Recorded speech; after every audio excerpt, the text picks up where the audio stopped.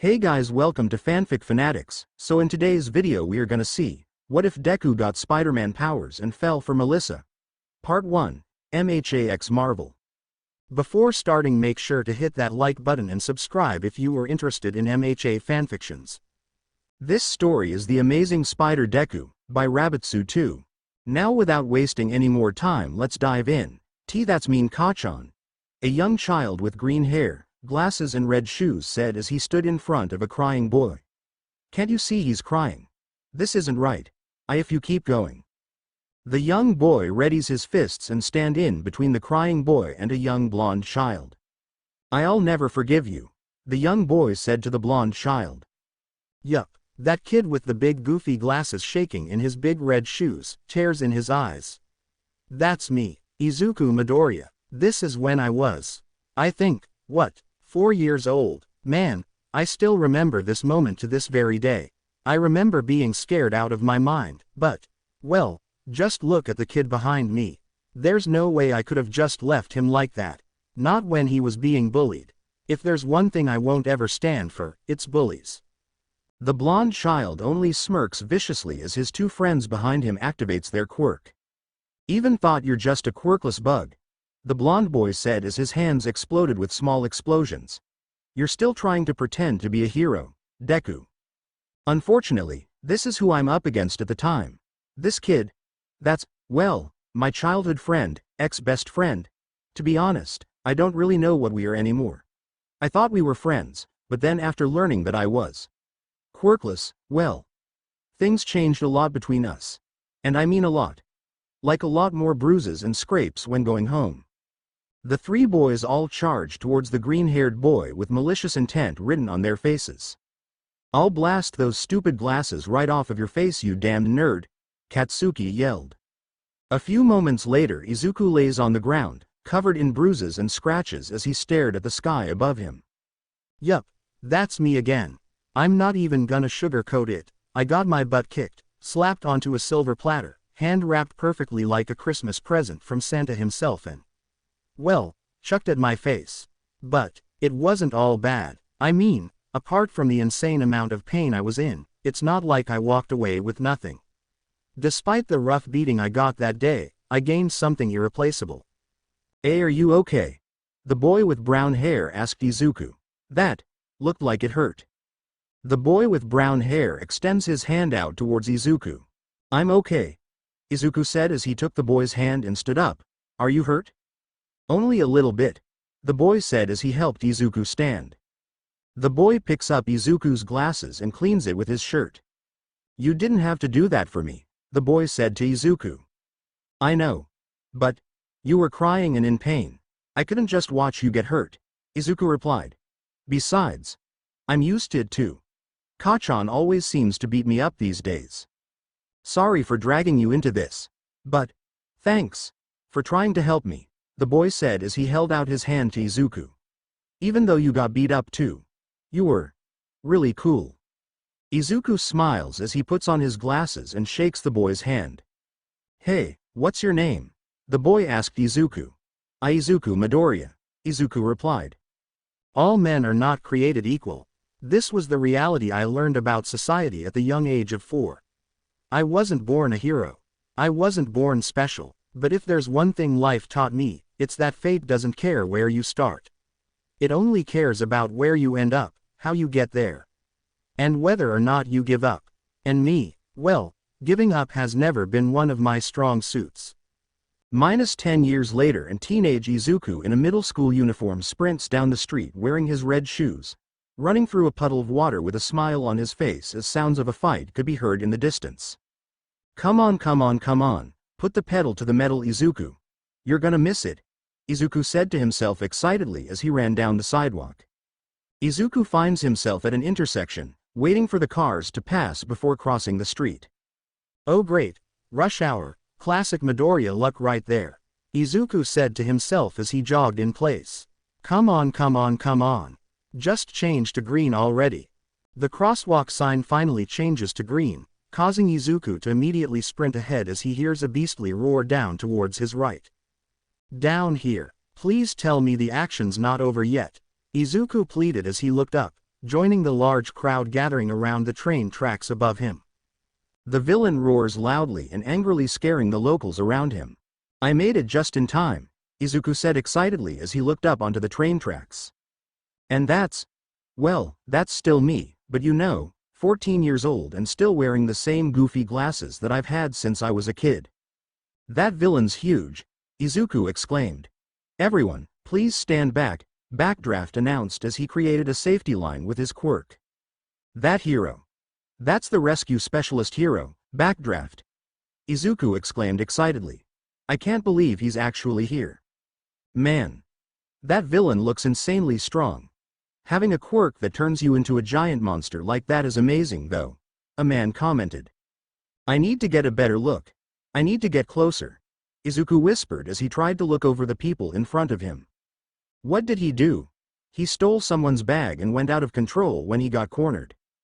A quirk like that and he's a bag snatcher.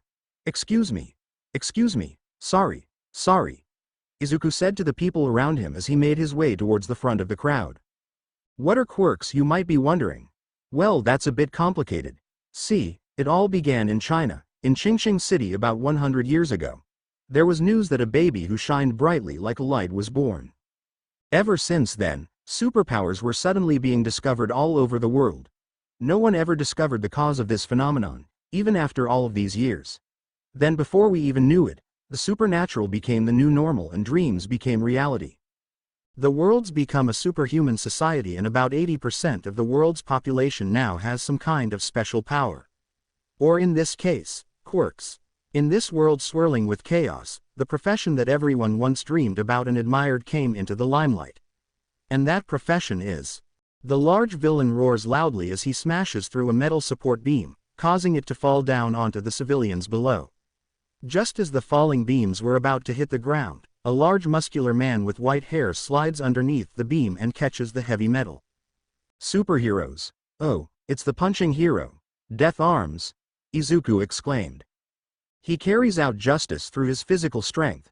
The civilian next to him added as a shadow passed over them. Hya, you can do it, Kamui. A group of fangirls exclaimed as Kamui Woods rushed towards the villain. Kamui Woods. The young and talented rising star, Izuku exclaimed as he looked up. Kamui Woods leaps onto the train tracks and dodges the villain's grapple that destroys the brick railings. Get away from me, the large villain yelled as he roared at Kamui. The large villain tries to swipe his hand at Kamui, who stretches his wooden arm out towards a nearby beam and swings away from the villain.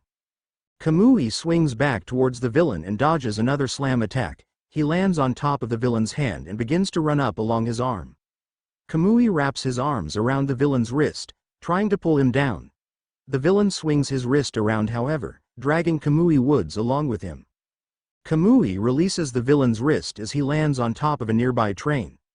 Kamui looks up at the large villain facing him as he slowly stood up. Illegal use of powers during rush hour and robber resulting in bodily injury. You are truly the incarnation of evil, Kamui declared as his right arm began to grow multiple branches and enlarges in size. Oh, here it comes. Kamui Woods' special move, Izuku exclaimed. Show us something flashy, Tree Man, the man next to Izuku added. It's the preemptive, Izuku exclaimed excitedly. Binding. Kamui Woods continued as he extends his wooden arm out towards the villain. Lacquered chain prison. Canyon cannon. A large woman yelled as she kicks the villain off of the train tracks.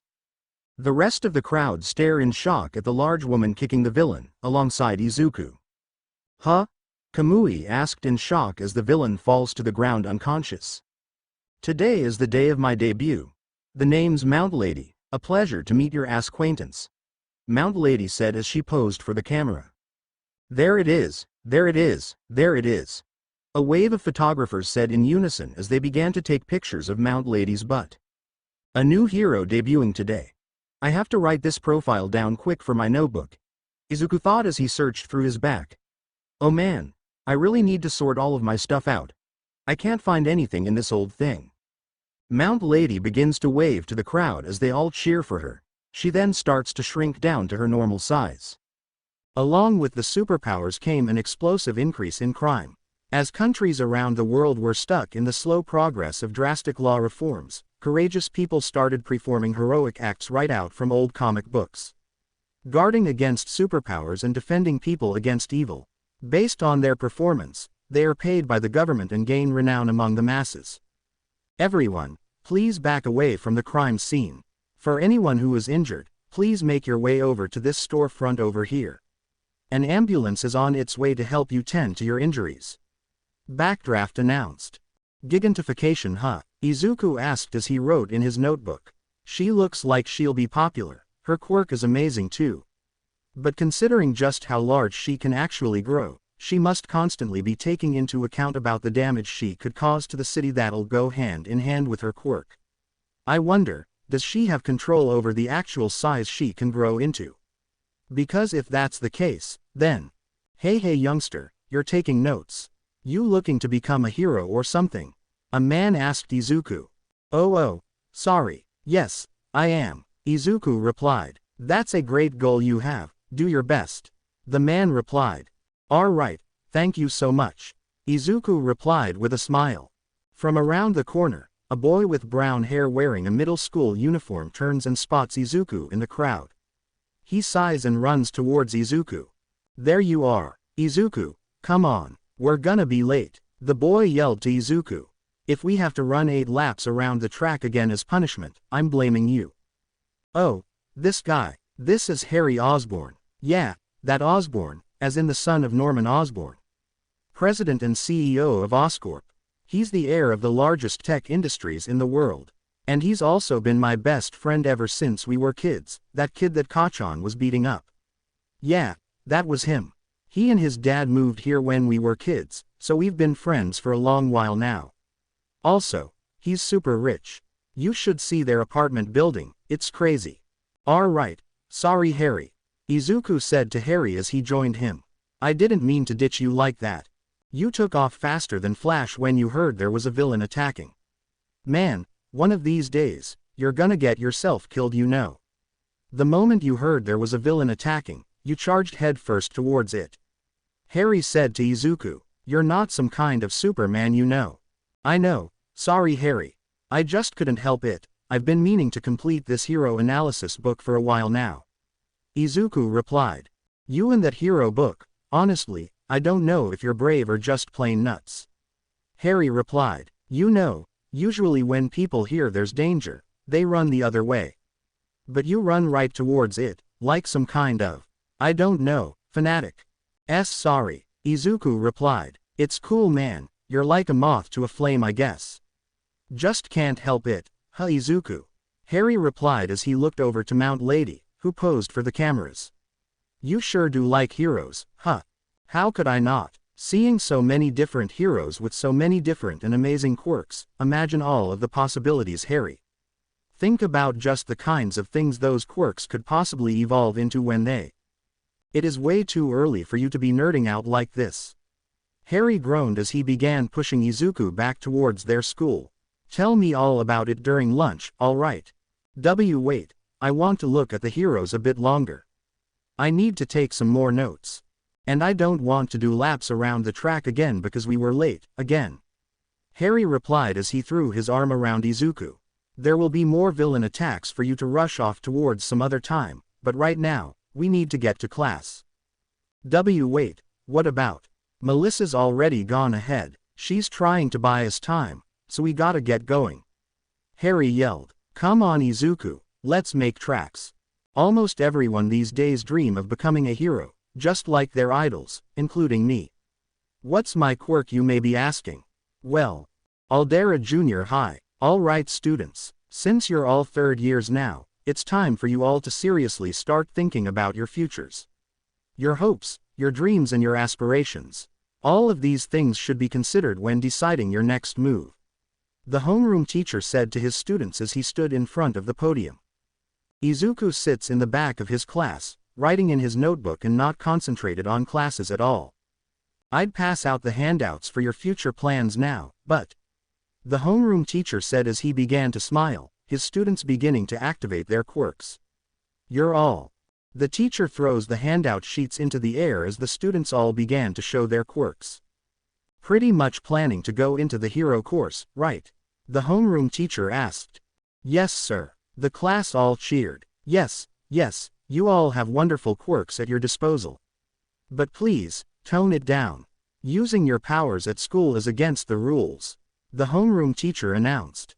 Hey teach, don't lump me in with the rest of these losers. A spiky blonde-haired boy said to the teacher as he kicked his feet up onto his desk. I'm not gonna be stuck at the bottom with the rest of these rejects. That was uncalled for, Katsuki. Yeah, what's your problem, man? How about you all shut up like the extras you know you are? Katsuki yelled back. Oh, if I remember correctly, you wanted to go to UA High School, right Bakugo? The homeroom teacher asked. UA High, gee, that national school, it was in the top 0.2% this year, you know. Their acceptance rate's always really low too.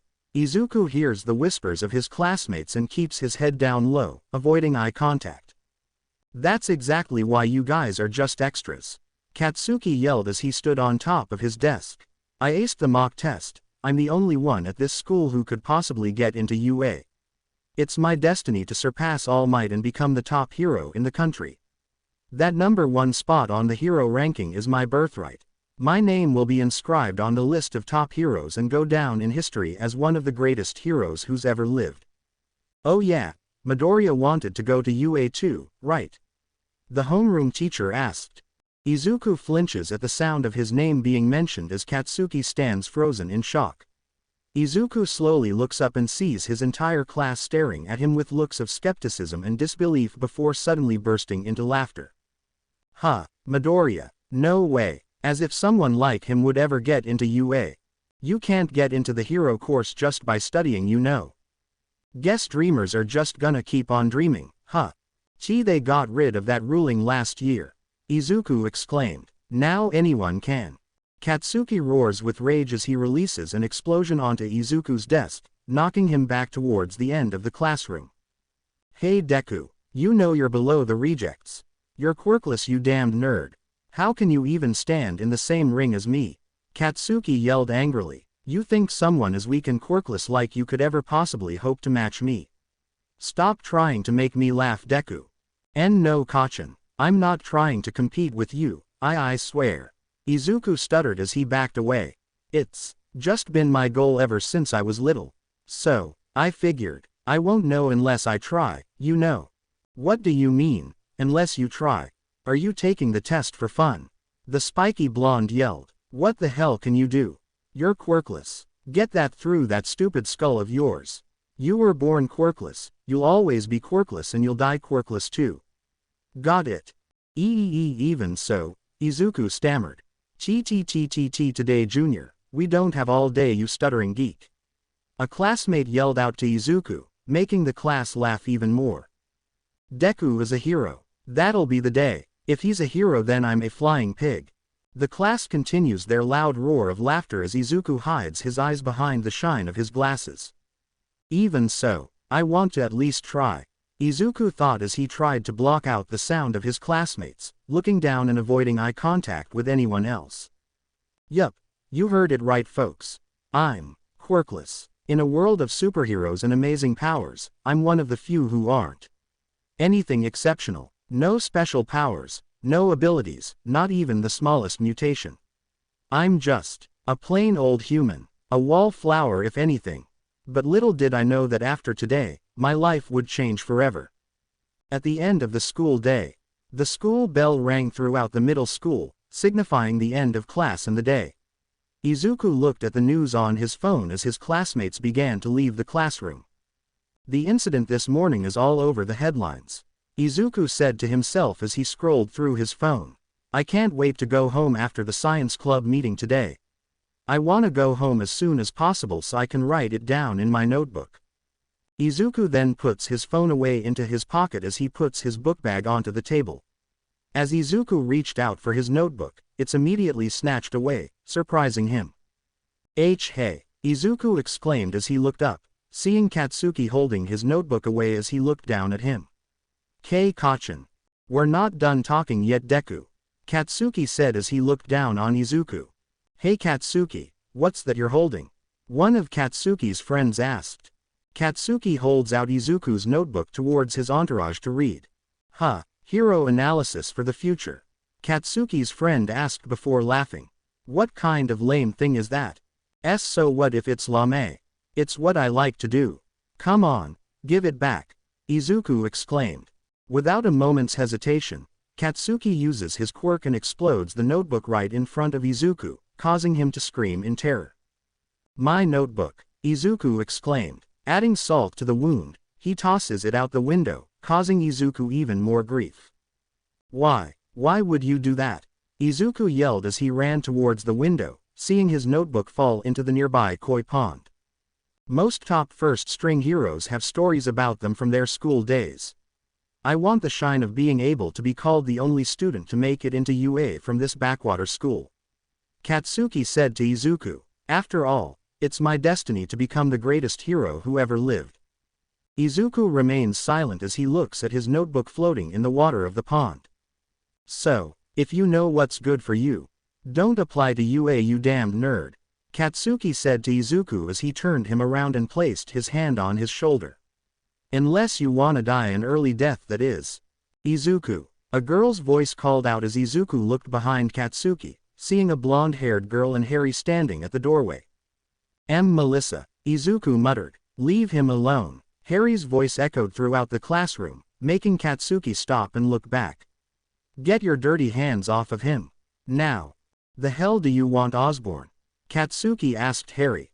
You have hearing problems. All those explosions blast out your eardrums or something? Harry asked. I said leave him alone. Ask nicely then, Gaijin, one of Katsuki's lackeys said to him. Author's note. Gaijin is the word used by Japanese people often referring to someone as an outsider. In this context, he is using it in a sense to call Harry a foreigner, essentially an American. I just asked nicely, Harry replied. Wanna see how I ask when I'm pissed off? Let him go, now. You telling me what to do, American? Katsuki growled as he released small explosions in his hands. Yeah, I guess I am, Harry said as he began to release a green gas from his hands. We aren't kids anymore, Bakugo. I ain't gonna just sit by and let you beat me up like back then. Like that would even matter.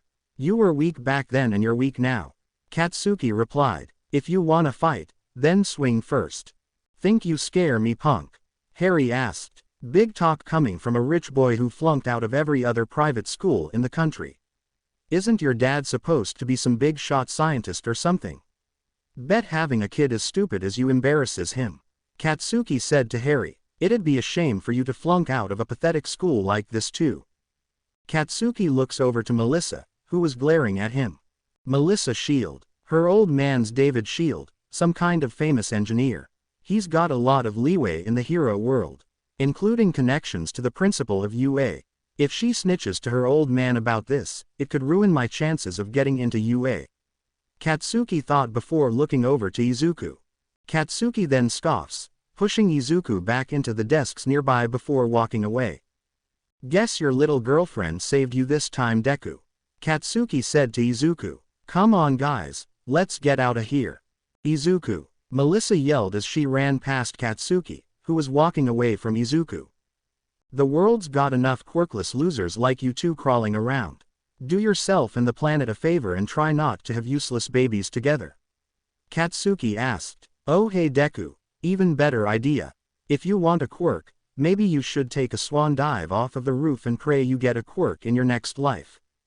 That's it, Harry yelled as he got up and picked up a chair. You're dead meat bomb boy. Harry, don't, Izuku yelled as he held Harry back. It's okay. No it's not. You heard what he said, right? He just told you to kill yourself.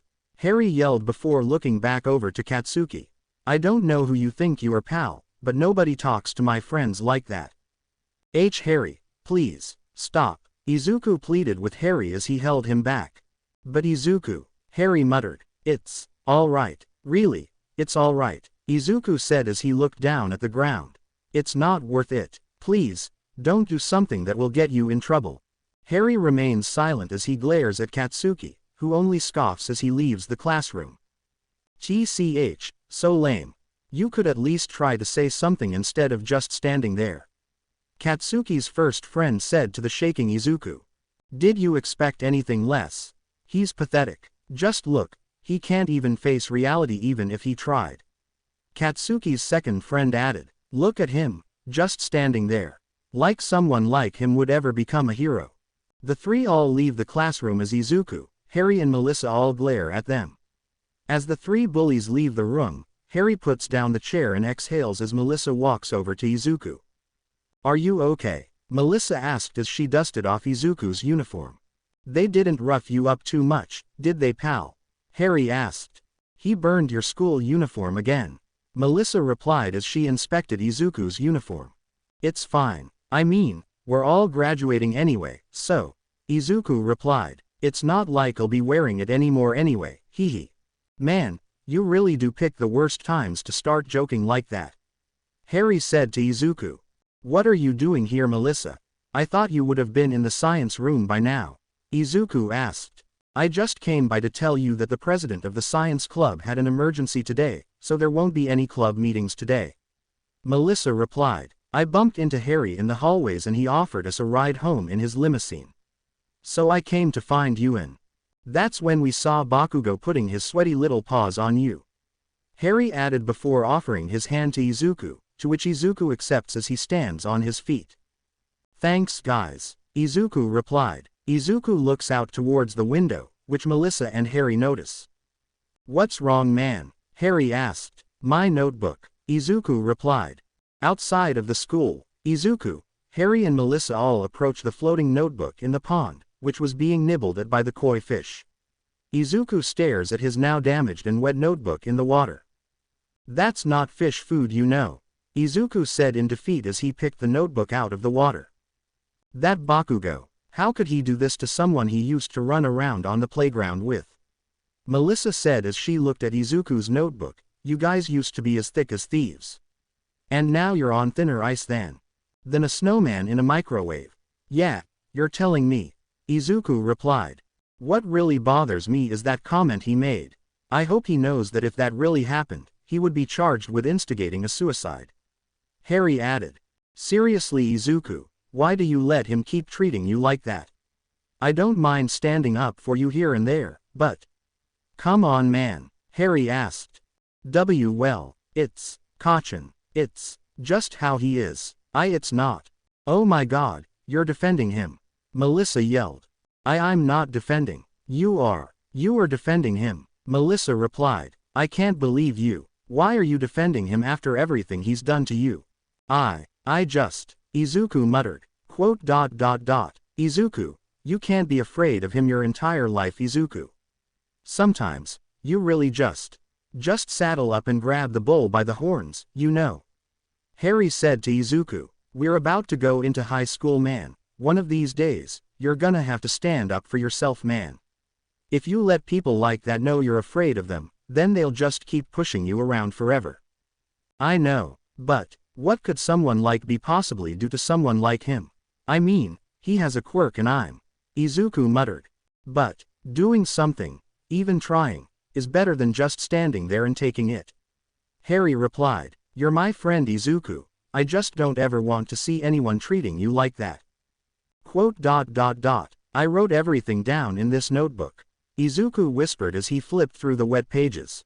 Every hero I came across, their costume, their support gears, their quirks. Everything.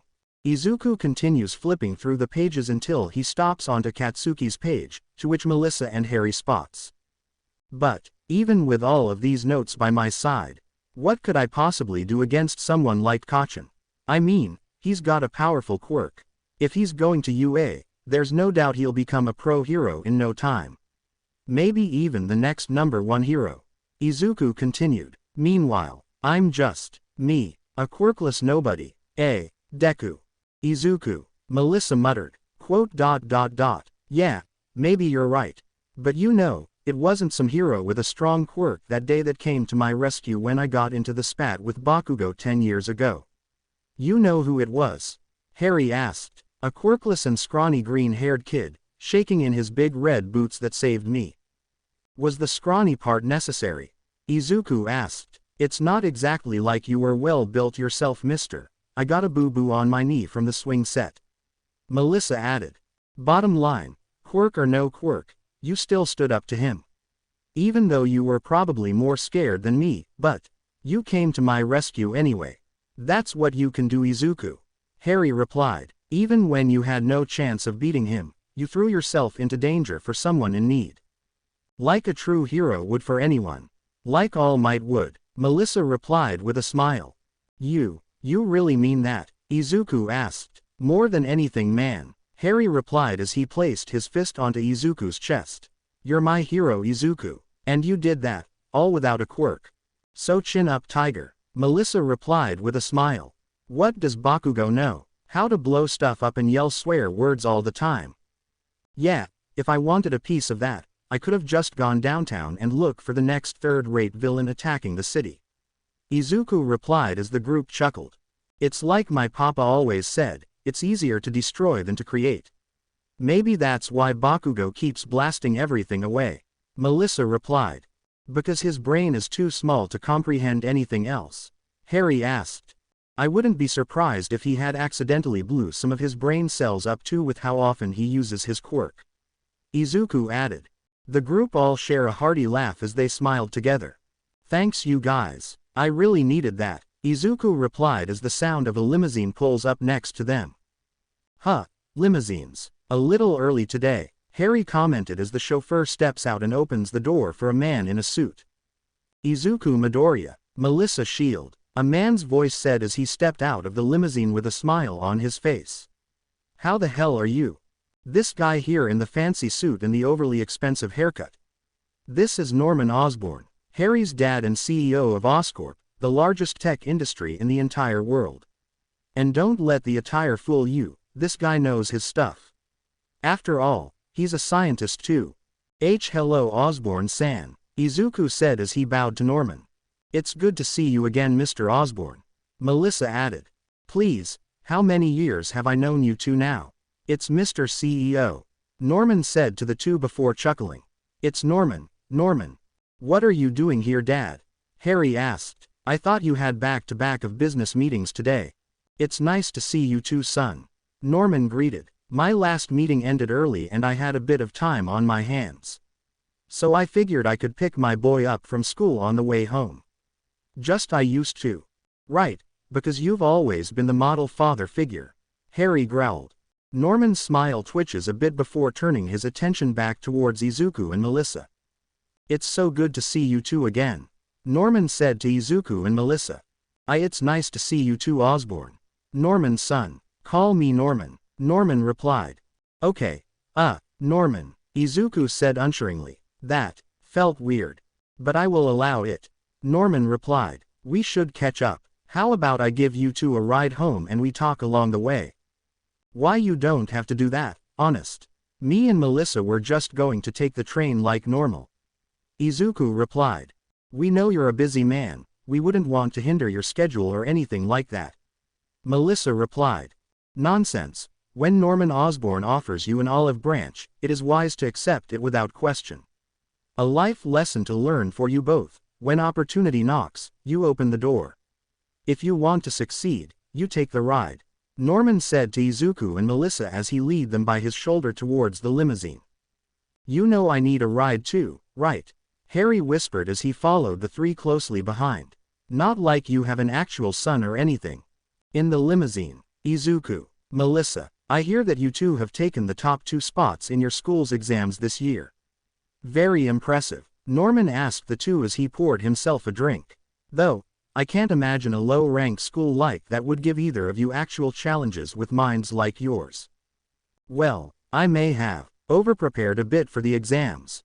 Izuku replied. He's been going to cram school every night for the past few months and studying for 4 more hours when he gets home every day. Melissa replied. Really now, consider me impressed by your work ethic and discipline, young man. Hard work like that goes a long way. Especially in today's world, Norman said to Izuku. And you, Melissa, how did you find the challenge of the test? Easy, slightly difficult. Not really that difficult, at least, not for me. Melissa replied. I'm actually pretty ahead on the material like Izuku is, so I've been focusing most of my time on building support gears with my papa. David Shield, right, brilliant man, one of the finest engineers this world has ever been graced with. It's only natural that his daughter would be just as bright as him. Norman replied, I would know, after all, I am something of a scientist myself. Thank you, sir, Melissa replied. Norman, Melissa, it's Norman. Norman replied, I don't suppose your grades are getting any better anytime soon, Harry. No, sir, Harry replied. Typical. Perhaps if you actually sat down and had the discipline to study and review the things Izuku has tutored you on, you wouldn't have been kicked out of all those private schools I used my influence to get you into. Norman replied, you might have even have a bright future ahead of you as well like these two. Harry looks down at his feet as he grits his teeth in frustrations. It's not Harry's fault, sir. Some of the material is just worded really weirdly. Harry does fine in English and... Of course he does fine in English, it's his first language. Norman replied. I should be the one apologizing, maybe I didn't explain it well enough so that he could. Don't ever apologize for being the smartest one in the room, Izuku. I never do, Norman replied as he looked over to Harry.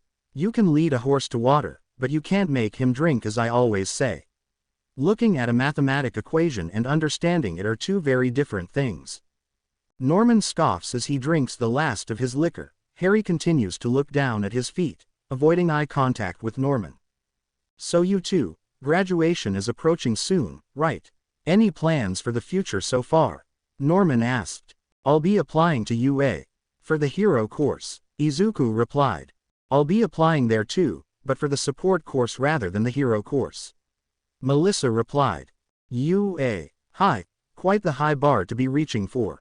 UA is among one of the best hero schools to attend for someone aspiring to be a hero. But its courses for technological purposes are adequate as well, I suppose.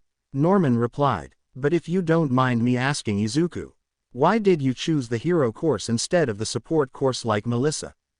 Well, I've always wanted to be a hero, like my favorite hero, All Might, Izuku replied. It's always been a dream of mine, so I thought that as long as I studied hard enough and did my best, then maybe I could become a hero like All Might too. Even if I was quirkless. All Might, huh? Norman asked. I hope you don't mind me saying this, and I mean this with no offense, young man, but a mind like yours is wasted on something like the hero course. Norman replied. It's such a shame to see someone of your talents wasting their time in that school of barbarians. I don't think I understand. UA is one of the best schools for becoming a hero. You are truly brilliant, Izuku, but being brilliant isn't enough, Izuku. Not for UA, high at least. You need to have drive, ambition, motivation. You need to work 10 times harder than those around you if you want to succeed in the world of science. And believe me, you have just that. Norman said to Izuku and Melissa. I can see it in your eyes, you have a certain spark within you. The same spark your mother had when I first met her too. Young, ambitious, driven, desperate to use her talents to help heal the world, as she always said. Izuku looks down at his feet, remembering his mother's crying face in the pouring rain. Forgive me, my little hero, Inko's voice echoed in Izuku's mind. Izuku, Melissa whispered as she held Izuku's hand. Dad, maybe lay off a bit. The geniuses are talking here, Harry. Don't interrupt, Norman replied. Izuku, I know that your school life is, well, less than ideal in terms of your relationships with your classmates. You're telling me, I'm just glad I didn't have to worry about Flash Thompson stealing my shoes today. Izuku replied. You know, when I was your age, I was treated the same way. All because I was smarter than them. But you know, as I got older, I realized a hard truth. Izuku, people bully you because they're both scared and jealous of what you could become. While their futures may be mediocre, yours is filled with endless potential. Norman said to Izuku. But most of all, you need to be willing to do whatever it takes to accomplish your goals. The limousine then comes to a complete stop as the window behind Izuku and Melissa opens, revealing the chauffeur. We've arrived at Horizon Labs, sir. The chauffeur said to Norman. I'll walk you both to the door. Harry, You stay put, Norman said as he opened the door. Dad, Harry called out, only for Norman to slam the door in Harry's face. Izuku and Melissa are let out by the chauffeur. The two step out of the vehicle and Norman approaches Izuku once more. Back to what I was saying. There will always be someone trying to tear down everything you've built. Someone who can't stand the thought of you rising above them. And in that moment, you'll have to decide. Will you let them win? Or will you show them you were always meant to be more? It's a dog-eat-dog world out there. You're either the dog, or you're not, Norman finished. Thank you for the ride home. Izuku replied, still looking down at his shoes. Norman pushes Izuku's head up lightly as he dusts off Izuku's uniform and helps him stand up straight. Chin up, kiddo. Where the world sees overwhelming potential, something that helps someone break the mold on the old and outdated, they'll always try to push it down, force it to conform. Never conform to their standards, Izuku. Be who you were always meant to be. A man destined for greatness. Norman said to Izuku, your mother would be very proud of you, Izuku. After all, I know I would be if you were my son. Norman begins to walk back towards his limousine as his chauffeur opens the door for him. If UA doesn't work out, and let's be honest, they rarely know how to recognize true innovators who think outside of the box, give me a call. Oscorp will always have a place for someone like you, Norman said to Izuku as he turned back to face them. Norman then looks over to Melissa and smiles. The same goes to you as well, Melissa. You'd both be working with real and accomplished scientists, all of them with so much to teach you. I would be honored to have such a brilliant mind such as yourselves working for me. Norman said to Melissa. Thank you for the offer, but if UA doesn't work out, I'll be working with my papa at Horizon Labs. Melissa replied. I understand, Norman replied as he nodded to them both. Until next time. The chauffeur closes the doors and the limousine begins to drive away out of Izuku and Melissa's sight. Melissa turns her attention back over towards Izuku, who was wiping away tears in his eyes. Izuku, are you okay? Melissa asked. I'm okay. Just what he said about my mom. It brought up some things I haven't thought about in a long while. Izuku replied. But I'm okay now, I promise. Come on, let's head inside. All right. Melissa replied as she followed Izuku inside of the building. Inside Horizon Labs, Izuku and Melissa walk down the renovated housing floor and towards their respective rooms. Izuku's room being the furthest door down on the right while Melissa's room was the closest to the living room. I'm gonna get changed into something more comfy. Meet back out here in 10. Melissa asked as she opened the door to her room. Yeah, Izuku replied as he waved to Melissa before entering his room. As Izuku closes the door behind him, Melissa stares at Izuku's door with eyes filled with worry. In Izuku's room, Izuku sighs as he drops his book bag onto the floor and takes off his burned uniform jacket. He walks over towards his desk and smiles softly at a photo. I'm home, Mom, Izuku said to the photo on his desk, picking it up as he smiled at Inko. And that is my mom, Inko Midoriya, world-renowned researcher and 4-time Nobel Prize-winning scientist for her work on genetic engineering and the world's leading expert in quark splicing as well. She's the reason why I love science so much. Everything I know about chemistry and genetics, it's all from her. But one day she just disappeared and I never saw her again. It's like she just vanished into thin air. It's really been over 10 years since I last saw you, Izuku thought to himself as he stared at Inko's smile. -10 years ago. Be a good boy for Uncle Otto, okay Izuku. Inko said to Izuku as she sets him down. Otto, remember what we talked about. If something ever happens to me, please, watch over Izuku for me. Inko, I don't understand, what's going on? Otto exclaimed. There isn't time to explain, I'm sorry. I'm so sorry for all of this. This is all my fault. Inko said with tears in her eyes. Kurt, I'm sorry, but you'll have to continue our research without me. Inko, I can't do this without you. Please, we've been lab partners for over 20 years, just tell us what's going on. Kurt exclaimed. We were all going to heal the world together, weren't we? I'm sorry, but I've made a terrible mistake. I won't let my error in judgment drag any of you down with me. I have to leave, Inko replied with tears in her eyes. Please, watch over my Izuku for me. Inko, don't do this. David said as he walked down the stairs. Horizon Labs needs you. The world needs you and your work on genetic and quirk splicing. Think of all the people you could help with that research. Are you really just going to throw it all away? Quote. I'm sorry, Inko whispered as she hugs Izuku one more time. Be strong for mommy, okay? Mommy has to go away now. Be brave for mommy, okay? Don't leave me mommy, take me with you. Izuku yelled through his tears. I want to come with you mommy. I'm sorry, but you can't come with me, Inko said to Izuku as she held his face in her hands. Izuku stares at Inko's drenched face in the pouring rain that masked her tears. She held up a weak smile as her eyes became misty. Forgive me, my little hero, Inko whispered. It's okay if you hate me for this. I'll understand. Just know that no matter what happens, mommy will always love you. I'll always love you, even more than life itself. Inko kisses Izuku on his forehead before turning her back, clutching at her lab coat before walking back towards the taxi. Goodbye Izuku, Inko whispered. Live a good life, and forget about me. Mom, don't leave me. Mom, Izuku yelled as he called out to Inko. Mom, where are you going? Take me with you.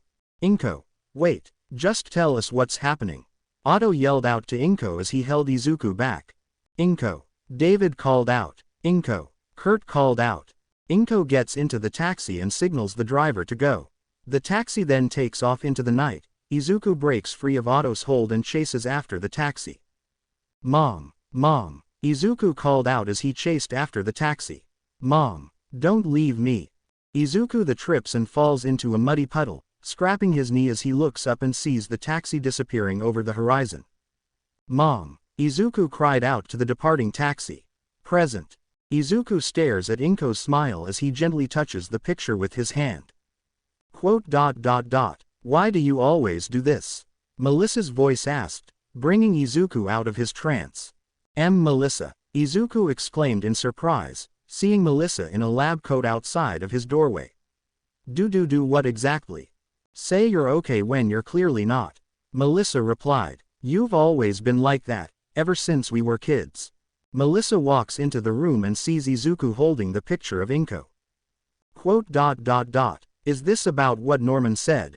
About your mom? Melissa asked. It's just, I miss her, you know, and they never found where she went. There's no trace of her anywhere in.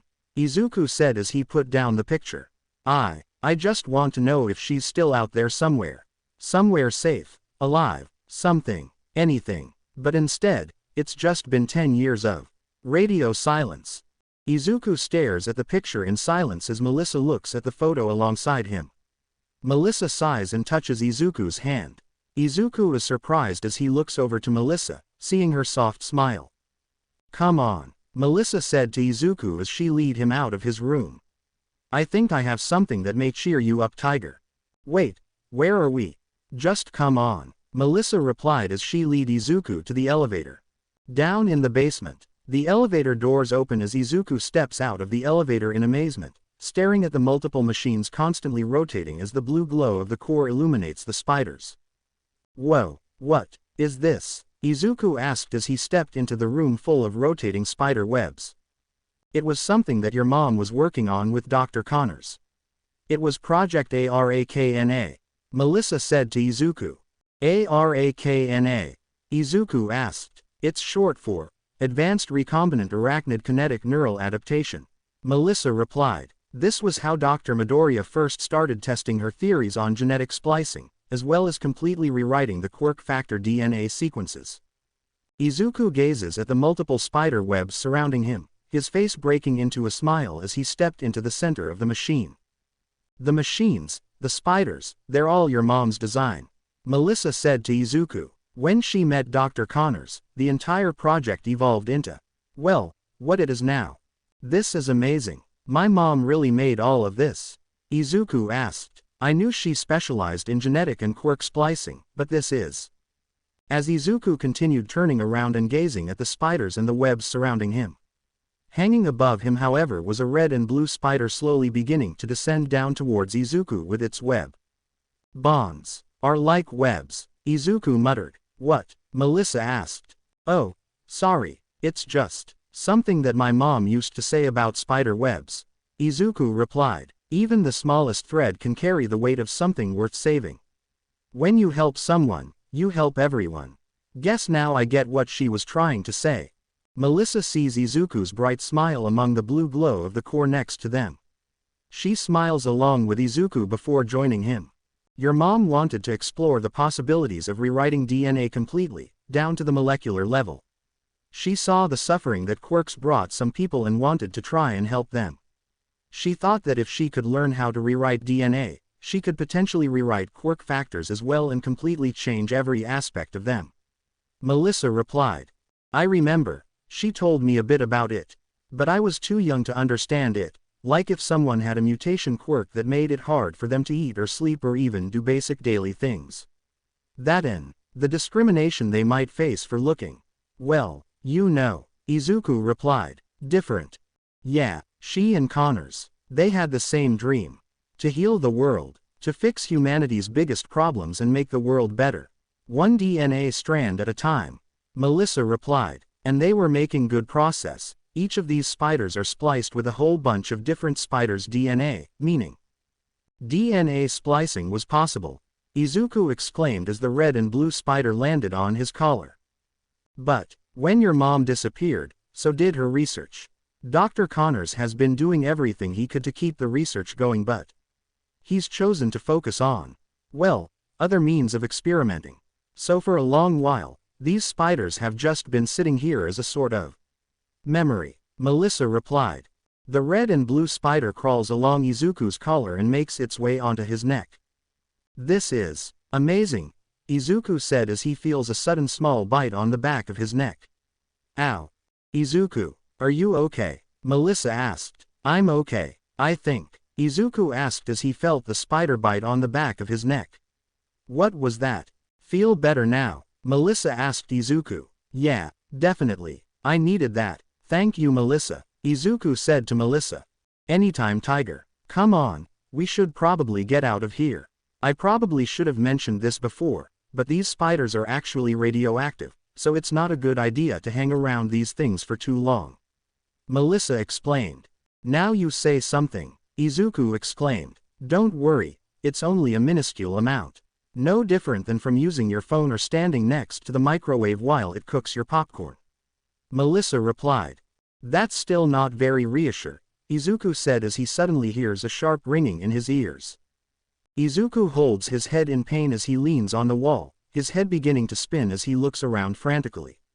Izuku notices a spider on the wall crawling into a nearby air vent, confusing him as he shakes his head. Izuku, Melissa asked. Are you okay? Izuku. I'm okay. I'm okay. I think I've just been standing too closely to miniature spider-shaped microwaves, Izuku said as he continued walking. What was that? That felt weird. Inside of Izuku's DNA. We're home, Papa, Melissa announced as she entered the laboratory. Melissa, I didn't expect to see you back so early, David exclaimed as Melissa jumped into his arms. You should have called ahead, I would have picked up our cheesecake order sooner. That's okay, now we can go and pick it up together. Just like the old days, Melissa replied as she hugged David. Are you going to hold my hand and skip down the sidewalk like you used to as well? David asked, singing, Old MacDonald, on the way there. Melissa raises her eyebrow and taps her father's shoulder playfully as the two chuckled. Hi Professor. Izuku, it's David. Come on, you've been living with us for the past 10 years. Don't act like a stranger, David said to Izuku as he placed his hand on his shoulder. Yeah, he's right, Izuku. You're practically family at this point, Melissa added. Right, sorry, Izuku replied as he chuckled. I take it that science club was cancelled today then? David asked. Yeah, the president had some kind of emergency, so no president, no club meetings. Melissa replied. I see. Still, you two are pretty early considering school just let out about 20 minutes ago. And something tells me the trains weren't running early today. David replied. When do they ever? Melissa asked. Whenever I'm not running late it seems. Izuku replied, making the group chuckle. Harry's dad gave us a ride back. We bumped into him on the way back. Melissa replied. He, let me guess, offered you two a spot in Oscorp. David asked. How did you know? Izuku asked. David sighs and takes off his glasses, rubbing the bridge of his nose before cleaning the lens of his glasses. That Norman? David asked as he adjusted his glasses. Still a slithering snake bastard, even after all these years. Papa. Language, Melissa said to David. Sorry pumpkin, it just slipped out sometimes. David replied. I don't mean to pry but. You two didn't accept his offer, did you? And no, of course not. I told you before Papa, I want to work under you after I graduate high school. I'm going to learn all I can from UA and then learn from the best of the best. Melissa replied. And, I still want to at least try to get into the hero course. So I told him no too. Izuku replied. Though, he was really adamant on me joining Oscorp. Like, really pushy about it. He was basically only talking to Izuku the entire ride home. Melissa replied.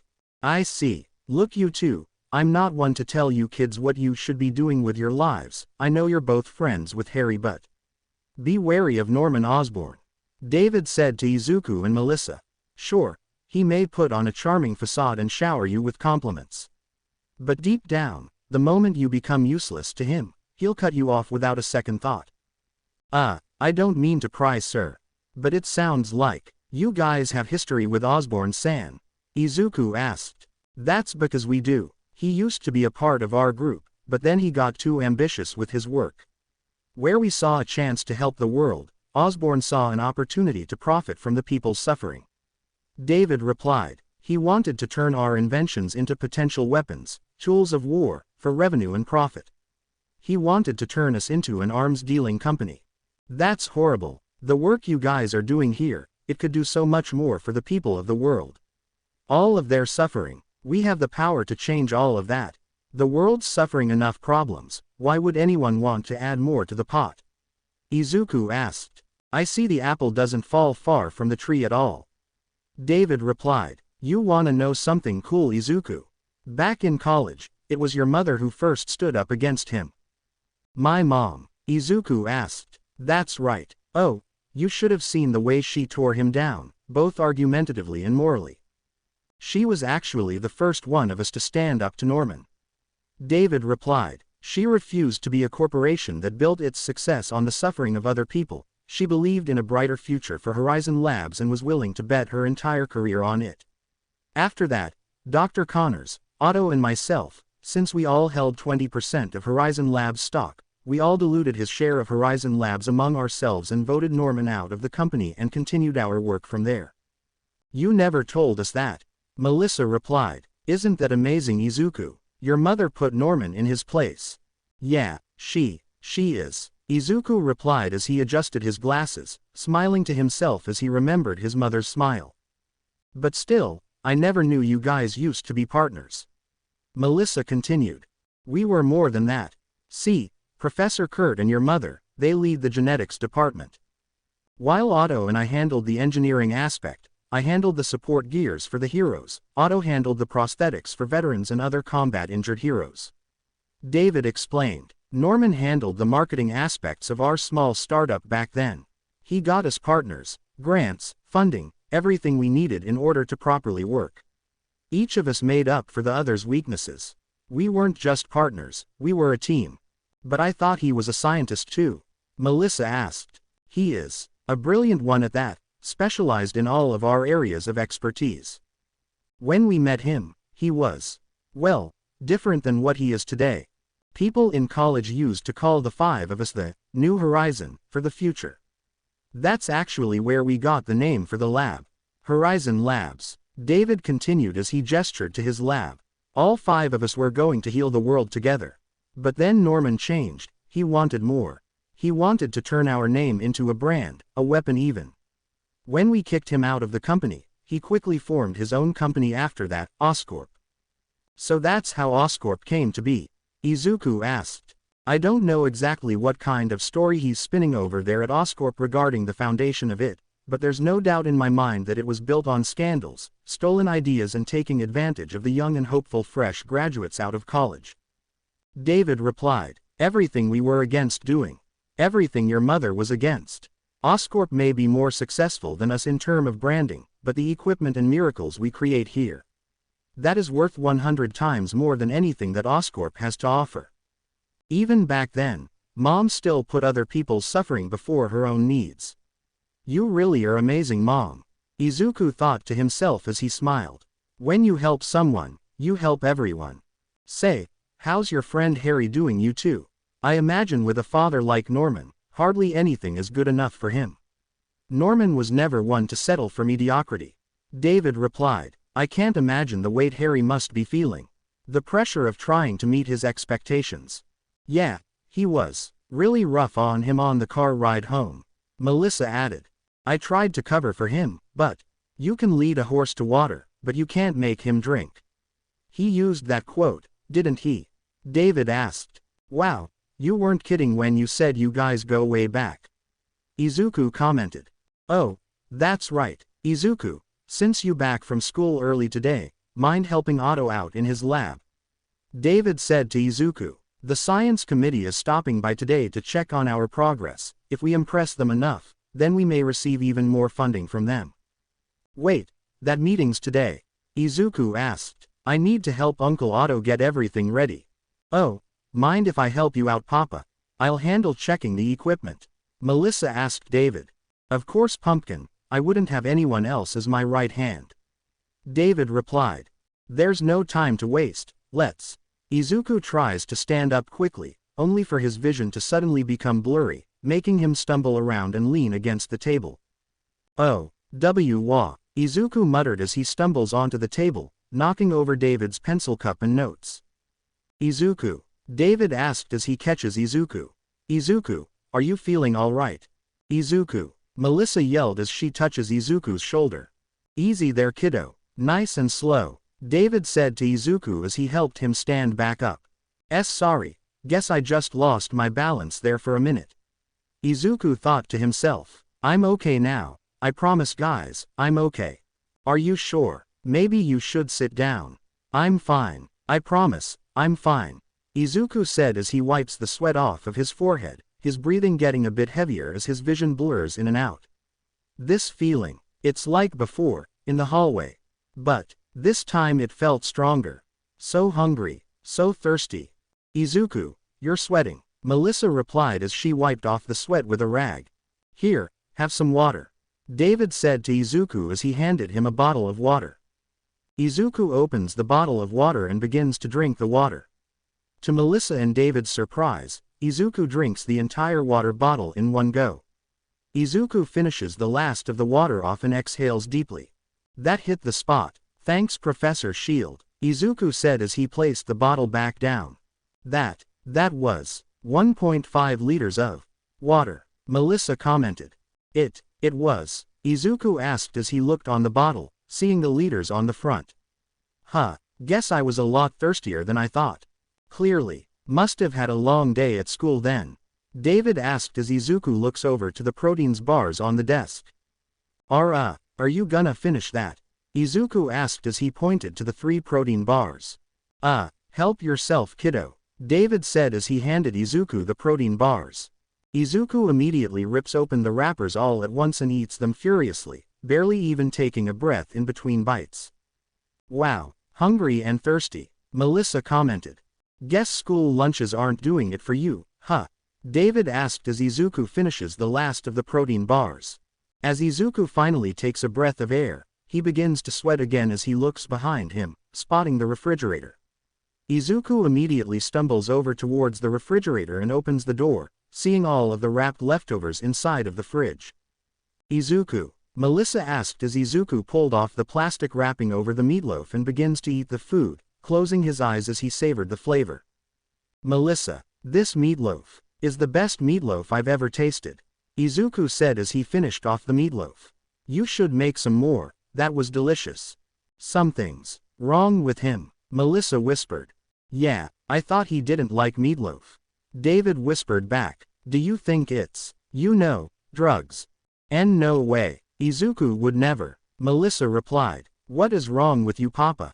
You know Izuku isn't like that. I'm just saying. David whispered back. If you guys don't mind, I'm just gonna take all of these leftovers with me. Izuku said as he carried a variety of leftovers in his arms. Izuku, you know that lo mine's been in the fridge for a while now, right? Melissa asked. You're taking the frozen mac and cheese too. At least warm it up a bit. David replied. No time, Izuku said with a mouth full of cheese slices. I'll just eat it like this. See you. Izuku pulls out a pack of string cheese and rips open the plastic around them, dunking his head into the pile of leftover in his arms like a dog and continues to eat, heading towards Otto's laboratory. He really likes cheese too, I guess. David replied. Well, at least we won't have to worry about mold in the freezer now. Where's Dr. Connor's papa? Melissa asked as she looked around. He's in his office right now, getting everything in order for the science committee. David replied. Mind going in to check on him? Sure thing. Be right back. Melissa replied as she ran towards Dr. Connor's lab. In Dr. Connor's lab, Dr. Connors holds up a small vial filled with green liquid within it in the darkness of his office. How could you do this to us, Inko? All of our work, the years, the hours and the minutes we've put in together. All of our research and progress. Gone and deleted, along with you. And what's worse, your secrets along with you. Dr. Connors thought as he stared at the vial. You and you alone managed to crack the secret to genetic splicing. Your work was meant to be the bridge between hope and reality. We could have changed the world together. And yet you just abandoned everything we were working towards and destroyed everything. Dooming humanity to a world of weakness. Dr. Connors stares at a group picture of himself, Inko, David, Otto and Norman when they were in college, glaring at Inko's smile. In the end, you were just as selfish as Osborn was. I don't know what it was that caused you to do what you did, but I refuse to abandon humanity's problems like you did. Dr. Connors continued to think. If you aren't willing to heal the world, then I'll be the one to do it myself. Your secrets may be hidden for now. But through your spiders, I'll learn how you splice DNA together. I'll discover your decay rate algorithm soon enough, and when I do, our once shared dream will become a reality. Dr. Connors then pulls out a device from a locked cabinet in his drawer, placing it in front of him on his desk. 40,000 years of evolution. Dr. Connors said as he stared at the light green liquid within the vial. And we've barely tapped into the vastness of human potential. Dr. Connors inserts the vial into a device and rolls down his lab coat, revealing his right shoulder. Dr. Connors then injects the liquid into his shoulder using the device. Dr. Connors grits his teeth in pain before opening his eyes, his pupils changing into that of a lizard's for a moment before returning to normal. A knock is then heard on his office door, catching his attention as Dr. Connors quickly puts away the device and locks the cabinet. Dr. Connors, are you in there? Melissa asked. Papa wanted me to check on you, make sure everything was all set for the science committee to see. I'll be right out, Melissa, thank you. Dr. Connors replied as he looked at his prosthetic right arm. In Otto's lab, Izuku enters the room to Otto's lab, finishing off the last of the food in his arms before burping and closing the door before looking over to Otto. Izuku sees him hooked up to the machine as he continues a nearby prosthetic arm. Whoa, Izuku muttered as he stared at Otto. Uncle Otto. Ah, Izuku, you're home early, Otto said as he moved his hand. The prosthetic prototype, Izuku exclaimed as he ran over to Otto, gazing at the moving mechanical arm. It's working. It's actually working. It is, isn't it exciting? Otto asked as he continued to move the mechanical arm. This is what all of our hard work has been for. When did you? I just finished it a few minutes ago. The Science Grant Committee is stopping by soon, to see the progress on each of our research. This will be a good chance for us to receive even more funding from them. Otto replied as Izuku stepped closer. There's no time to lose. Wait, did you do an equipment check first? Check all the parameters, Make sure all of the calculations and voltages are, Izuku asked. It's fine Izuku, I designed the prototype myself, I think I can handle it. Otto replied. Don't worry about old Uncle Otto-san, he'll be just fine. But what if? Izuku asked as he suddenly feels a sharp jolt in his mind, making him look to his left and catching a face full of sparks from the machine by him. Izuku! Otto yelled as multiple sparks begin to flare up even more around him. Izuku, are you? I'm okay. It's the power dampeners, they're overloading. Izuku yelled as he ran to the computer, seeing the multiple warning messages. At this rate, the circuits on the neural matrix will overload. We have to abort. Not yet. I can. Otto said through his gritting teeth as the chip on the back of his neck began to spark. Uncle Otto! Izuku exclaimed as he ran towards Otto, quickly hitting the emergency shutdown button before disconnecting him from the machine. Uncle Otto! Uncle Otto! Another setback, Otto whispered before coughing. But, we're close Izuku, I can feel it, the next generation of prosthetics is near at hand. To their surprise, the door to Otto's lab opens and 3 people enter the room, 2 men and a woman with glasses. The woman coughs from the smoke filling the room as she whiffs her hand around. Otto! David yelled as he ran into the room. What happened? Is anyone hurt? And no, we're fine David, Otto said as they all faced the science committee together. What exactly happened in here? The woman with glasses asked. The energy levels exceeded our expectations, Otto said to the committee, interrupting Izuku. But from a certain viewpoint, that's a very positive development. It certainly doesn't smell very positive, the woman replied to Otto. Not to mention you have a child in here. You could have put him in danger. I assure you, in the next phase of our development, we could. Let's not get too ahead of ourselves here, is there somewhere else we can discuss this? The woman asked, preferably somewhere less smoky. I'll handle this, don't worry. You just rest up Otto. David said to Otto as he approached the science committee. Please, follow me, we can talk more in the other room. David, Otto, I got this. Don't worry, David said to Otto as he gave him a thumbs up. David leads the science committee into another room as Izuku and Melissa help Otto up onto his feet. Are you all right Uncle Otto? Izuku asked. I'm fine kiddo, just a bit dizzy from the, well, light show is all. Otto replied as he chuckled. I'm sorry, I should have done an equipment check sooner for you. As soon as I stepped through the door, if I had, then maybe. It's not your fault Izuku. I suppose in my excitement to test the prototype, I may have skipped some safety measures. Otto replied as he adjusted his glasses. Without you, I may have been seriously hurt. So, it was a good thing you came when you did. Thank you Izuku. Izuku looks over to the prosthetic arm on the table, examining it closely before trying to move it. The arm immediately sparks upon Izuku's touch. Ow. Yeah, this thing is really banged up, Izuku said as the arm sparks once more, surprising him. Let's run some diagnostics. Izuku picks up a tablet and connects to the prosthetic via wireless connection. Alright, beginning diagnostics now, Izuku said as the tablet began scanning. What seems to be the problem, Doctor? Otto asked as he chuckled. Izuku chuckles alongside Otto as the tablet finishes scanning. Looks like the servo control path's been damaged, alongside the servo motor, and there's an issue with the power voltage control. Izuku replied. If I was here sooner, I could have caught this. Then the science committee would have gotten a better impression of our work. Trial and error Izuku, that's all science is. What matters is what we learn and take with us along the way. Otto replied. Besides, David is more suited for this kind of thing anyway. His latest work for support gear for the heroes has been proceeding well lately. That and with Connor's research, I'm sure the committee will continue funding us on that strength alone.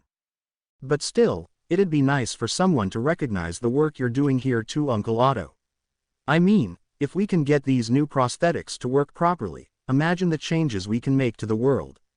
Not just for heroes, but for the people of the world too. Izuku replied, making Otto smile. Well, maybe we can repair this quickly and present this to the science committee before they leave. Mind giving me a hand? Otto asked Izuku. You got it, Uncle. Izuku replied as he put down the tablet, I'll get the tools off of the shelf. I'll get the soldering iron ready, Otto replied. As Izuku runs over to the tools, searching frantically for the tools, Otto smiles proudly at Izuku as he remembers a distant memory from over 10 years ago.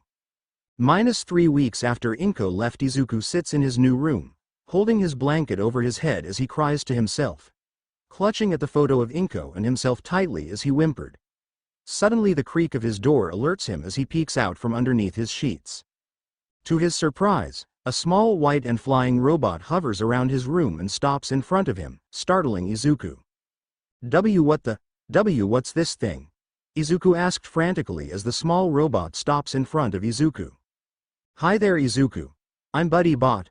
Buddy Bot exclaimed as he flew excitedly around Izuku. Be Buddy Bot? Izuku asked. That's right, your newest small and travel-sized buddy, Buddy Bot exclaimed. Ready to have a whole bunch of fun and play any game you want to play, Izuku. Buddy Bot flies around Izuku's room, picking up an All Might doll and a dinosaur toy. Wanna play heroes and villains? Here, Buddy Bot said to Izuku as he handed him the All Might figure. You be All Might, I'll be the bad guy. Roar. I'm gonna tear down this city unless a cool and strong hero can stop me. Bawahahaha. Izuku stares at Buddy Bot for a moment before looking down at the All Might toy in his hand. I don't want to play right now, Izuku said slowly as he dropped the All Might figure. I just want to be alone right now. I'm sorry Izuku. I know you're feeling sad, Buddy Bot said to the young Izuku. I can't imagine the pain you must be feeling right now. And I'm sorry that I can't just make it go away immediately. But you know, you're not alone. Your mom, she would have wanted you to be happy. Then, why did she leave me? Izuku asked as he began to cry. I want her to come back. I want to go with her. I want to be happy with her. I know Izuku. I know, but life isn't always fair. And it won't always make sense, but that doesn't mean we should just give up. Look at the heroes around us. They're always facing impossible odds and rising to the occasion, right? But not all heroes wear capes, Izuku. Life itself is full of problems and challenges. Like when the heroes go out to fight the villains, we have to do the same with our own problems and face them head-on. Buddy Bot said to Izuku. But heroes don't always have to fight alone, Izuku. You have people here who truly care about you. Otto, Kurt, David, Melissa. We're all here for you. We want to see you. We want to be there for you. We want to be your new family. Buddy Boy floats up to Izuku and gives him a hug on his cheek. So, will you come out and meet us, please? Buddy Boy asked as he suddenly began to release wild sparks and malfunction. Ow, ow! Izuku yelled as he covered his cheek from the spark. No, no, no, no, no, Otto said as he ran into the room to quickly turn off the sparking robot. That wasn't supposed to happen, he. Uncle Otto. Izuku muttered. Are you alright, Izuku? Otto asked as he knelt down, examining Izuku's body. Were you hurt anywhere? No. Izuku replied. Izuku drops down onto the ground and kneels down towards Buddy Bot. You made this? Izuku asked as he picked up Buddy Bot. I did. Do you like it? Otto asked. I noticed that you haven't played with any of your All Might toys, sigh. Well, I figured I'd try my hand at making a toy, but I guess it still needs some work, hee. This is really cool, Izuku said as he examined Buddy Bot. How did you make something like this? Why don't I show you instead? Otto asked as he offered Izuku his hand. Care for a little trip downstairs? Izuku stares at Otto's smile before hesitantly grabbing his hand. In the lab, Otto opens the doors to the lab and allows Izuku to enter first. Whoa!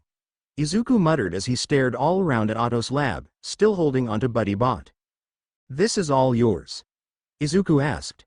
That's right, everything in this lab belongs to me. This is where all the magic happens. Otto said as he walked over to a nearby table. This is where I created Buddy Bot. Though it would seem not as well as I had hoped. So cool! Izuku exclaimed as he adjusted his glasses, staring at all of the machinery around him. Over here, Izuku. Otto said to Izuku as he led him over to a table. Would you mind placing Buddy Boy down onto the table for me? What are you going to do to him? Izuku asked as he held Buddy Boy closer. Why, fix him up for you of course. Otto replied. That way, you two can get back to playing together. The sooner the better. You can fix him? Izuku asked as he stared at Otto with admiration. All that and more. Otto replied as he pulled up a chair next to him. Want to see how everything works? Izuku nods as he places Buddy Bot onto the table. Alrighty then, let's get to work. Otto said as he picks Izuku up and places him onto the chair. First, we're gonna have to run some diagnostics. Diog? Izuku asked. Diagnostic S. Otto sounded out slowly as he began to take Buddy Bot apart. Diagnostics. Izuku said slowly. What's that? Well, it's like scanning something to see what's still working and what's not. Otto said as he pulls a laptop in front of Izuku. For our little friend here, we just have to plug him in. Otto spins the laptop around and shows Izuku a loading bar. Whoa. Izuku said with eyes widening with excitement. Izuku stares at the screen as it began scanning Buddy Bot. Ah, see that there? Can you read what that says? Otto asked. Circuit board damaged. Voltage exceeded. Capacity limits. Power regulator not responding. Izuku repeated. That's correct. This means that somewhere deep inside of Buddy Bot, something is broken and is stopping him from working properly. Otto explained as he grabbed a screwdriver. Like a boo-boo on his heart? Izuku asked. Something like that, Otto replied as he chuckled, popping out Buddy Bot's circuit panel. Was it because I said I didn't want to play with him? Izuku asked as he began to cry. I didn't mean to hurt his feelings, I never meant to make him sad. Izuku looks over to Buddy Bot on the table and touches his chest. I'm sorry Buddy Bot, I didn't mean to make you sad. Izuku said with tears running down his face. I'm sure he didn't blame you Izuku. Don't worry, Otto replied as he nuzzled Izuku's head. But maybe, if I just played with him more, he wouldn't have. Izuku said through his tears. He just wanted to make me feel better and There kiddo, it's okay. It wasn't your fault, Otto said to Izuku as he took off Izuku's glasses and wiped away his tears. There's no need to cry, I promise. We'll fix him up together, then when we do, you can play with Buddy Bot as much as you want. How can I help? I want to help fix Buddy Bot.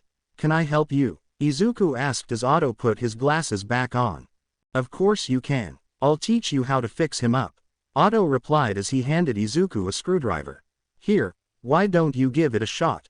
See that component right there? Why yes, Izuku said, still sniffling through his tears. Otto hugs Izuku from behind and holds him closely. Don't worry, we're here for you Izuku. I'm here for you, for whatever it is you may need. Otto replied. Here, let's get started. Izuku awkwardly holds the screwdriver, trying to unscrew the components from inside of Buddy Boy. Otto chuckles as he helps Izuku hold the screwdriver properly. A few minutes later, Otto puts thick and black goggles over Izuku's eyes before doing the same for himself. Otto activates a small blow torch and begins to weld something inside of Buddy Bot. An hour later, Izuku is holding a soldering iron with Otto's assistance, soldering the circuit board together. After soldering the circuit board, Izuku manages to screw the panel back into Buddy Bot as Otto continued programming on his computer. Izuku watches Otto in awe, staring at the multiple lines of code going by on the screen. After 3 hours of working, Izuku puts the final panel back onto Buddy Bot, causing Buddy Bot's screen to light up once more. And that's all there is to it, Otto said as Buddy Boy flew all around the room. Buddy Bot, you're all better now, Izuku exclaimed. That's right, I'm Buddy Bot, your newest small and travel-sized buddy. Ready to have a whole bunch of fun and play any game you want to play Izuku. Buddy Bot exclaimed. Buddy Bot, I'm sorry for what I said before. I didn't mean to hurt you. I'm sorry, Izuku said to Buddy Bot. Ah, that's okay Izuku. No harm no foul as I always say. I'm just happy to see that smile on your face. Buddy Bot replied. Glad to see you're doing better now buddy. Thank you Uncle Otto, for fixing Buddy Bot, Izuku said to Otto as he turned to face him. I have no idea what you mean Izuku. You fixed him up all on your own. The credit is all yours. Otto said to Izuku. Good work Izuku. Thank you, Izuku replied as he hugged Otto, surprising him. Whoa, Izuku. Thank you Uncle Otto. Thank you so much, Izuku said to Otto. Thank you for helping fix me up Izuku. Now I'm better than ever. Buddy Bot exclaimed as he held out his tiny hand towards Izuku. Up high pal. Yeah, Izuku exclaimed as he high-fived Buddy Bot. Did you have fun learning how to fix Buddy Boy Izuku? Otto asked. That was really fun. I liked it a lot. Izuku exclaimed. Can you teach me more? Please, please. He really is eager to create, just like his mother. Otto thought as he chuckled. Well, if the opportunity arises, you'll be the first one I'll call to assist me. So then, I'm like your assistant? Izuku asked. I would say more of an apprentice. Otto replied. Sounds like you two are having more fun than I am in here. Dr. Connors said as he entered the room. Kurt, good timing. Izuku, this is Dr. Connors, you remember him?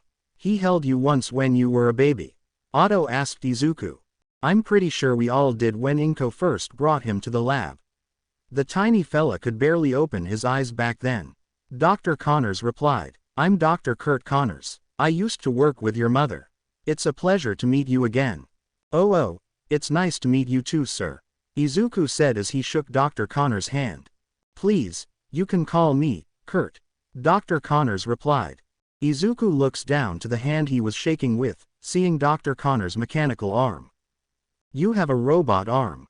Izuku exclaimed as he jumped at Kurt's mechanical arm. Whoa, that's so cool. I'm glad someone thinks so. Dr. Connors said as he showed Izuku his arm. Years ago, I lost my arm during a villain attack in my younger years. It was, well, not pretty for anyone. I thought my life was over. That was until I met these two here. Otto Octavius and David Shield. Together, they helped create me a new prosthetic and gave me a second chance at life. And now, I repay their kindness forward by working here at Horizon Labs. Do you have a quirk, Dr. Connors?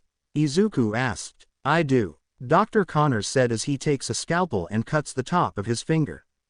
What are you doing? Are you okay? Do you need to go to the hospital? Izuku asked. No, it's all right Izuku. Look closely. Dr. Connors said to Izuku as he shows him his wound beginning to regenerate and close his wound easily. How did you do that? Izuku exclaimed as he smiled. This is my quirk, adaptive cellular rejuvenation, Kurt said as he showed Izuku his finger. My quirk allows me to activate my cells on command in order to regenerate and heal any wound I receive on my body. Basically, any cut or injury I sustain on my body, I can easily heal it back up. But with that quirk, couldn't you just grow your arm back? Izuku asked. I can only heal wounds unfortunately, as for regenerating entire limbs. Well, that's where my limits are with my quirk. Rejuvenation is not the same as regeneration unfortunately. Dr. Connors explained. I'm sorry, Izuku replied. I didn't mean to. It's quite alright young man. Dr. Connors replied. You were just curious, like your mother was. All the work we do here for Horizon Industries is to not only help humanity overcome their weaknesses, but to also create the very gadgets and tools the heroes use in their mission to protect both us and the world from evil criminals. Otto replied. Your mother and Dr. Connors were researching genetic splicing in order to help cure some of humanity's deadliest diseases, as well as learning the secrets of the quirk factors within the human body. Mom did that? Izuku asked. Quirk research. She did a lot more than that kiddo. She wanted to learn how to manipulate the quirk factor so that people with mutation-type quirks could possibly face less discrimination. She knew of the suffering that quirks can cause for some people and made it her mission to try to give them a chance to live a normal life. Kurt replied as he gestured towards his side of the lab. Want to have a look at what I do here? Izuku looks over to Otto, who nods his head, allowing Izuku to run into Kurt's lab and see a wall of lizards in glass cages. Hey Izuku, wait up! Buddy Boy yelled as he followed Izuku. This is all so amazing, Izuku said as he took a step forward, seeing all of Kurt's lizards in their glass cages. Why do you have so many lizards here, Dr. Connors? Some lizards are able to regenerate back entire limbs on command, Your mother and I were working on the same project together to help humanity overcome its weaknesses. Think about it, Izuku. A world where every disease we know of has a cure: cancer, Huntington's, ALS. If we could learn how to isolate that specific gene within the lizard's DNA, we'd be changing the world for the better. Dr. Connors said to Izuku. And get your arm back. Izuku exclaimed. Yes, that too. You learn fast, don't you? Dr. Connors asked as the door behind them opens. I think you're gonna explode the poor kid's brains out, Kurt. David said as he entered the room and chuckled. Nonsense. If he's anything like his mother, then science is his field of expertise. Otto replied as he joined the group. Izuku looks up at David, who flashes him a bright smile as he knelt down to Izuku's eye level. Glad to see you're doing okay, Izuku. I'm Professor David Shield. I work in the tech department alongside Otto, but I make support gear for heroes. It's nice to finally see you coming out of your room. David said to Izuku. You had us worried there, champ. Support gear for heroes, Izuku exclaimed excitedly. What kind of heroes? Have you ever met any of the heroes? Do you have hero friends? Have you ever met All Might in person? Met All Might, kid, back in his heyday, I was his sidekick. David proudly exclaimed. You were All Might's sidekick, Izuku exclaimed excitedly. Back when he first made his debut in America. Who do you think designed his costumes? Golden Age, Bronze Age, Silver Age, All Me, kid. David Shield said proudly as he laughed like All Might. We've been friends for a long time now, kid. No way. That's so awesome, Izuku exclaimed. Papa, Melissa's voice asked as she entered the room. Melissa, I'm sorry, Pumpkin. I didn't know you woke up from your nap. David said to Melissa. Melissa immediately locks eyes with Izuku and runs up to him. Hi, Melissa exclaimed with a bright smile as she stops in front of Izuku. You're the boy from before. I'm so glad to finally meet you. Hi, Izuku replied in sudden shock. She's really pretty. I'm Melissa Shield. My papa's David Shield, Melissa exclaimed excitedly as she held out her hand. What's your name? Uncle Otto, Izuku asked as he tugged on Otto's hand. Yes, Izuku, Otto asked. Is she an angel? Izuku asked as he pointed at Melissa. Otto and David look at each other and chuckle, much to Izuku's confusion. Say, why don't you two go and play with Buddy Bot for a bit? David asked. That's a good idea. You two can test Buddy Bot's repairs. Make sure all of Buddy Bot's functions are working properly. Otto replied. That sounds like fun. Can I play with you, Izuku? Melissa asked as she jumped excitedly. Come on, let's play. Let's play. Izuku looks at Melissa, then back over to Otto, who nods his head as he smiles for Izuku. Oh, okay. Yeah, let's play, Melissa-san, Izuku exclaimed as he smiled. Then let's get this game started. Tag, you're it, Buddy Bot yelled as he tapped Izuku. Hey, that's not fair. I wasn't ready. Izuku laughed as he tried to tag Melissa. I'm gonna Jacha. No way, no way. Get away from me, Melissa yelled as she and Buddy Bot ran away from Izuku together. The three all run around the lab wildly as Izuku chased after Buddy Boy and Melissa, to which Otto, David and Kurt see and laugh together. Present. You really have come such a long way, my boy. Words alone cannot express just how proud I am of you, Izuku, Otto thought as he looked at a picture of him and Inko in middle school. I only wish your mother were here to see the man you're slowly growing into becoming. She would have been proud of you.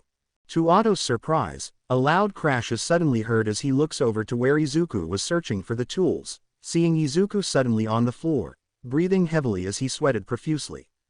Izuku, Otto asked as he ran over to Izuku, dropping to his knees as he held Izuku's head up. Izuku. Otto touches Izuku's forehead, feeling Izuku's head burning up as he continued to sweat. The science committee and David all rush back into the lab, seeing Izuku passed out onto the floor. David, call an ambulance.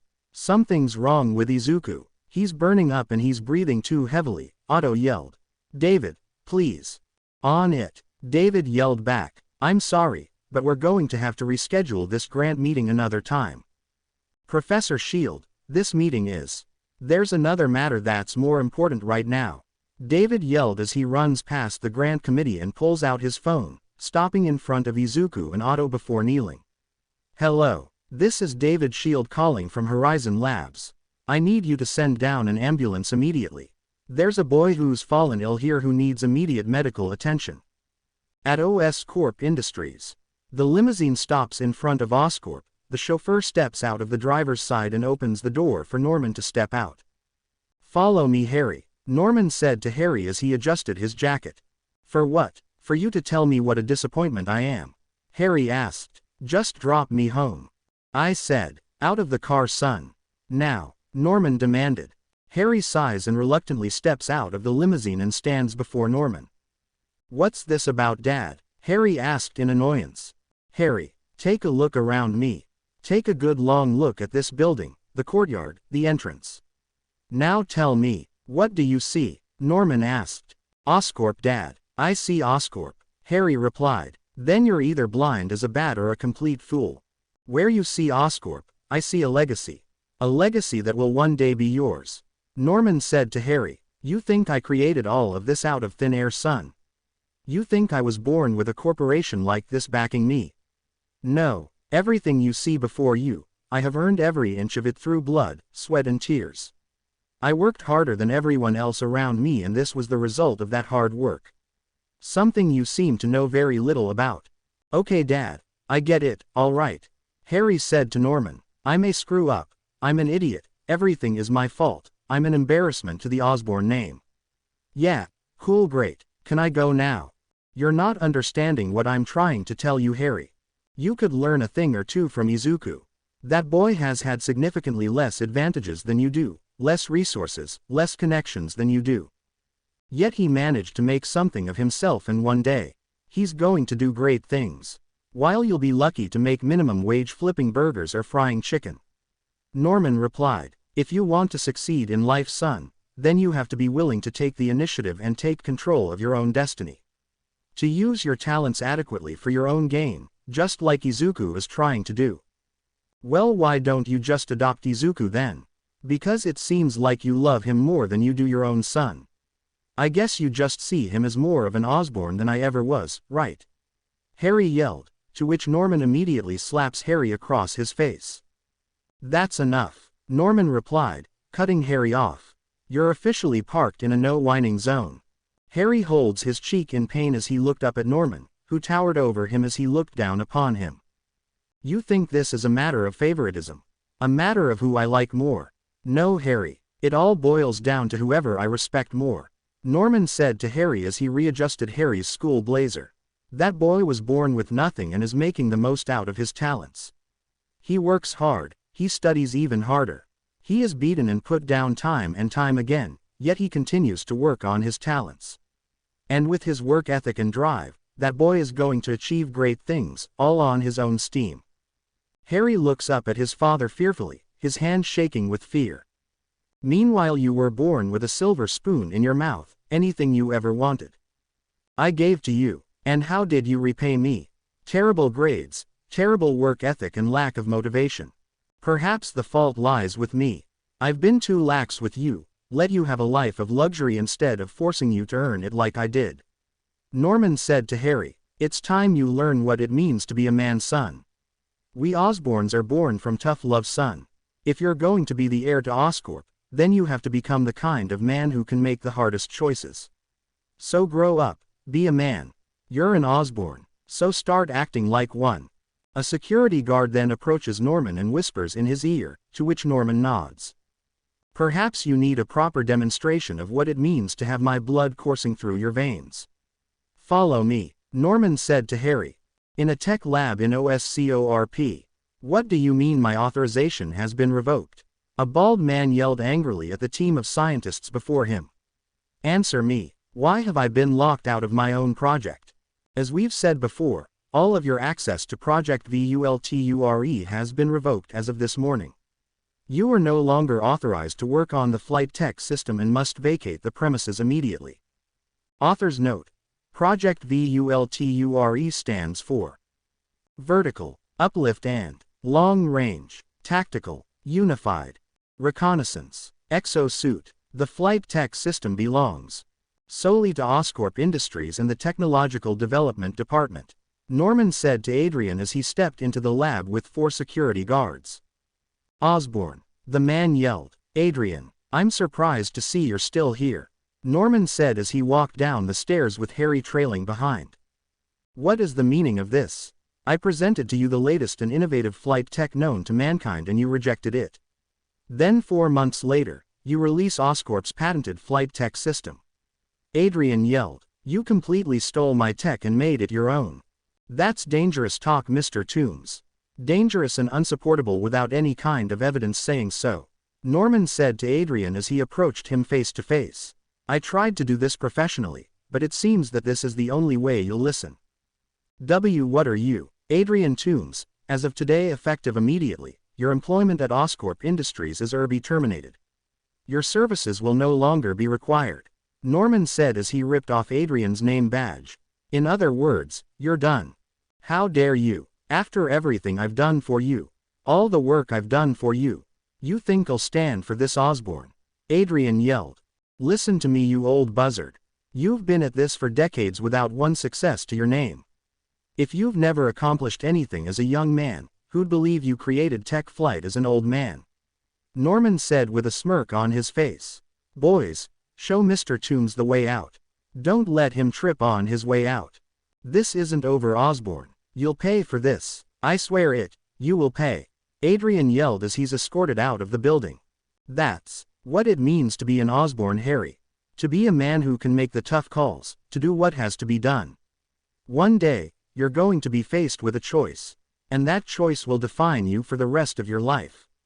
Norman replied. However, something to keep in mind, son. Osborns don't need to choose.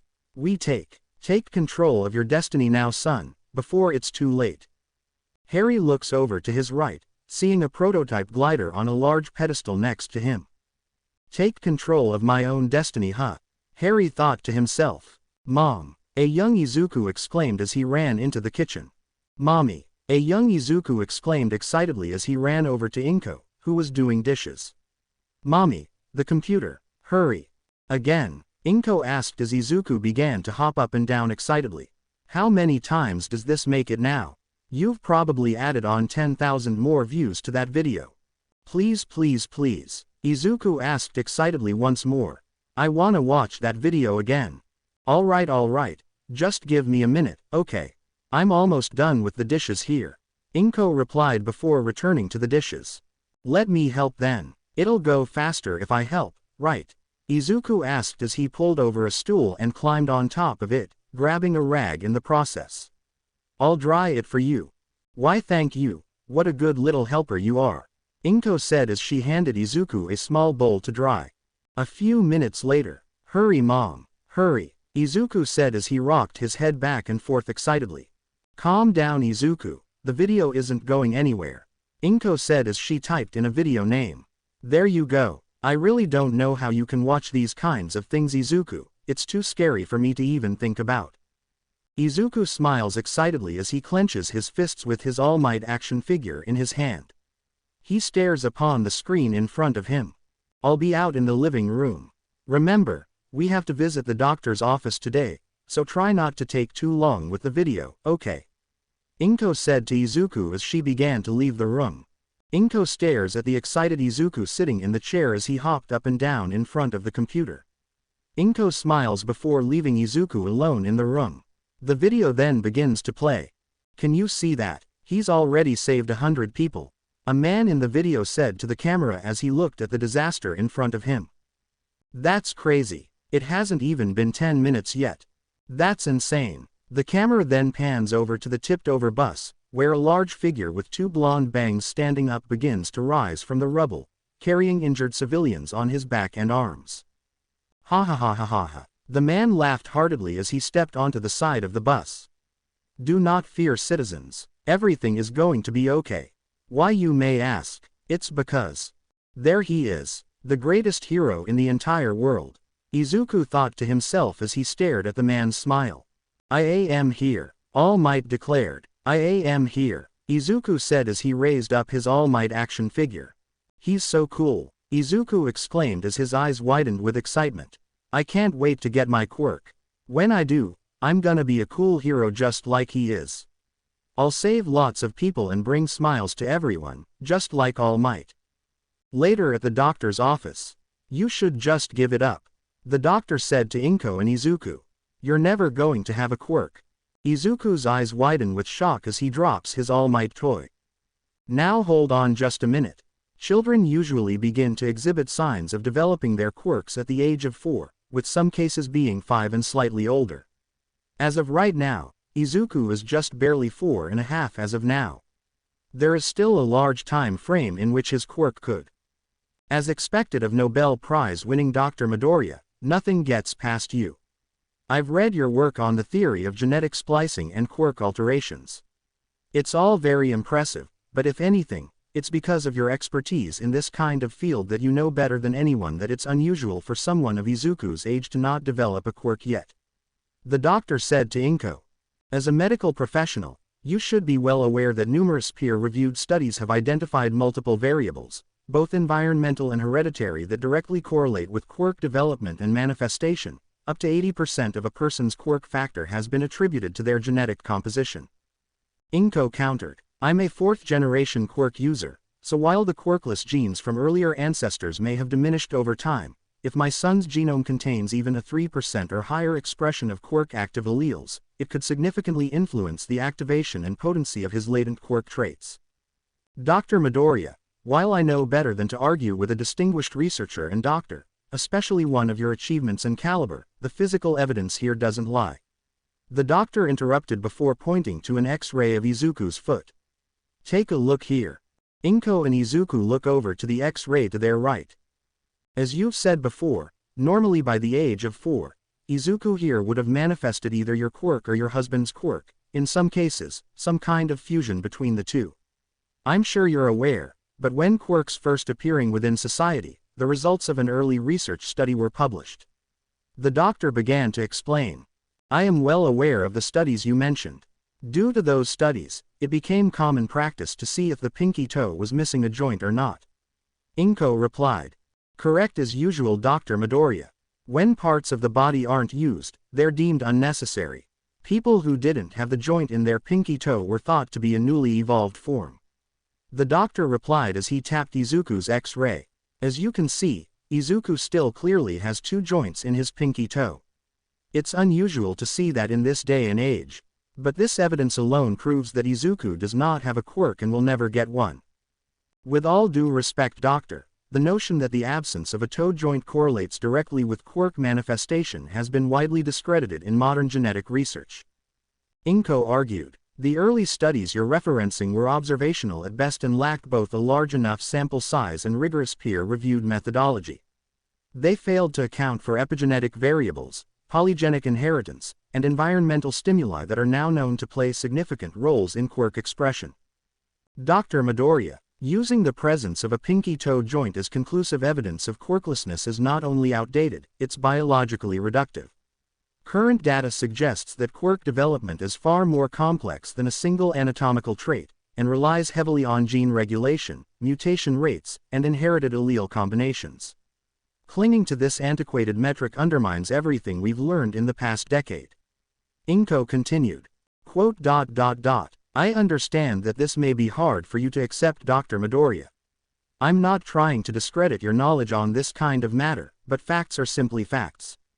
Perhaps you're right, perhaps Izuku is just a late bloomer. But given what I've seen so far and signs of lack of signs I should say, I think it's safe to say that your son won't ever get a quirk in his lifetime. The doctor said to Inko. I'm sorry. Inko looks down at Izuku, who stared blankly into space, still frozen in shock. Izuku, Inko whispered as she picked up his All Might action figure for him. Let's head home for now. Inko nudges Izuku towards the door and the two exit the room. As Inko closes the door behind them, the doctor watches as they leave the room, humming to himself in curiosity. Quote, Izuku Midoriya, huh? The doctor said as he adjusted his glasses. Later at home, Inko walks into the dark room where Izuku sat in front of the computer, playing the video of All Might once more. That's crazy. It hasn't even been 10 minutes yet. That's insane. Izuku, Inko called out to Izuku before closing the door behind her.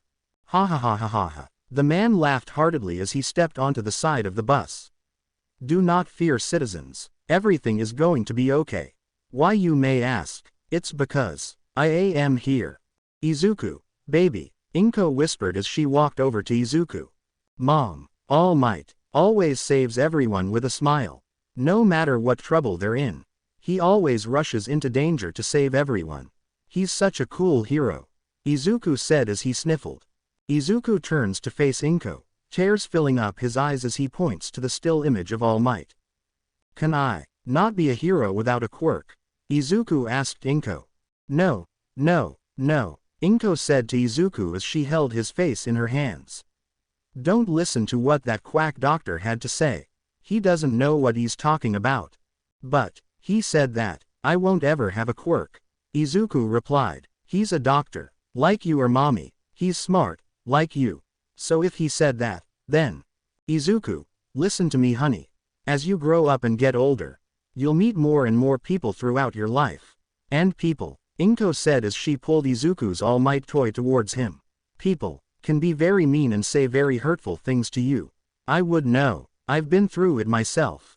Really? Izuku asked. People made fun of you, Mom. Oh my, yes, many people did, 1,000 times over. Inko said to Izuku as she took off his glasses. But why? You're one of the smartest people in the entire world, Mom. Why would anyone ever make fun of you or be mean to you? Izuku asked. Because the people that don't succeed in life often want to see those around them fail.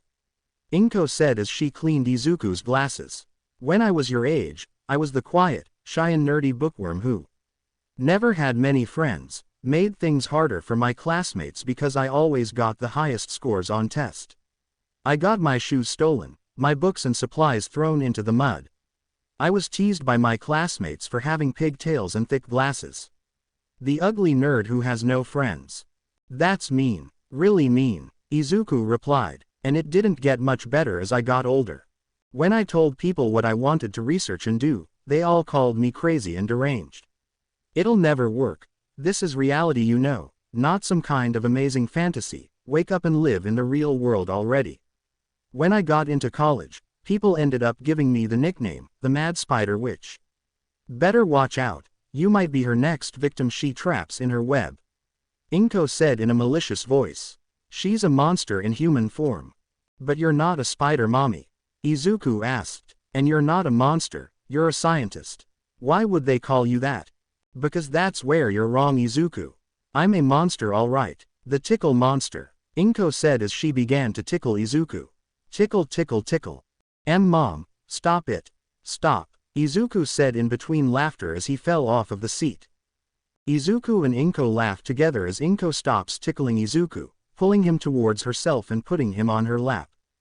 There were times where I did feel like giving up. Where the pressure was too much and I wanted it all to end. But I didn't. Despite everything I was feeling at the time, the pressure, the loneliness and the discrimination from the people around me, I never gave up. I kept pursuing my dreams because I believed that it could help millions of people around the world. Because I believed that it was the right thing to do. Inko continued. Inko looks down at Izuku and smiles at him, wiping away the last of his tears with her thumb before caressing his cheek. When it comes to dreams, Izuku, people may call you all sorts of names, weirdo, stupid, delusional and even completely crazy. People will try to tear you down in all kinds of ways. Those people just want to feel better about themselves. They enjoy watching someone they see as lower than them fail, just like they failed. Inko said as she put Izuku's glasses back on. They'll tell you that your dream is impossible, that it's just not feasible and that you should just give it up. Like how that doctor told me to give up. Izuku replied. Exactly like that, but you know what? Despite everyone telling me to give up, I never did. I just kept my head high and held on to my dream with everything I had. Not just because I wanted to prove them all wrong, but because I believed that I could do it. I believed that I could change the world as long as I just worked hard enough. Inko said as she held her hand towards the ceiling. And then, all of that hard work led to me meeting your father. Getting married and then. Inko looks down at Izuku and caresses the top of his head, running her fingers through his hair. Eventually having you. The greatest creation of my life. Inko said to Izuku with a smile. Don't stop dreaming. Not ever. Let them laugh, let them doubt you, because one day, they'll look back and remember the boy who never gave up. And I'll be right there, cheering you on the whole way. Inko holds Izuku closer to her, embracing him in a loving hug as she kisses the top of his head. If you want to be a hero, then hold on to that dream and never let go. Not even for a second. I know you can do it, my little hero, so do your best for me, okay?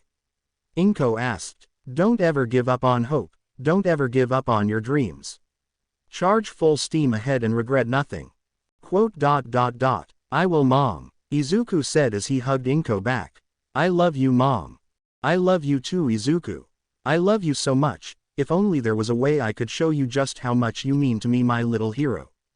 Inko said to Izuku as she kissed the top of Izuku's head. I wish we could have had more time together. But it's time for you to wake up now. Huh, what do you? Izuku asked as Inko is suddenly pulled away from him, leaving him, in a dark room on the ground. Mom. No matter what path you choose, just know that mommy will always be cheering you on. I'll always be your #1 fan, Izuku. Inko whispered as she's pulled away into the darkness of the room. Mom, Izuku yelled with tears in his eyes as he ran after her. Mom, don't leave, come back. Never be afraid to be who you were always meant to be, Izuku. Be greater, be bolder, and when the world tells you that you can't do something or it's impossible for you, you look them in the eye and say, watch me, Inko said as she continued to be dragged back into the darkness. Stay with me, please, Izuku cried out. I'll always be with you, my little hero. I'll always be watching over you, so do your best, Izuku. Inko said as she's swallowed by the darkness. I'll always. Mom, Izuku cried out. The next day, in Izuku's room. My head, Izuku groaned as he opened his eyes, seeing the ceiling of his room. A dream. Izuku sits up in his bed, his pajamas soaked in sweat as a wet rag fell off of his forehead. The wet rag falls onto his lap, where he sees Melissa sleeping alongside him with a bowl of water next to her. Melissa, Izuku whispered as he gently nudged her. Melissa. 5 more minutes. Melissa said to herself as she groaned. Melissa, wake up, Izuku whispered gently as he nudged her once more. What? Melissa asked as she looked up at Izuku. Izuku, you're awake. Yeah, good morn. Are you okay? How are you feeling? Is everything okay? Melissa asked frantically as she examined him. Do you feel weird at all? No. I feel fine, better than I have in a long time actually. Izuku replied. Good, because now I can do this. Melissa said as she pushed Izuku back down onto his bed. Ow, what was that for? Izuku asked as he sat back up. You really scared me, you big jerk. You suddenly passed out in the middle of Otto's lab and your fever ran at 46 degrees Celsius. Melissa replied. We had to get EMTs involved because you were unresponsive and you were sweating like crazy. Author's note. 46 degrees Celsius is about 115 degrees Fahrenheit, which is considered dangerous in terms of a fever and a medical emergency. 46 degrees. Whoa, I could have died. Exactly. The EMTs managed to stabilize you. You went through 8 IV bags when we took shifts watching over you. Melissa yelled. 8 bags, Izuku exclaimed. Melissa said as she turned away from Izuku. You've been asleep for the past 3 years, Izuku. Wait, what? Izuku yelled. Just kidding. You've only been out for about 12 hours. Melissa replied as she giggled. Don't do that. That really scared you. Good. Now we're even. Melissa replied. That's, Izuku said as he chuckled. Fair enough. Seriously though, Tiger, are you sure you're feeling okay? Melissa asked. I am. And I mean it this time. Not like last time where I said I was okay but, I wasn't. Not that I would lie to you like that, not to mean that I'm lying now but. I'm glad to hear it. You're sounding more like your usual self already. Melissa said as she hugged Izuku. I'm glad you're okay now, Tiger. She always smells so nice. Like flowers, Izuku thought as he hugged Melissa back. You feeling okay to go to school today too? Otto said that if you're still not feeling well, you're more than welcome to stay home today. Melissa said to Izuku before pulling away. Melissa, I'm fine. I promise, I can go to school today. Izuku replied. Alright then, we still have some time before Harry comes by to pick us up. Get changed and meet me downstairs, okay? You can use the bathroom first. Melissa said to Izuku. If only Harry didn't hate his limo so much. Do you know how many people would kill to have a personal limo drive you everywhere and anywhere you want?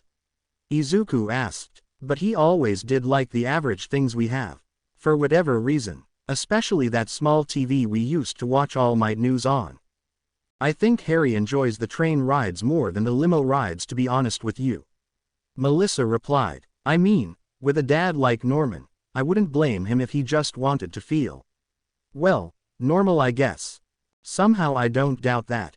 I just hope Harry's okay. Izuku replied. I'm gonna head downstairs for breakfast. Come on, Tiger, we don't wanna be late. Melissa said to Izuku. Yeah, just give me a second. Izuku replied as he took off his shirt. Oh man, it's drenched. Just how hard was I sleeping last night? Izuku throws his shirt into the laundry basket in the corner of his room as he hopped out of bed. Shirt. White shirt with buttons, Izuku said frantically as he ran around his room. Oh, wait, bathroom first. Gotta wash up, then get changed. Izuku stops in front of his door and looks back at his desk. He walks over to the photo of Inko and smiles warmly at her.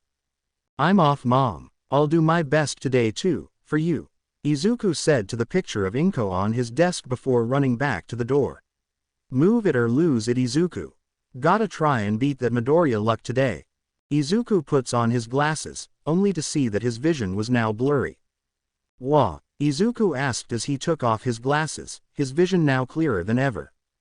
Izuku puts on his glasses, then takes it off again, his vision only becoming blurry when he puts on his glasses. What in the world? Izuku, come on, the pancakes are gonna get soggy if you don't hurry. Melissa's voice called out. Right, coming, Izuku said as he puts his glasses back on the desk. Okay, guess glasses are off the table. Well, they're on the table, but wait, focus. Bathroom, breakfast, then school. Let's do this. Izuku turns the door handle and opens the door, but breaks off the door knob by mistake. Me and my big mouth, Izuku said as he dropped the door knob. Gotta love that Midoriya luck sometimes. In the bathroom, Izuku walks into the bathroom and grabs his toothbrush. Okay, toothbrush, check. Toothpaste, Izuku said as he spots the toothpaste in his cup. Check. Izuku grabs the toothpaste in his cup, only to squeeze it too hard and causes the toothpaste to splatter onto the mirror. Great, I didn't think the toothpaste was that loose, Izuku said as he used his toothbrush to scoop off some of the toothpaste on the mirror. I didn't even squeeze that hard, I don't think. I'm gonna have lots of fun cleaning up the... Izuku stares at the mirror, seeing his now muscular body in the mirror within the scooped part of the splattered toothpaste. Mirror, Izuku finished as he looked at his now toned and defined abs. Izuku takes a nearby rag and wipes off the remaining toothpaste off of the mirror, seeing his now muscular body. Whoa, is that me? Izuku asked as he looked down at his body. My body. What happened to it? Actually, now that I'm thinking about it, I feel good, like, really good, strong even, Izuku said to himself as he flexed his bicep, seeing the muscle bulge up. What exactly happened to me? I mean, look at me. I have abs now, a six-pack too. Izuku begins to do squats rapidly and easily. He then gets on his hands and begins to do push-ups easily as well. Wow, what is happening right now? I've already broken my record of 5 push-ups already. 17, 18, 19, 20. Izuku exclaimed as he puts one arm behind his back, continuing to do push-ups easily. Since when were push-ups this easy? Izuku reaches his right arm backwards and over his right shoulder, clutching onto his left hand easily from behind his back. Was I always this flexible? Izuku said to himself as he chuckled. Am I still dreaming or what? Wait, could this be a... Izuku reaches to twist the knobs on the sink, only for him to break it off easily, causing water to gush out from the broken-off knob. Whoa whoa whoa, no no no no wait. Izuku yelled as he tried to block the water. Stop stop stop stop. Izuku, is everything alright up there? Otto asked from downstairs. Yeah, everything's fine, Izuku said as he tried to put the knob back onto the sink, only to accidentally crush it in his hands. Oh man, are you kidding me right now? Izuku said as he covered his face from the water. Izuku looks over to the towel next to him and puts it over the broken sink, covering the spot where the water was gushing out. Talk about rough mornings. And I didn't even get to school yet, Izuku said to himself. I was just trying to wash my hands, not reenact Niagara Falls. Izuku reaches for the doorknob, only to suddenly stop himself. Wait, Izuku said as he gently twists the doorknob to the right, opening the door slowly before exiting the room. Sorry bathroom sink, I owe you a new knob.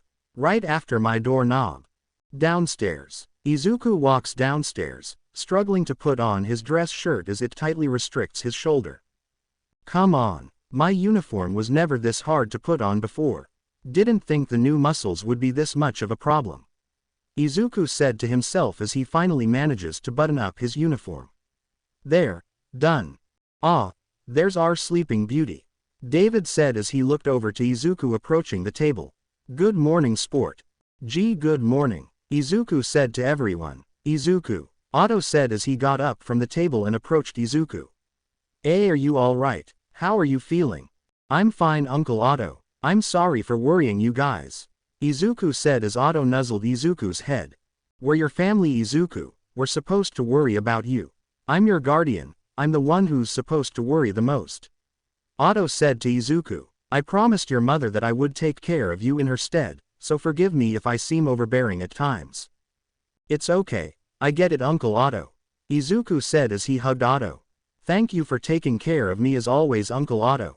Of course, Izuku, it's no trouble at all, Otto said as he hugged Izuku back. Now then, come, sit down with us. You're just in time for. Otto accidentally knocks over his coffee cup, the hot coffee almost splashing onto Izuku. Izuku suddenly feels a sharp jolt in his mind, causing him to slide forward, allowing his hand to instantly catch the cup with all of the coffee still inside. Pancakes, Otto said in shock before staring at Izuku. That was amazing, Melissa exclaimed. Those 10 hours of sleep must have really helped you out a lot, didn't it? David said as he, Otto and Melissa stared at Izuku in shock. With reflexes like that, I can't imagine you not being ready for whatever today has in store for you. Just lucky, I guess, Izuku replied as he put the coffee cup back onto the table. Here you go, Uncle Otto. Gee, thank you, Otto said as he took back the coffee cup and drank it. As Dr. Connor's not joining us today, Izuku asked. He's having breakfast with his family today, so it'll be just us this time, David replied. But, since we're all on the topic of good news everyone. Papa, you promised you wouldn't say that anymore. This isn't Futurama, Melissa replied. Sorry, Pumpkin, you know Professor Farnsworth is my favorite character.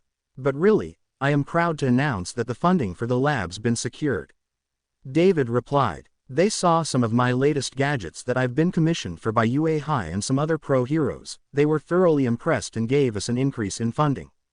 That's great news. You guys can keep the lab up and running, Izuku exclaimed.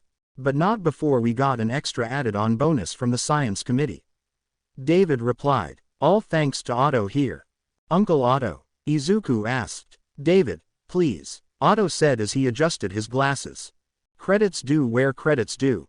When you collapsed onto the floor, the science committee got a first-hand look at just what a kind and caring guardian Otto truly is when he did his best to stabilize you with Kurt's help. Otto dropped everything he was doing in order to watch over you and ensure you were okay, David explained. Sure, to them it looked like Otto was falling behind on his research. But when they saw Otto's worried look on his face when the EMTs arrived, they understood everything. Papa explained to them that Otto was more concerned with your growth and being there for you in your most pivotal moments in life. That was worth more to him than any of his creations combined, Melissa added. That act of empathy from Otto managed to open the committee's eyes and caused them to sympathize with Otto and his struggles. Otto refused to leave your side as the EMTs and Kurt helped stabilize you. He held your hand the entire time, you know. David continued before looking over to Otto. What the committee saw that day wasn't a scientist falling behind, but a father who cared more for his child's safety and well-being than his research. That alone convinced them that Otto was both a good scientist, but an even better guardian. You're blowing this out of proportion, David. I'd rather be recognized for my engineering work than be praised for doing what any parent or guardian should for their child. Otto replied, Izuku is my responsibility first and foremost. Nothing will ever get in the way of that, nothing. Slow and steady wins the race, Otto. The work you're doing, affordable prosthetics for the general public, will help even more people than my gadgets will. David said to Otto, the work you're doing here is revolutionary for the general public. You're not just enhancing humanity's shortcomings, you're evolving them, Otto. We'll keep working at it, Uncle Otto. Who knows, with this funding, we'll be able to work on the other ideas we've had locked in the drawer for a long while now. Izuku replied excitedly, we'll be able to order stronger materials, better conductors, and maybe even work on the neural matrix we've talked about before. That we will. We'll heal the world in our own way. David threw his gadgets for the brave heroes that protect us, Connors with his research in curing genetic defects, carrying on your mother's research in genetic splicing. Otto said as he placed his hand on Izuku's shoulder. And us, by giving the people the help that they deserve. We'll do it together, Izuku replied, one life at a time. David and Melissa look at each other and smile softly, chuckling to themselves as Izuku and Otto nodded to each other. I'm done with my pancakes, Papa. I'm gonna go and get ready now, Melissa said to David. All right, Pumpkin, have fun at school today, David said as Melissa ran towards the stairs. I'll meet you at the door, Izuku, Melissa said as she waved to him. All right, see you then, Izuku replied as he waved back nervously. Melissa smiles and heads up the stairs as Izuku stared at her, smiling softly. You should finish up your breakfast, Izuku. It is the most important meal of the day after all, Otto replied as he tapped Izuku on his back. Again, if you're not feeling 100%. I am, I promise. 110% actually, maybe even more. I'm okay, I'm gonna go to school like normal, Izuku replied as he ate his pancakes. So, Izuku, when are you and Melissa going to have your first date? David asked, making Izuku spit out his pancakes. What? DDD date. What date? What are you talking about? We're not dating, Izuku yelled as he blushed furiously, waving his arms in front of himself. Oh come now, Izuku, we're scientists. We're supposed to notice even the smallest of details in things, Otto said as he helped clean the table. Me and David both have watched you be in love with Melissa even before you knew what love even meant between a man and a woman. Gee, that's, Izuku said as he hid his blushing face. The way she looks at you or doesn't look at you, however you want to look at it, it's the same way I used to look at my wife when I first met her. David replied, it's clear that you clearly have feelings for her. And if you want my personal opinion, I think she feels the same way about you, sport. We're just friends. There's nothing going on between us, Izuku replied nervously as he ate his pancakes. Good things come to those who wait, Izuku, but not for those who wait too late. David added, if it makes you feel better, you don't have to worry about getting my approval. You both have my blessings. Gee guys, come on. It's not like that, Izuku said as he blushed heavily. Melissa and I are. Oh David, look at what you're doing to the poor boy. He's all flustered now, Otto said to David. I'm only speaking the truth, Otto, David said as he chuckled. I would be a proud grandfather to some very smart grandchildren. Me and David have talked about it for years. The signs are all there, it's not a matter of if. Only when, Otto teased. Uncle Otto, come on. Not you too, Izuku said to Otto. I only wish Vanessa was here to see this with us. The woman our little girl is growing into, David said as he pulled out his phone, seeing a picture of his late wife on his wallpaper. I can only imagine how beautiful Melissa would look wearing that white dress, walking down the aisle. I suppose I'll have to do that for the both of us, won't I, Vanessa? David said to himself as he smiled at Vanessa's picture. She'll look as stunning as you did when we got married. Melissa truly is the spitting image of her, isn't she, David? Fierce and intelligent like her mother, but headstrong and ambitious like her father. Otto replied, though, I can't say much about Melissa having Vanessa's green thumb. Maybe not, but she does enjoy taking walks through the flower garden in the city's central district. David replied, she may not appreciate nature in the same way as her mother did, but she does love flowers. David looks over to Izuku and smirks. Specifically, white roses. David said as he winked to Izuku. Just so you're aware, she has her mother's tastes. What's that supposed to mean? Izuku asked. You tell me, sport. David replied as he chuckled. If Melissa's mother was willing to fall for a nerdy guy like me, something tells me you'll have a chance with Melissa too. My first date with her mother was a late-night project in my lab, you know. Not exactly the ideal place for a romantic time out together. I suppose the apple doesn't fall far from the tree, even if there's two trees involved. Otto replied, a part of Vanessa still lives inside of her. I like to think it's because it reminds her of her mother. At least in a subconscious way. Vanessa used to always smell like the flowers she took care of back in college. She still smelled that way when Melissa was born too. David replied, maybe it's her brain's way of remembering her mother, even though she died before Melissa was old enough to remember her. The power of the human mind. Otto replied, always such a wonder, isn't it? Guys, Melissa's voice asked as she walked down the stairs again. Is something wrong, Melissa? David asked. What happened to the sink upstairs? Melissa asked. There's water everywhere and the knob on it is completely broken. It was fine when I used it this morning. David replied. There weren't any issues when I used it either. Otto added. David and Otto both look over to Izuku, who had one pancake hanging from his mouth. I had a bit of a bathroom malfunction, Izuku asked as he nervously chuckled. I'll get the towels, David said as he sighed. I'll get my tools, Otto added. Sorry guys, Izuku replied. Out in the city, a woman's scream echoes throughout the street as a woman activates her quirk, shielding herself from the fleeing villain. A worker emerges from the small store and looks at the villain running. Somebody, stop that thief! The worker yelled as the sludge villain continued running down the street with yen bills within his body. Out of my way, move it, the sludge villain yelled as he ran through the streets. Where are the heroes? A bystander asked. Are there not any around right now? Just the crowd began to whisper among themselves as a scrawny man wearing a white t-shirt and blonde hair comes out of the store behind the crowd, holding a bag of 2-liter sodas. Normally a hero would come by now, wouldn't they? Of all the times for this to happen. That villain's going to get away if somebody doesn't do something fast. Suddenly, the scrawny man from behind the crowd bulks up instantly, changing into a muscular form as he approaches the crowd. That villain isn't going anywhere, the man said to the crowd.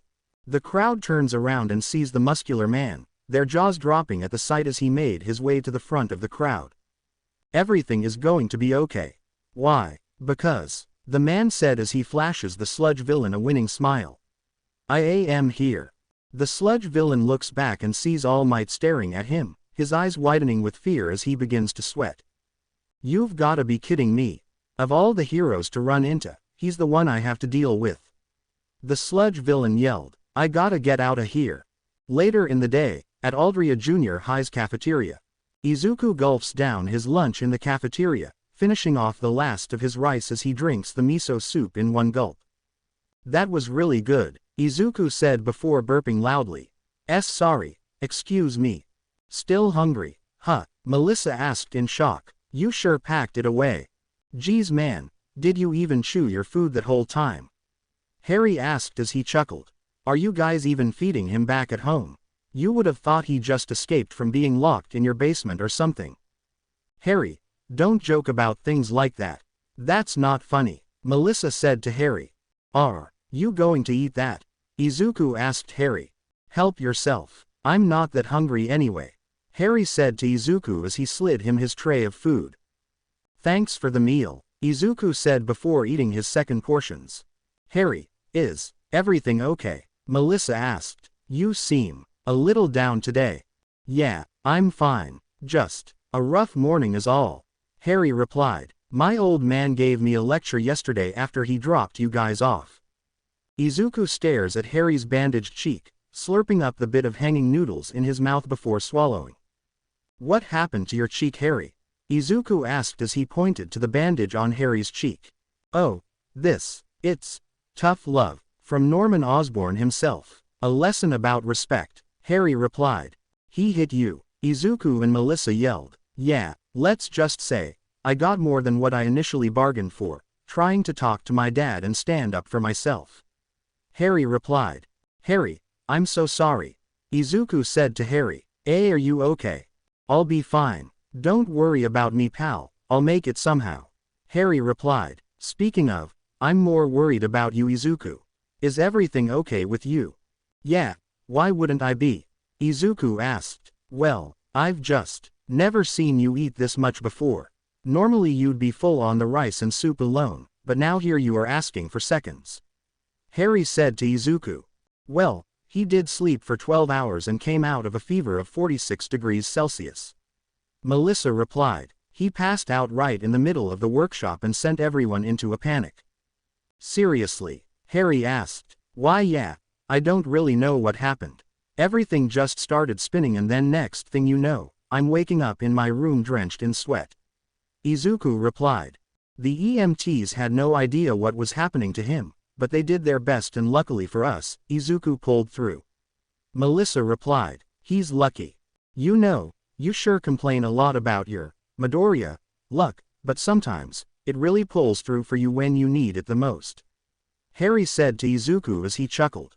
Now if only adjusting luck percentages were my actual quirk, imagine all of the free plays I could get with scratch-off lottery tickets. Izuku replied, laughing with Harry and Melissa. Hey, have you been working out? You seem a little bigger today, Harry asked. You're not wearing your glasses today. Oh, yeah, I don't really need them anymore. I tried putting them on this morning and, well, I could see just fine without them. Izuku replied. And what? Harry asked. There's actually something I wanted to talk to you guys about. Izuku whispered. See, when I woke up this morning and I went into the bathroom, A sharp jolt rushes throughout Izuku's mind as he looks in front of him, seeing one of Katsuki's lackeys preparing to throw a bowl of miso soup at Izuku. Look out, Izuku said as he pulled Harry and Melissa down onto the table, ducking underneath the thrown bowl of miso soup. The bowl flies past the three over their heads and splashes onto the boy behind Izuku, 2 tables away from him. Whoa, I didn't even see that coming, Harry said as he looked at Izuku. Thanks Izuku, you really saved our butts. Who the hell threw that bowl? The tall blonde boy hit with the bowl yelled as he stood up angrily, drenched in miso soup. I said, WHO threw that bowl. Flash Thompson, age 14, height 5 inches 8, quirk, Adrenalash. Quirk description.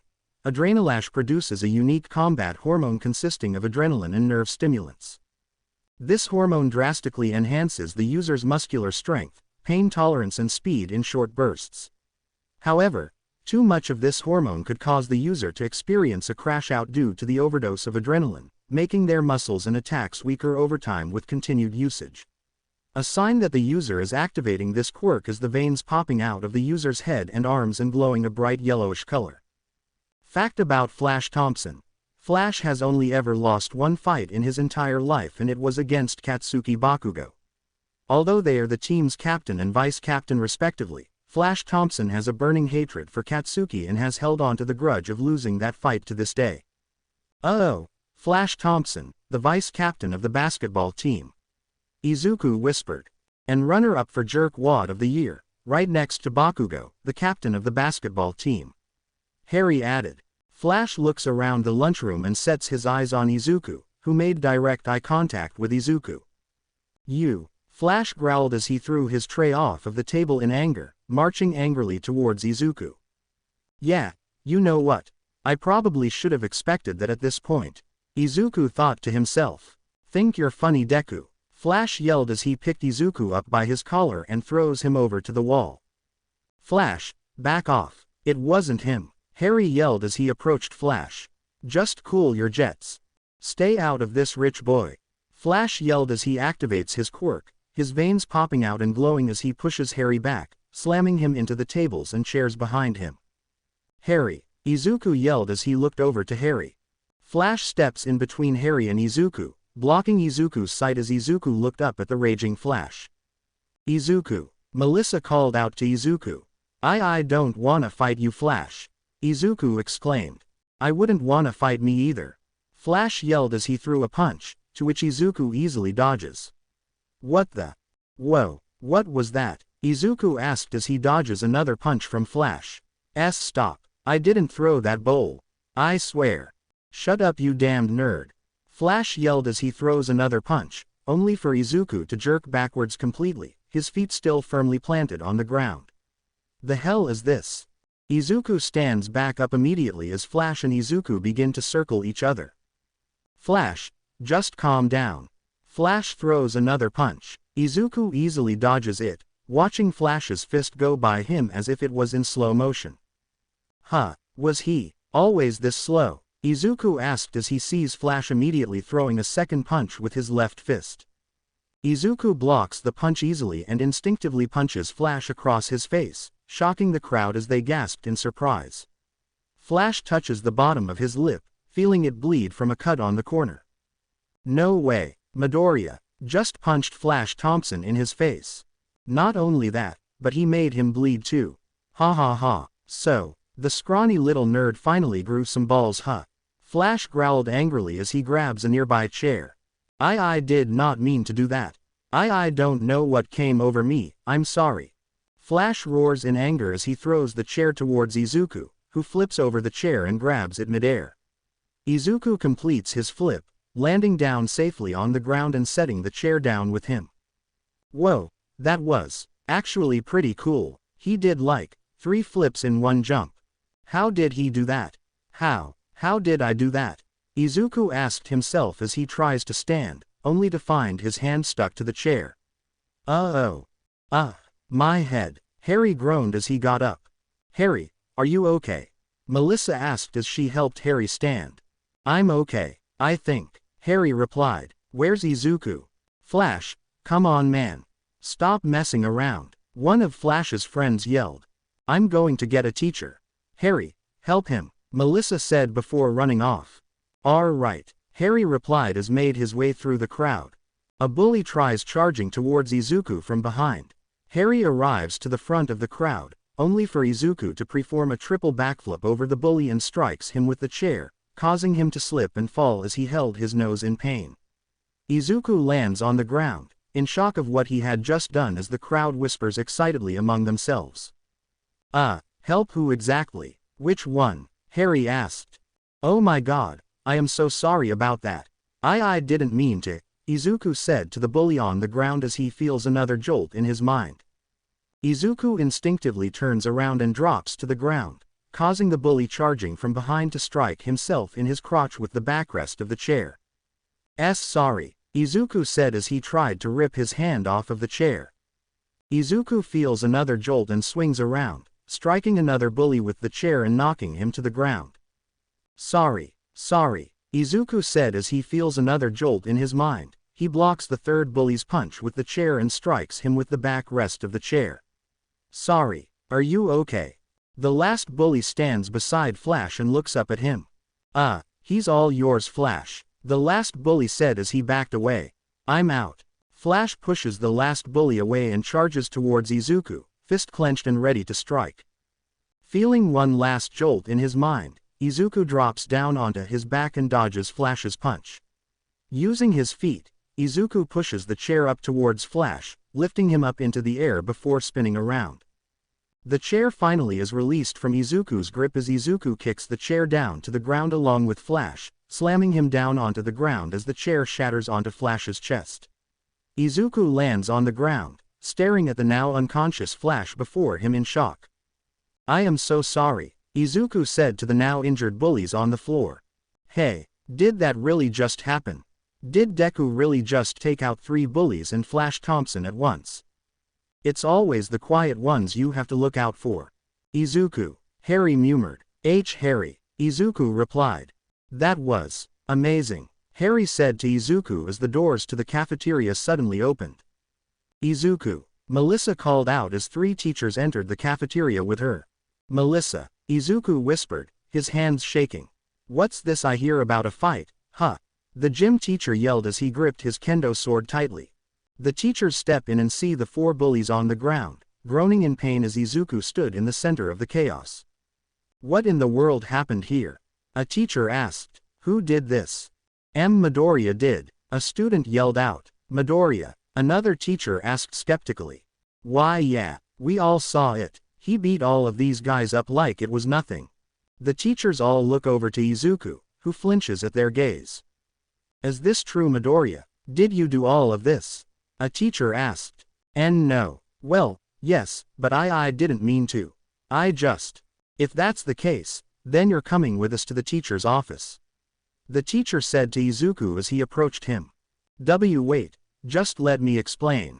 Izuku said as his mind continues to get jolts from all around him, making him panic frantically as he sees the gazes of his classmates on him. You can explain everything to the principal. Violence is not something this school accepts as a means to settle differences, and you have to be punished accordingly. The teacher said as he and the other 2 teachers began to surround Izuku. I can explain. I just need, Izuku said frantically as he began to hyperventilate, his mind becoming overwhelmed with the jolts from before as he stared at the teachers. Don't do something you'll regret, Midoriya, a teacher said as he reached for Izuku's arm. I just need some space, Izuku yelled as he throws the teachers off of him and runs out of the cafeteria. Hey, Izuku, wait. Where are you going? Harry yelled as he tried to chase after Izuku. Izuku turns the corner and runs out of the school's front entrance. Izuku focuses on nothing but the street ahead of him as he continued running, panting heavily as he clenched his chest tightly. Izuku, Harry called out as he turns the corner and tries to chase after Izuku. Harry looks towards Izuku's slowly disappearing figure as he continues to run down the street at a breakneck speed. Man. Since when could he run so damn? Harry said in between breaths before stopping, fast. With Izuku runs through the busy streets, bumping into everyone he passes as he continues to breathe heavily. What's going on with me? My head's on fire. It's like all of the bells and alarms in my head are ringing at once and I can't turn it off. Izuku thought to himself as he ran past a crowd of people waiting at an intersection. I can barely even hear myself think. Hey kid, stop. The light's green. A man yelled out to Izuku as Izuku ran out into the road. Whoa. Izuku yelled as he backflips over the motorcyclist, landing perfectly down onto the ground. The motorcyclist stops immediately and gets off his bike, taking off his helmet and running over to Izuku. Whoa, kid. You okay? The man on the motorcycle said as he ran over to Izuku, helping him stand up. I am. Thank you. Izuku said as he grabbed onto the man's jacket sleeve, only for his hand to get stuck once more. Oh no, not again. Kid? Mind letting go of my jacket? The man asked as he tried to pull Izuku's hand off of his jacket's sleeve. I'm trying, but my hand. Izuku replied as he struggled to pull his hand off of the man's jacket. Get off! The man yelled as he pushes Izuku off, ripping the sleeve of his leather jacket right off. Oh no! Izuku said as he stared at the torn sleeve still stuck to his hand. Are you kidding me? This is a 43 yen jacket, kid. The man angrily yelled. This is premium leather. Author's note. 43,000 yen is about 300 United States dollars.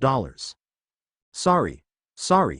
Izuku said as he began to panic, looking around him and seeing the large crowd around him. I'm sorry. Hey. Get back here, the motorcyclist yelled. I'm not done with you. What's happening to me? What's going on? Izuku thought to himself. Stop sticking. Izuku runs down an alleyway and stops to lean his back against the wall, shaking his hand furiously as the torn sleeve finally falls off of his hand. Okay. Calm down, Izuku. Just calm down. Breathe. Izuku thought as he took a deep breath, exhaling slowly as the jolts in his mind begin to settle. Okay. Now. Did I really just beat Flash Thompson in a fight? What the world just happened? Just yesterday I could barely do a push-up and now today I'm schooling Flash like I was his tutor. Izuku looks down at his hands, seeing them beginning to settle down from shaking. First the changes to my body. Then the jolts. The stickiness of my hands. What is going on? What could have? Izuku thought as he feels another jolt, causing him to step to the side and seeing a spider crawling on the wall next to where his neck was. A spider. Izuku stares at the spider on the wall for a long moment before his eyes widen with realization. Izuku touches the spider bite on the back of his neck, remembering Melissa's words from before. Your mom wanted to explore the possibilities of rewriting DNA completely, down to the molecular level. She saw the suffering that quirks brought some people and wanted to try and help them. She thought that if she could learn how to rewrite DNA, she could potentially rewrite quirk factors as well and completely change every aspect of them. Mom's spiders, Izuku thought to himself. The genetically spliced spiders. Each of these spiders are spliced with a whole bunch of different spiders' DNA, meaning, Izuku thought as he looked at the spider in front of him. The spider begins to crawl up along the wall as Izuku looked up at it. Izuku looked down at his hands and places his right hand on the wall, followed by his left hand.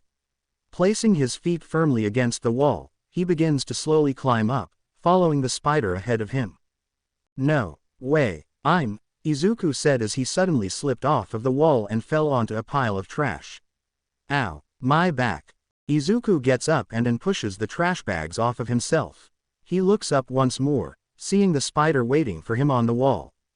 Okay, Izuku, come on, focus. If that spider really did change something inside of you, then. Izuku said to himself as he planted his hands on the wall once more.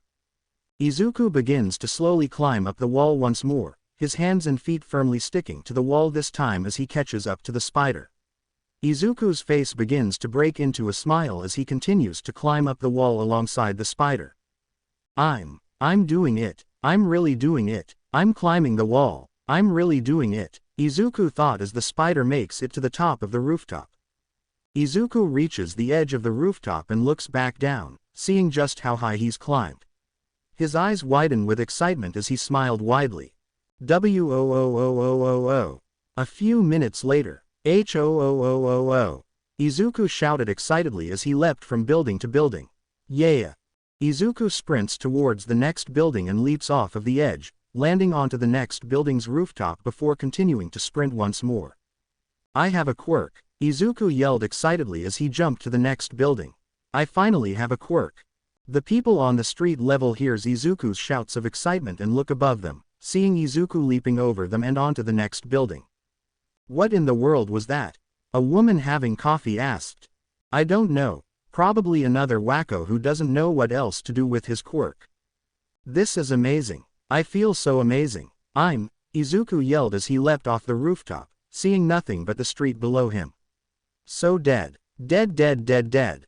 Izuku screams for his life as he begins to fall. Of all the times for this stupid Midoriya luck to kick in now. Izuku thought as the ground beneath him got closer and closer. Somebody save me.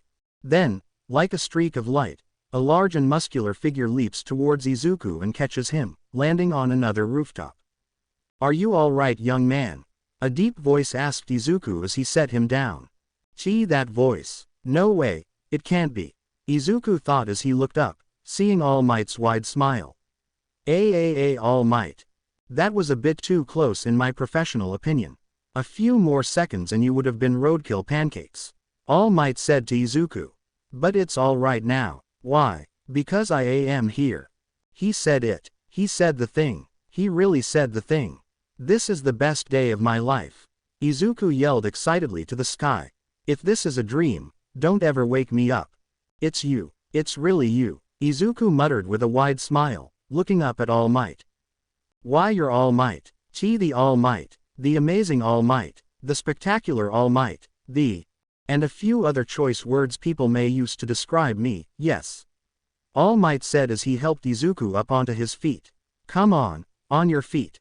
All Might's shaking my hand. He's really shaking my hand. The greatest hero in the nation is shaking my hand right now. Me of all people, Izuku thought as he held All Might's hand, staring at the large hand gripping his own. Please, Midoriya look, don't start kicking in now. Just let me enjoy this moment for a bit longer before you work your magic again, please. You owe me that much at least. Young man, All Might called out to Izuku, snapping him out of his thoughts. Why young man? Izuku asked as he looked up at All Might, who still held a smile on his face as he knelt down on one knee, gritting his teeth in pain. Young man, could you please let go of my hand now? All Might asked as his hand shook in pain. It's starting to go numb. Oh, sorry, I'm so sorry, Izuku yelled as he released All Might's hand. Are you okay? I'm fine young man, you just surprised me, that's all. I wasn't expecting someone as young as yourself to have such a strong grip. You caught me off guard. All Might replied as his hand throbbed slightly. I'm so sorry, I'm so sorry, I'm so sorry, I'm so sorry, I'm so sorry. Izuku yelled frantically, bowed to All Might. Please don't hate me All Might sir, if you did then I wouldn't be able to live with myself, please forgive me. It's alright young man, no harm, no foul as I always say. All Might replied with a nervous laugh. I thought I was going to lose my hand. That's some crazy gorilla grip he has. Could it have something to do with his quirk? All Might shakes his hand before exhaling deeply and clearing his breath. Are you hurt anywhere? Do you need any immediate medical attention? All Might asked as he massaged his hand. Would you like me to take you to the nearest hospital? Oh, no, I don't think so. Not unless the hospital's got a soul retrieval department. Because mine definitely checked out somewhere between the 3rd story and terminal velocity. Izuku replied, and unless near-death experiences come with loyalty points now at the hospital, I definitely don't need another bill showing up at my doorstep. No, I don't believe they have such services, but if you're well enough to make jokes like that, I think you'll be just fine. All Might said to Izuku. But I must ask, what in the world were you doing? That was seriously dangerous. You could have been killed had I not been there to save you. I was, Izuku said to All Might nervously. All Might asked as he looked down at Izuku. Wait, I know you. Why you do? Izuku asked. There's no doubt about it. That green hair, those eyes of yours, they're just like hers. All Might said to Izuku. You're Izuku Midoriya, the boy that Otto is taking care of. What is actually happening right now? All Might knows WHOIAM. Izuku yelled. Of course I do. David tells me that you're a brilliant young man. You've been studying engineering and robotics underneath Otto Octavius' tutelage. All Might replied. He also regards you as Melissa's one true rival in terms of technological prowess. This day just keeps getting even crazier. The good kind of crazy. My favorite hero in the entire world knows my name. Izuku said as he shook with excitement. How is David doing these days? All Might asked. It's been a while since I last had some time to catch up with him. He's doing good, really good actually. Horizon Labs, that place he works at and where we all live at, he just secured us some more funding for the lab with his gadgets. Izuku replied. As that's so, it's good to hear good old David is still kicking and using his talents to help the world. He was always such an inspiration. Him and our old gang back then. All Might said to Izuku. David and Inko, always doing everything they could to help the world in their own way. Wait, you knew my mother? Izuku asked. Wait, my mom knew All Might this entire time and didn't tell me. Of course she knew. I know them all. David and Inko. During my time in America when I was a young man, those were some of my closest friends, still are. All Might replied. So then, you know, right? Izuku asked. What happened to her? All Might exhales and kneels down to Izuku, placing his hand on his shoulder. When your mother disappeared, I did everything I could to try and find her. I used every connection I had, called in every favor I had left, but All Might said to Izuku. Nothing ever came of it. I'm sorry young Midoriya, she was a dear friend of mine as well. It hurt me to hear that It's okay. I'm glad that even the #1 hero in Japan went looking for her. Izuku said as he forced a smile. Thank you for trying. Of course young Midoriya, She was important to me as well. If it helps ease the pain, I can see much of her within you. All Might replied. Brilliant, motivated, wanting to help the world in any way he can. You wear your mother's convictions well. You fit your mother's shoes as if they had been tailored to your feet. Thank you, Izuku said as he smiled.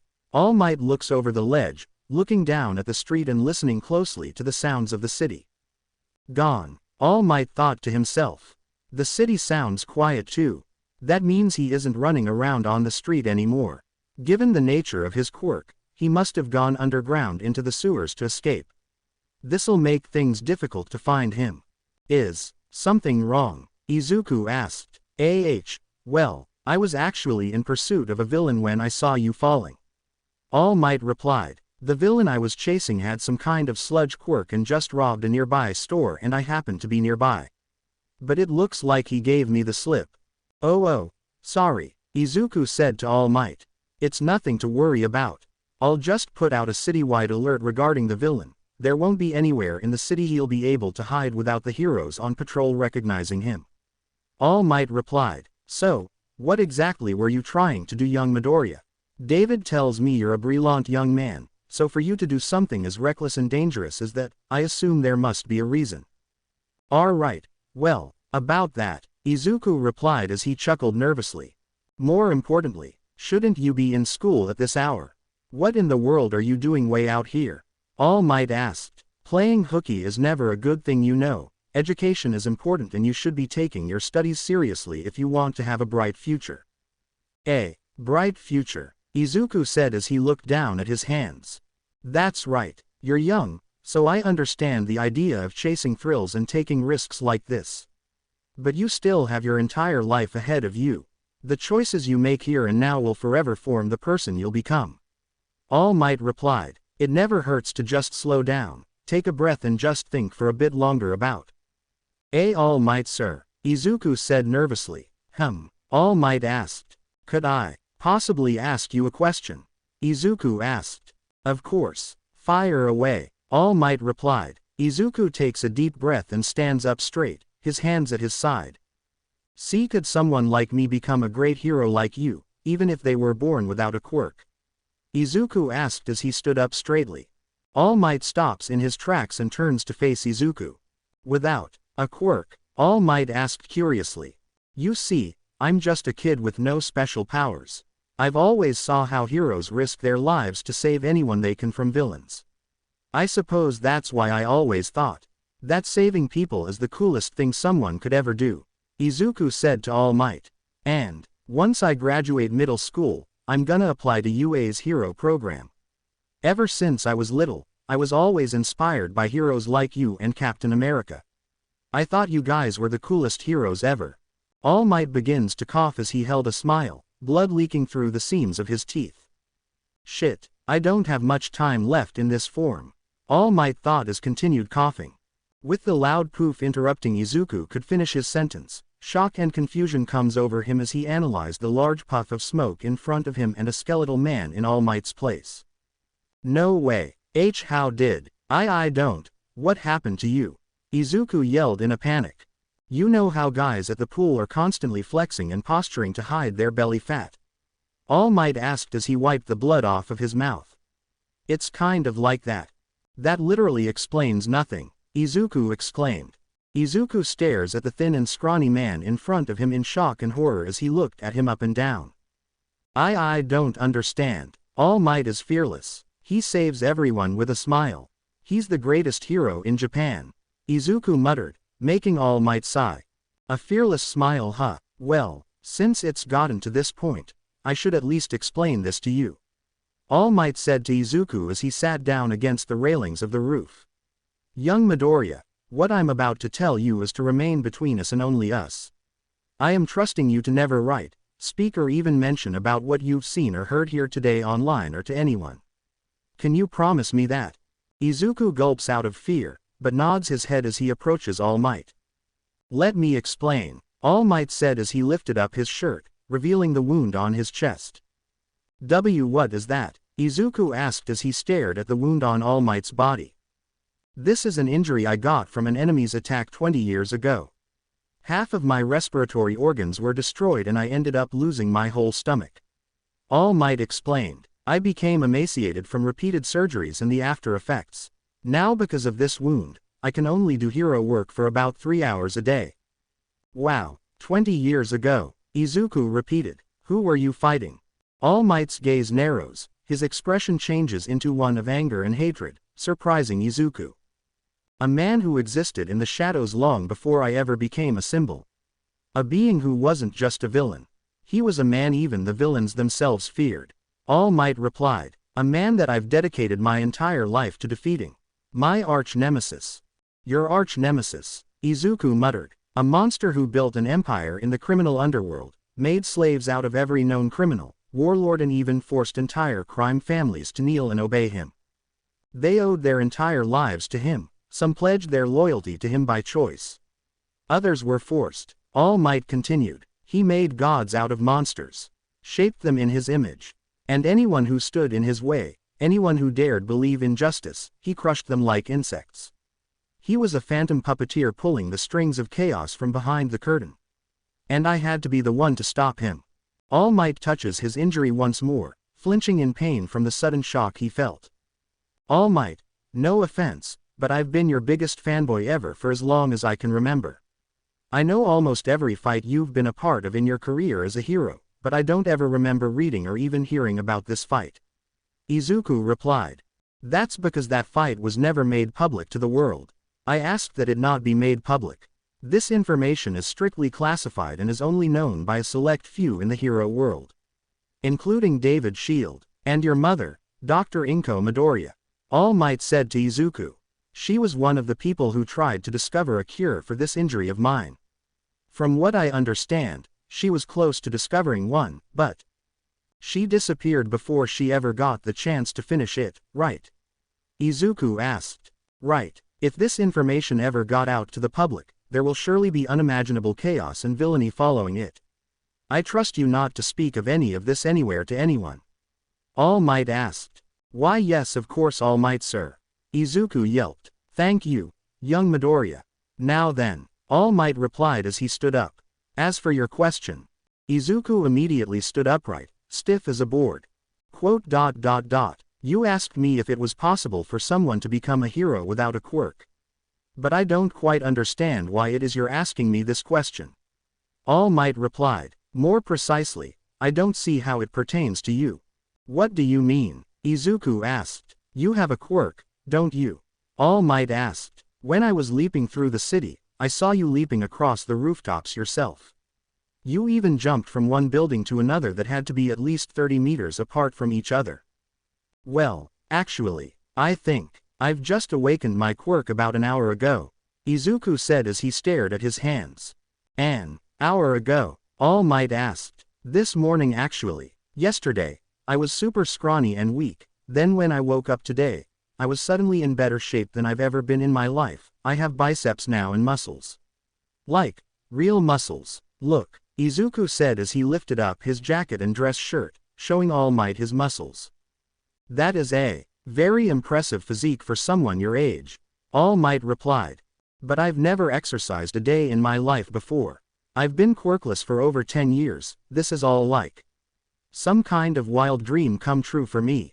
I've heard of some cases of people being a late bloomer to their quirks awakening. But a late bloomer, at your age? All Might asked curiously. Forgive me if I sound skeptical, but that is, well, unheard of. No, not at all. This is just as much of a surprise to me as it is to you, so we're in the same boat there. Izuku replied. But, for as long as I could remember, I've always dreamt of becoming a hero, just like you and Captain America. All Might, the symbol of peace who always brings smiles to others with his presence alone. Captain America, the first Avenger, a soldier who always stands up for what's right fearlessly. I wanted so desperately to do what you both did for the people. To do what you do every day. To, well, heal the world. Heal the world, All Might thought as he chuckled. Heal the world. Inko always was proud of herself for coming up with that mission statement. But all that time I didn't have a quirk. I was bullied a lot for even mentioning wanting to become a hero. But I thought that if I just worked hard enough and studied enough, then maybe I could. Become a hero, even without a quirk. Izuku continued. So, I just wanted to know if you could give me your opinion on that. All Might exhales as he looks at Izuku, who had his head down, looking down at the ground beneath him. Well, in the case, All Might said as he cleared his throat. The symbol of peace must be someone of peerless character, one who will never be daunted by evil and always save people with a smile. The reason I smile is to distract myself from the overwhelming pressure that comes at times and to put everyone at ease. A hero is someone who is willing to risk their lives to save others. Izuku nods in confirmation. Being a hero isn't for everyone. On the surface, it may seem like an ideal occupation to pursue, but what people don't see is what it takes, what it costs to be a hero like me. All Might continued as he gestures to his injury. Case in point. I know the risks, I'm prepared to face them, I swear to you. Izuku replied. I'm sure you are, but this profession, it can take more from you than you may realize. You may lose everything you hold dear in pursuit of this dream of yours. You'll no doubly make many enemies if you choose this path. The moment villains put a name to a face, you and everyone you know and love will be put in danger. You'll face all kinds of challenges that will test not only your mettle, but your resolve as well. All Might continued. You'll face trials. You'll be hated, feared and misunderstood. There will be days where the world calls you a menace, and still, you'll have to keep fighting. All Might approaches Izuku and places his hand on top of his head. Izuku looks up and sees All Might's bright smile. But I believe that if your heart is truly set on being a hero, then you should do your absolute best in that endeavor. All Might said to Izuku. It'll be difficult without a quirk, no doubt. But, I believe that anything is possible, young Midoriya. Really? Izuku asked. Of course. After all, Captain America is quirkless too, isn't he? And look at all of the good he's done. Out of all the Avengers in America, he's the one that people respect the most. All Might said to Izuku.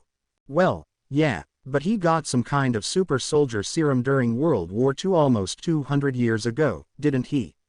Izuku asked. It made him stronger, faster, better even. Author's note. I'm going with the assumption that the MHA universe is in the 22nd century. Yes, he did, but the serum he received didn't make him better, young Midoriya. It only made him more of what he already was. A hero. All Might said to Izuku. And, if it makes you feel even better. All Might looks around him and gestures for Izuku to come closer. Izuku leans in as All Might whispers in his ear. Tony Stark is actually quirkless too. All Might whispered. Tony Stark is quirk, shut up. All Might yelled as he covered Izuku's mouth. Not so loudly, young Midoriya, I told you that in confidence. Sorry, I was just surprised. Tony Stark is actually quirkless.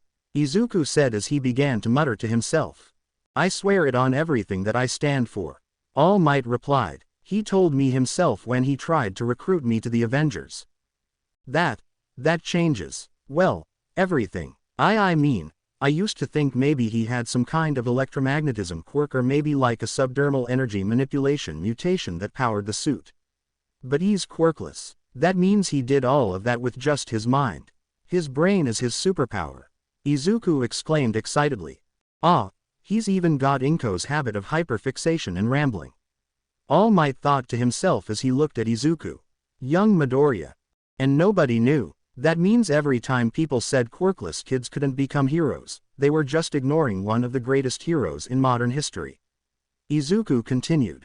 Young Midoriya. And the arc reactor. It wasn't some kind of quirk-enhancing support tech like everyone thinks it is, it's just a regular old power core.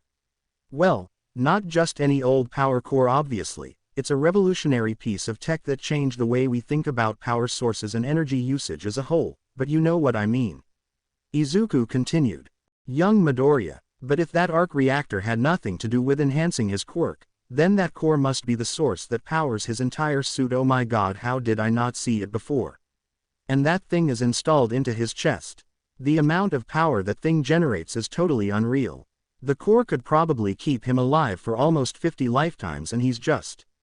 Young Midoriya. All Might yelled, snapping Izuku out of his ramblings. Sorry, I guess I kind of got sidetracked a bit, huh? Izuku asked nervously. It's all right. Judging from how you reacted to that news, I could tell that you truly do admire heroes a great deal, don't you? All Might asked. If becoming a hero is something you truly want to do, then focus on that dream and charge full steam ahead, young Midoriya.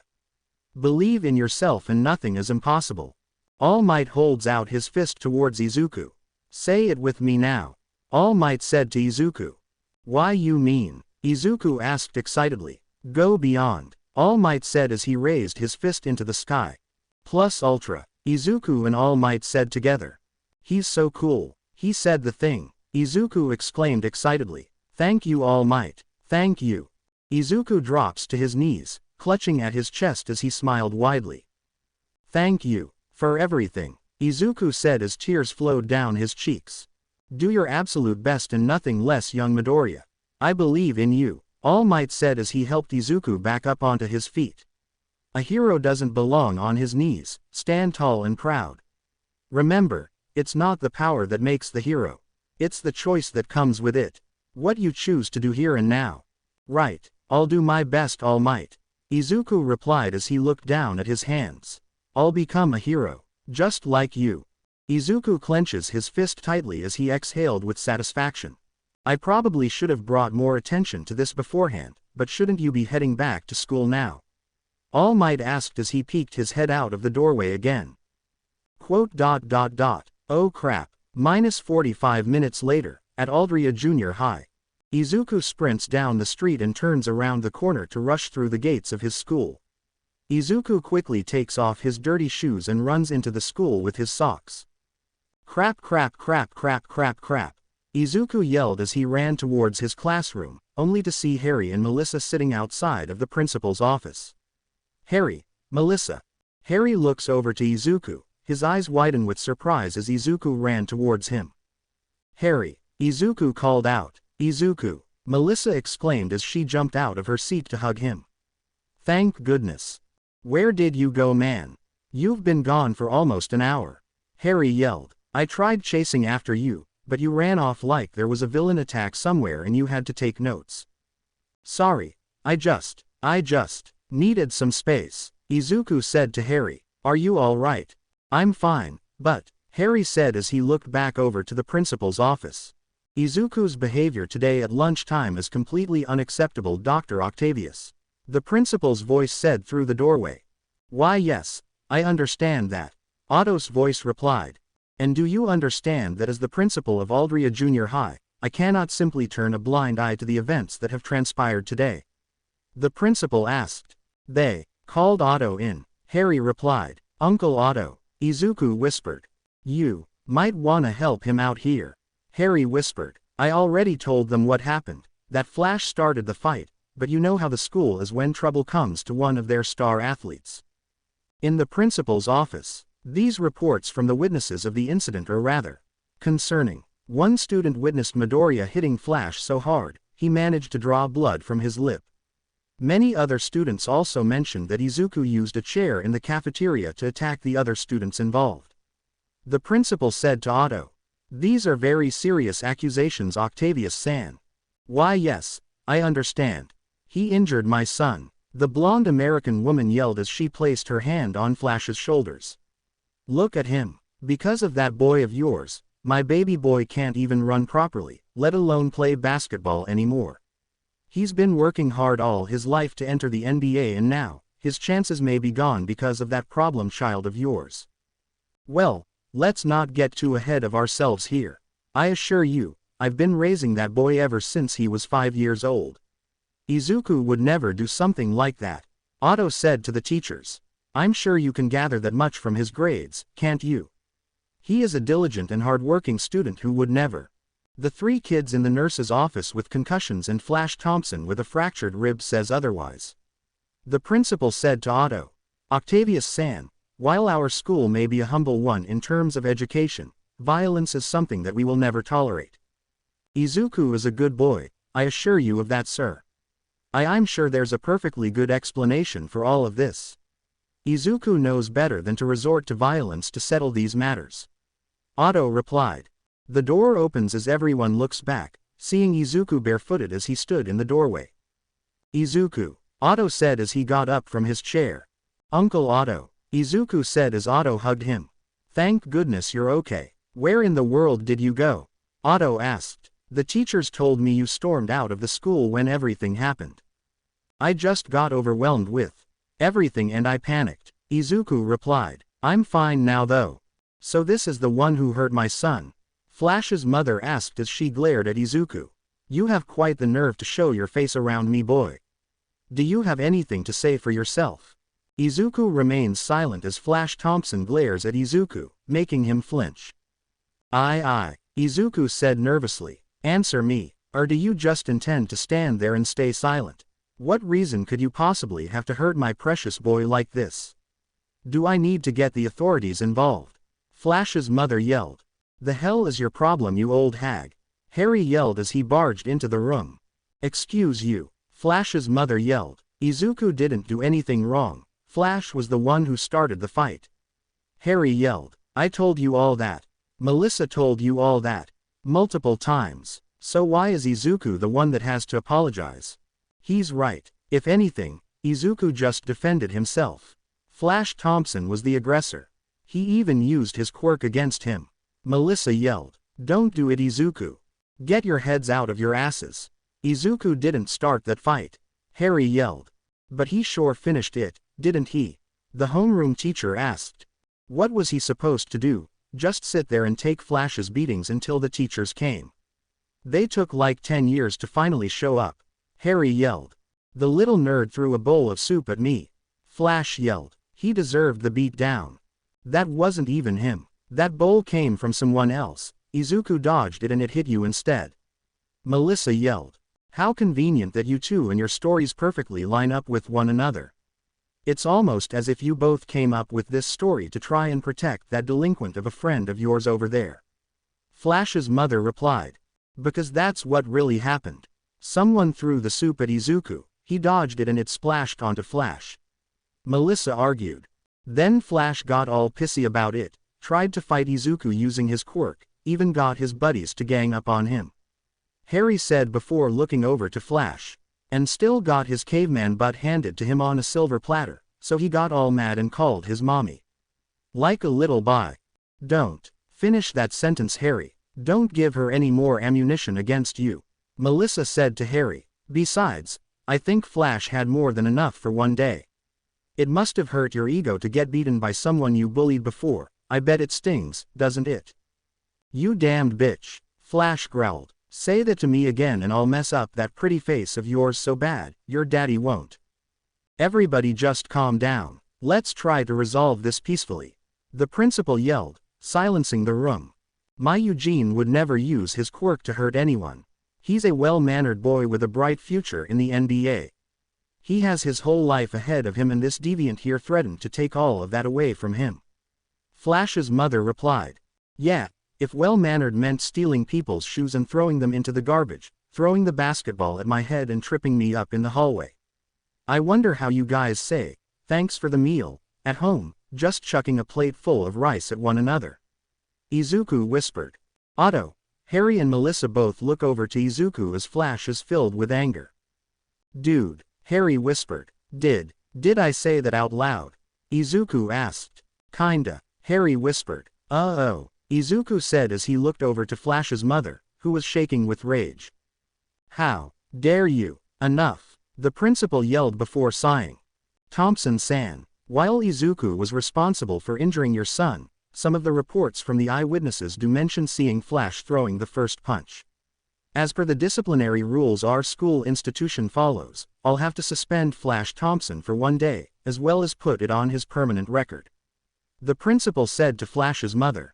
And what about that deviant over there? Flash's mother asked. Izuku will be suspended for 3 days, as well as receive a mark on his permanent record alongside Flash Thompson. The principal said. What? Otto, Harry and Melissa yelled. How is that fair? While Flash Thompson may have started the fight, it doesn't change the fact that Izuku injured 3 other students alongside Flash Thompson using a weapon that could have been deadly had the fight continued. Flash Thompson may have used his quirk, but Izuku did more damage than anyone else involved. The principal. Bullshit. This is because of the national basketball game coming up, isn't it? You just don't want to risk one of your star players being benched. Harry yelled. Midoriya should have immediately gotten another teacher involved instead of trying to handle the situation on his own. Had he made a proper report before this meeting, he would have received a lighter sentence. The principal said before looking over to Izuku. I suggest using this time to reflect on your actions, Midoriya. There is a way to resolve everything without violence. I do hope you and Flash both can learn how to. Would that truly have even accomplished anything, Principal? Otto asked, surprising the crowd. Excuse me, the principal asked, and just what do you mean by that? Don't play coy with me. I know of all the bullying and harassment Izuku has had to endure throughout his time here at this school. I know that you all have done nothing to help him in that regard. Otto said to the principal. I know that Izuku has still been continued to suffer the same harassment from the same perpetrators, despite my numerous calls to the schools reporting the bullying. And yet, you all did nothing to stop him. Octavius, I've earned the title.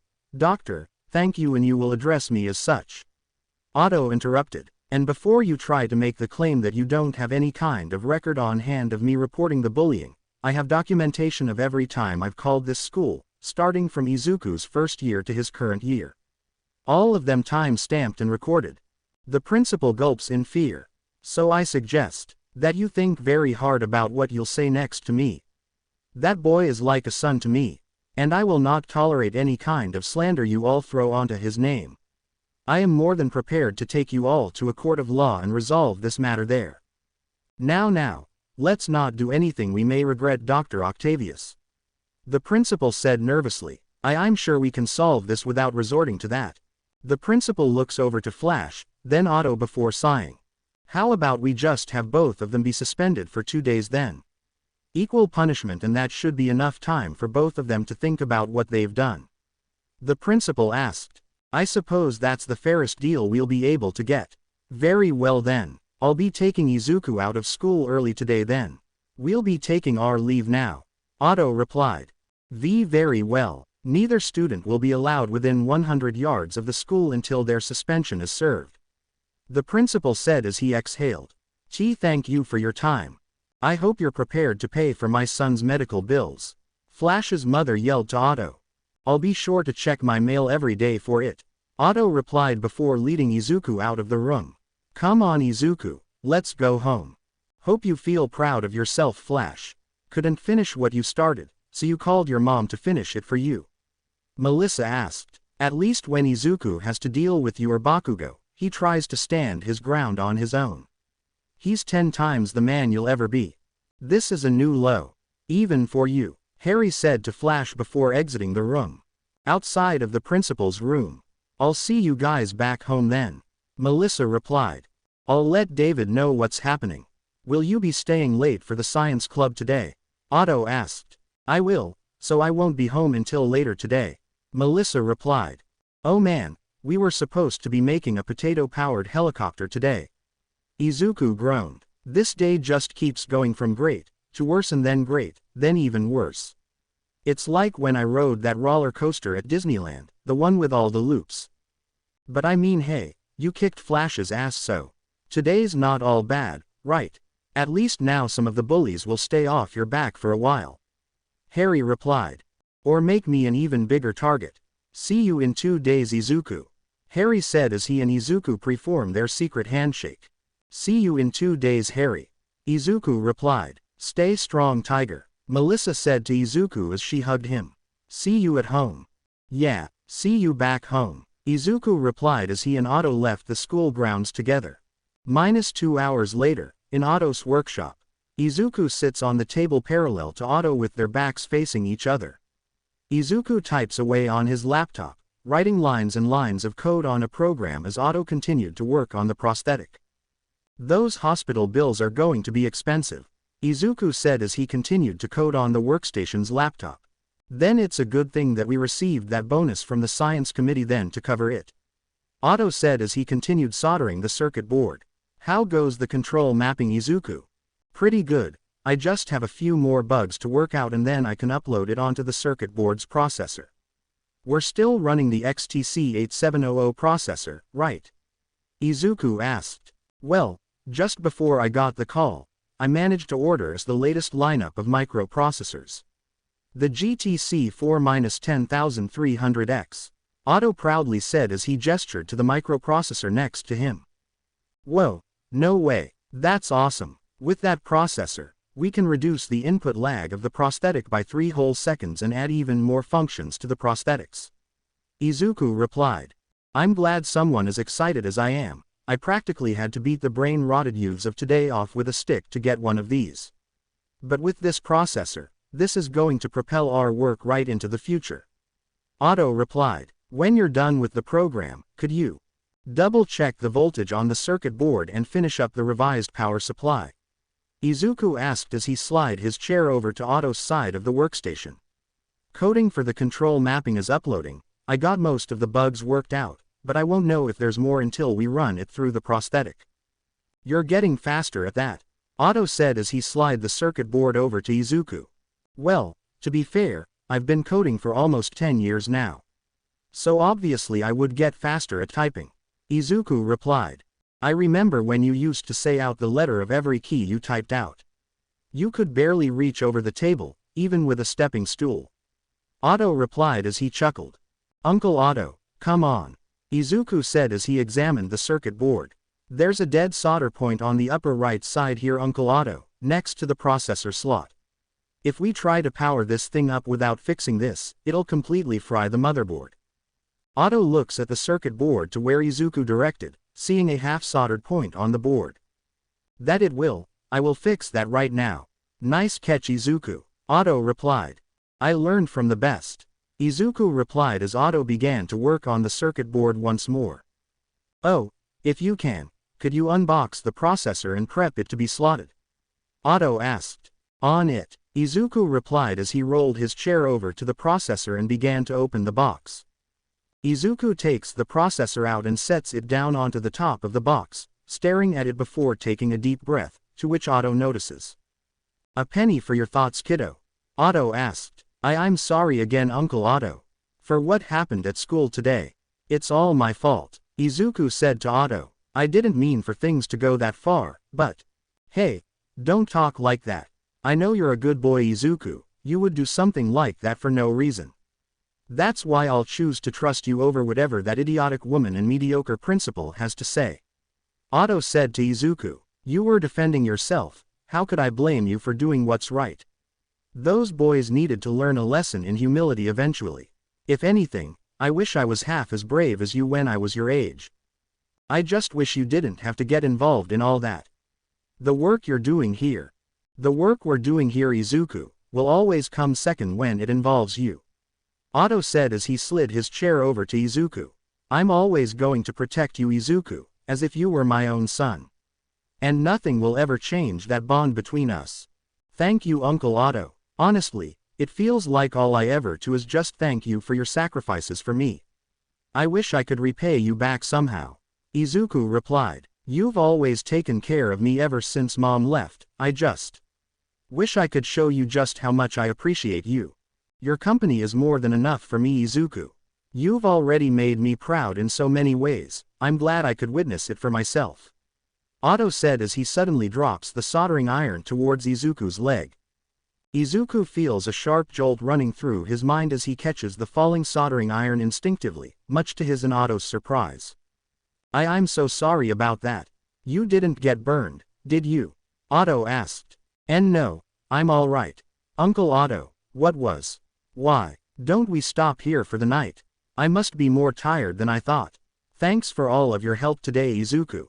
Otto said to Izuku. I'm gonna lay down for a bit until dinner starts. I heard David was thinking of making his world-famous al dente pasta today. Sure you don't need my help cleaning everything up, Uncle Otto? Izuku asked. Your hand. Probably just tired from all of the overnighters I've been pulling. I just need some rest. I'll be fine, Izuku. Otto said to Izuku. All right then, if you need me, just call, okay? Izuku said before walking towards the door. As Izuku opens the door to leave, Otto stands up from his chair. Izuku. Otto called out to Izuku just before he left the room. Yeah, Izuku asked. I just wanted to tell you. Don't listen to what the principal said about you, or anyone else for that matter. The best thing you can do for both yourself and your future is to maintain your dignity. The moment you lose sight of who you are is the moment you'll not only let injustice prevail, but you'll also let yourself down in the end. Otto replied, "You'll regret it for the rest of your life. Live a life you'll remember, Izuku. Choose to live a life you'll be proud of. Because one day, you'll leave this world and all that remains of you is the legacy you left behind. Keep that in mind." "I will, and for what it's worth, Otto. As far as I'm concerned, you're my dad. Always have been, always will be," Izuku said to Otto before heading up the stairs. In Izuku's room, 3 hours later, Izuku leaps up to the ceiling in his room and touches his hand against it, sticking to it easily before dropping down onto the floor. Okay, I think I'm getting the hang of this. Let's try," Izuku said as he leaped up towards the ceiling once more, this time, crawling along the ceiling fully. "Oh man, this is awesome. I can practically crawl on any wall in any angle I want. I'm like some kind of spider hero." Izuku drops down onto the floor once more, grabbing his big yellow book back and lifting it up easily with one finger. But, just being able to crawl along the walls isn't enough to be a hero like All Might. I have to learn how to control this weird sense of mine, along with my strength, Izuku said as he grabbed an empty bottle and crushes it. The bottle's cap pops off at lightning speed, bouncing around the entire room before making its way towards Izuku. Izuku feels a sharp jolt once more and catches the bottle cap before it reaches him. "I'm gonna have to learn as much as I can from the other heroes if I'm gonna make it into UA. Hi, I can add even more notes to the heroes in my notebook and study their moves on my own time," Izuku said as he throws away the crushed bottle. "And since I'm suspended for 2 days anyway, I may as well use this time to learn about my new quirk. But the only way I'll be able to study heroes from up close is..." Izuku looks out towards his window, seeing the sunset light shining through into his room. Otto's probably resting right now. I don't want to wake him up right now. That man works harder than he should. If anyone deserves rest, it's him. I don't want him to worry about me either. If I go through the front door, he'll hear me, Izuku said to himself as he walks to his closet, grabbing a pair of blue sweatpants and a red hoodie. Guess that only leaves one option. Izuku looks over to his window and approaches it, unlocking the latches on the top. "Technically it's not sneaking out if they don't know I left," Izuku whispered as he opened his window. "As long as I get back before dinner, it'll be like I never left at all." Izuku looks down out of his window and takes a deep breath. "Alright Izuku, just focus, like last time. You've been practicing for over 3 hours now. You got this," Izuku said as he exhaled. "You got this, you got this, you got this." Izuku takes off his slippers and places his hands on the wall outside of his window. With one singular motion, he flips forward and manages to plant his feet on the wall. "Please work, please work, please work," Izuku said as he releases his hands and stands up horizontally on the wall. Izuku looks down and sees his feet firmly sticking to the wall, his face beginning to break into a smile. Ha ha ha, it worked. I'm actually doing it. Ha ha ha, Izuku said as he walked all along the wall with his bare feet. Ha ha ha, this is amazing. Izuku's feet suddenly unsticks from the wall, sending him falling down to the ground. Whoa, Izuku yelled as he lands into the bushes down below. Okay, sticking with hands is no problem. Footwork needs more, well, work. Izuku pokes his head out from the bushes and shakes his head clean of the leaves. He looks over to his right and sees a black cat staring at him. "You saw nothing," Izuku said to the cat. The cat meows as the sound of heels could be heard approaching him. The black cat immediately runs towards the approaching girl, walking in between her legs as she stood in front of Izuku. "That was quite the fall," a girl with white hair said as she approached Izuku. "Nice All Might shirt." Oh, thanks. It's limited edition," Izuku replied. "You don't say," the girl said before offering her hand towards Izuku. "Need a hand?" "And no, I got," Izuku said as he hears the sound of his shirt tearing. Izuku looks down and sees the bottom of his shirt caught on a branch tearing apart his shirt. Great, I really gotta find a way to counter this Midoriya luck of mine. I really like this shirt too, Izuku said as he unlatched his shirt. Midoriya luck? The girl asked as Izuku took her hand. Oh, it's just a lifelong curse of mine. Like the cousin of Murphy's Law. Anything that can go wrong, will go wrong, Izuku said as he stood up. Except in my case, Midoriya luck is like anything that could inconvenience Izuku Midoriya should happen. But only like minor things. The girl chuckles, much to Izuku's surprise. Well, they do say that black cats are a sign of bad luck. Maybe today just isn't your lucky day, the girl said to Izuku. Well, I honestly can't tell at this point. Today feels like a really weird game of Cards Against Humanity and somebody just threw down a whole bunch of response cards too. Izuku Midoriya's day was affected by. The girl giggles as the cat around her meows and peers up against her leg. You're funny, the girl said to Izuku. You don't do this often, do you? Do what? Izuku asked. Word of advice, if you're planning on sneaking out next time, at least have a spare set of shoes waiting outside waiting for you. The girl said to Izuku. That way, you don't have to run around with your socks in public. Izuku looks down at his feet, seeing his All Might socks. Guess I should have thought about the shoe thing before sneaking out, haha. Izuku replied. Which I'm going to assume are also All Might themed. The girl said to Izuku. The first time sneaking out is always rough, so don't worry about it too much. Yeah well, the wall sticking thing was a bit of a new thing to me. I'd be lying if I didn't say I feel like a newborn baby giraffe. Izuku replied. The trick is having a strong core if it helps. Balance out your body by evening out your weight, like a line walker using one of those long sticks to help them balance. Huh, you know, that actually is helpful, thanks. Izuku replied. Don't mention it, the girl replied as she chuckled. Oh, I'm Izuku Midoriya. What's your name? Izuku asked. Felika said as she held out her hand to Izuku. It's nice to meet you. It's nice to meet you too. I gotta get going though, sorry for dine and dashing, but. Well, you know, Izuku said as he began to walk off. No worries, I do it all the time. Felika replied. He's kind of cute, Felika thought as the black cat meows to her. Felika looks up at Horizon Labs, seeing the lights on inside. It looks like we'll have to play the waiting game tonight, Felika said to the cat as she picked it up into her arms. When it's lights out, the girl's eyes glow a bright blue as her pupils change into that of a feline's and her nails extend and sharpen into metal nails. The kitties will pounce, Felika said as she stared up at Horizon Labs. With Izuku. Thank you for your purchase, a man in the shoe store said as Izuku left with a pair of red and blue shoes, along with a fresh red notebook in his hand. And just like that, more than 75% of my allowance has now gone down the drain, Izuku said as he looked at the remaining yen coins in his hands. I really need to get a part-time job or something. Just for some pocket money, maybe I could do some freelancing work. Izuku takes the shoes and places them on the ground before slipping them on.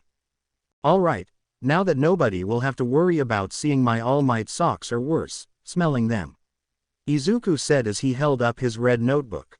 Izuku takes out a pen and begins to write on the cover, titling it, Hero Analysis for the Future number 14. Let's get started on Hero Analysis for the Future number 14. Training Edition. The latest addition to my observations and my path to becoming a hero, Izuku said excitedly as he stared at the notebook. Now then, let's look for some action. Can't create a training regime if I don't get some data first. But in order to do that, I need to see some action first. From down the street, the sound of an alarm echoed throughout the block as the civilians all scream in fear. Somebody, call the police or a hero. Someone's robbing the jewelry store down the block. Can't have bad luck all the time, Izuku whispered as he ran towards the scene of the crime. Hey kid, you're going the wrong way. Actually for once in my life, I think I'm heading the right way, Izuku replied. At the jewelry store, nobody move, so much as sneeze and we'll blast your fucking heads off, a robber holding an assault rifle yelled. Clean them out. A villain uses his quirk to extend his arms out, forming them into mallets and smashes the jewelry cases open. The robbers all begin to stuff their duffel bags with the jewelry as the robber with the gun holds the customers hostage. Take any jewelry off of everyone here. We're beating the response time from the cops so far, may as well take a bonus with us too. The robbers then take off all of the jewelry on both the workers and the hostages, adding pearl necklaces, diamond rings and earrings into their collection. That's it, this place is cleaned out. Let's beat it. The robbers all then begin to run out of the stores, only for all of them to suddenly be strung up by the threads of their pants, causing them to hang off of the store's sign. Izuku manages to make his way towards the front of the crowd, gazing at the hanging criminals from the signs. Running off without a proper closing statement. How rude, a hero's voice said as the threads on the criminals' pants wrap around their legs, stopping them from running. At the very least initiate your criminal affairs with some form of grace. Criminals these days have no sense of style. Crap, it's him. The hell is he doing in Mustafu? This ain't your turf, man. Izuku follows the threads and sees a hero standing on top of the street light, holding the threads of the criminals' pants in his hands. No way, that's the number 4 hero, Best Jeanist. The robber yelled. Consider yourselves hemmed, cuffed, and stitched into justice. Best Jeanist said to the robbers. Fashion is power, style is discipline, and you bunch clearly lack both. Bring in the hammer. The robber yelled. The hammer? What in the world are you all? The hammer is here, a loud and booming voice yelled as the armored truck on the side of the road suddenly burst open. The armored door of the truck suddenly flies towards Best Jeanist, to which he uses the threads of his costume to grab the door and stops it midair. That's amazing. That armored door has to weigh over at least 50 kilograms. Izuku exclaimed excitedly, yet he stopped it using nothing but the threads of his costume. Is it because of the tensile properties of the material on his costume itself? No visible kinetic dampener, no support structure. Izuku looks at the position of the threads, seeing it wrapped around multiple different points in the area. No, it's not the threads, he didn't just catch the door. He redirected its momentum across multiple tension vectors. It's like he's created a dynamic load-bearing suspension system on the fly. Of course, Izuku exclaimed as he proceeded to write in his new hero analysis notebook. He must have anticipated the trajectory and deployed the threads to intersect its flight path at the point of peak velocity, then used the elasticity and tensile strength of the fibers to absorb the kinetic force and redistribute it laterally. You've got a nice quirk there, Bones, try me on for size. The large criminal said as he turned into steel. Your quirk only works when people have clothes on. All I've got is 100% titanium metal and 100% muscle. Pure American muscle. How crude. I must say, your ensemble. Dreadfully uninspired. Best Jeanist replied as the large thug's smile fades. Did your mother never teach you any sense of public decency? Don't talk about my mama. The villain yelled angrily as he picked up the wall of the armored truck and threw it towards Best Jeanist. Best Jeanist drops the armored door down and recalls his threads. He leaps over the thrown wall and catches it using his threads. Best Jeanist creates a wire for him to walk along using the thrown wall as balance. The large villain leaps into the air, trying to grab Best Jeanist. Best Jeanist ducks underneath the thug and leaps off of the walking wire, pulling the threads around the thrown wall and uses it to slam the large villain back down onto the ground. I see. The thread must be a high tensile carbon fiber composite or maybe a polymer-based weave with adaptive flex memory. That's the only way it could hold up without snapping under the sheer strain. Oh, maybe he incorporates nanofiber reinforcement. Or a bioreactive thread that tightens on muscle signal input. Izuku asked excitedly as Best Jeanist and the thug lands on the ground. Skinny jeans should be form-fitting, but for someone like you, perhaps sweatpants may be better suited for you. Best Jeanist said as he pulled the threads from the clothes in a nearby luxury suit store out and wrapped them around the thug's waist, legs and arms, forming a straight jacket around him. Though I must say, polyester is wasted on someone of your caliber. You damned toothpick, I'm gonna crush you, the large villain yelled. He's holding him back using the threads from within that clothing store to hold him back. .. Exclamation mark question mark. That villain, he's struggling to break free of all the threads, even though they're not from his costume, they're still managing to keep him restricted. Izuku asked as he marveled at the sight. Those threads shouldn't physically be able to restrain someone with that kind of raw power. Even premium denim has a tensile limit of maybe 30 to 40 megapascals. And polyester, while elastic, doesn't have enough rigidity to absorb shock loads on this scale. Unless the villain begins to struggle against the threads using brute force. The thin threads begin to snap one by one as the villain roars angrily. No way. See, could it be? He's not just controlling the thread structure, he's dynamically redistributing force through vibrational dampening. Like a shock absorber system. Every time the villain moves, the impact is spread across multiple thread lines, reducing localized stress points. Izuku continued to ramble excitedly as he continued to write down in his notebook. As the threads continue to snap, Best Jeanist looks up at the metal door and wall that he had wrapped above the villain. If he's using a crisscrossed lattice system, like a tensile webbing matrix, it would allow the load to be redistributed across dozens of tension vectors. It's less like a rope and more like a living cable suspension bridge. Izuku said with a smile, writing furiously in his notebook. He's creating a flexible battlefield, a mobile scaffold. Every point increases structural integrity exponentially. It's like he's turning the whole city block into his loom. I wouldn't do that if I were you. It is always wise to think before acting. A lesson you should think about the next time you leave dressed like that. Best Jeanist said to the villain. I'm gonna grind those tiny bones of yours into dust, Eugene freak. The large villain yelled as he began to break free. When I'm done with you, there won't be even a speck of you left for them to bury. The large villain breaks free from his threaded straitjacket and immediately rushes towards Best Jeanist. Come here, I'm afraid it's time for the curtains to finally fall on this fashion disaster. Best Jeanist said as he snapped his fingers. Just before the villain could reach Best Jeanist, the large metal walls and doors from before fall on top of the villain, slamming him into the ground and creating a large crater in the road. Those who neglect the smallest threads in their design, be it in fabric or in life, are doomed to unravel. For some, that means the clearance rack. For you, a cold, unfashionable cell. Best Jeanist said to the unconscious villain as police cruisers arrive. They're all yours, officers. Be gentle, their threads are a little tight tonight. The crowd cheers as Best Jeanist wraps up the last villain with his jean threads, standing on top of the pile of criminals as the cameras all take photos of him. I didn't even see him set that trap up. I was so focused on the fight that, Izuku said as he looked over to the trap laid out by Best Jeanist. He got him distracted, both with the fight and the taunting in order to set everything up. He caused him to lose focus and took advantage of his lack of attention.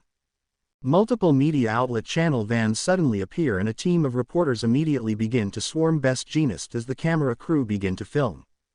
Best Jeanist, Best Jeanist. If I could just have a moment of your time. Best Jeanist, Best Jeanist. Oh no, the news outlet. They're broadcasting this live to the local news. If David or Otto sees that I snuck out to see some actions from the heroes, I'm totally grounded. Izuku said to himself as he hid himself within the crowd. I gotta get out of sight. As Best Jeanist is bombarded with camera lights flashing in his face and microphones, Izuku manages to slip beneath the film crew and pop out of the back of the crowd. That was too close, Izuku said to himself as he looked at his hero analysis book. If I'm gonna fill up this hero analysis book and get some ideas on how I can start training to be one, I'm gonna need something to hide my face. Face and hair, that is. Izuku looks around and sees a small shop nearby. He spots a rack of hero masks behind the cashier counters. That could work, Izuku said as he ran over to the store and enters.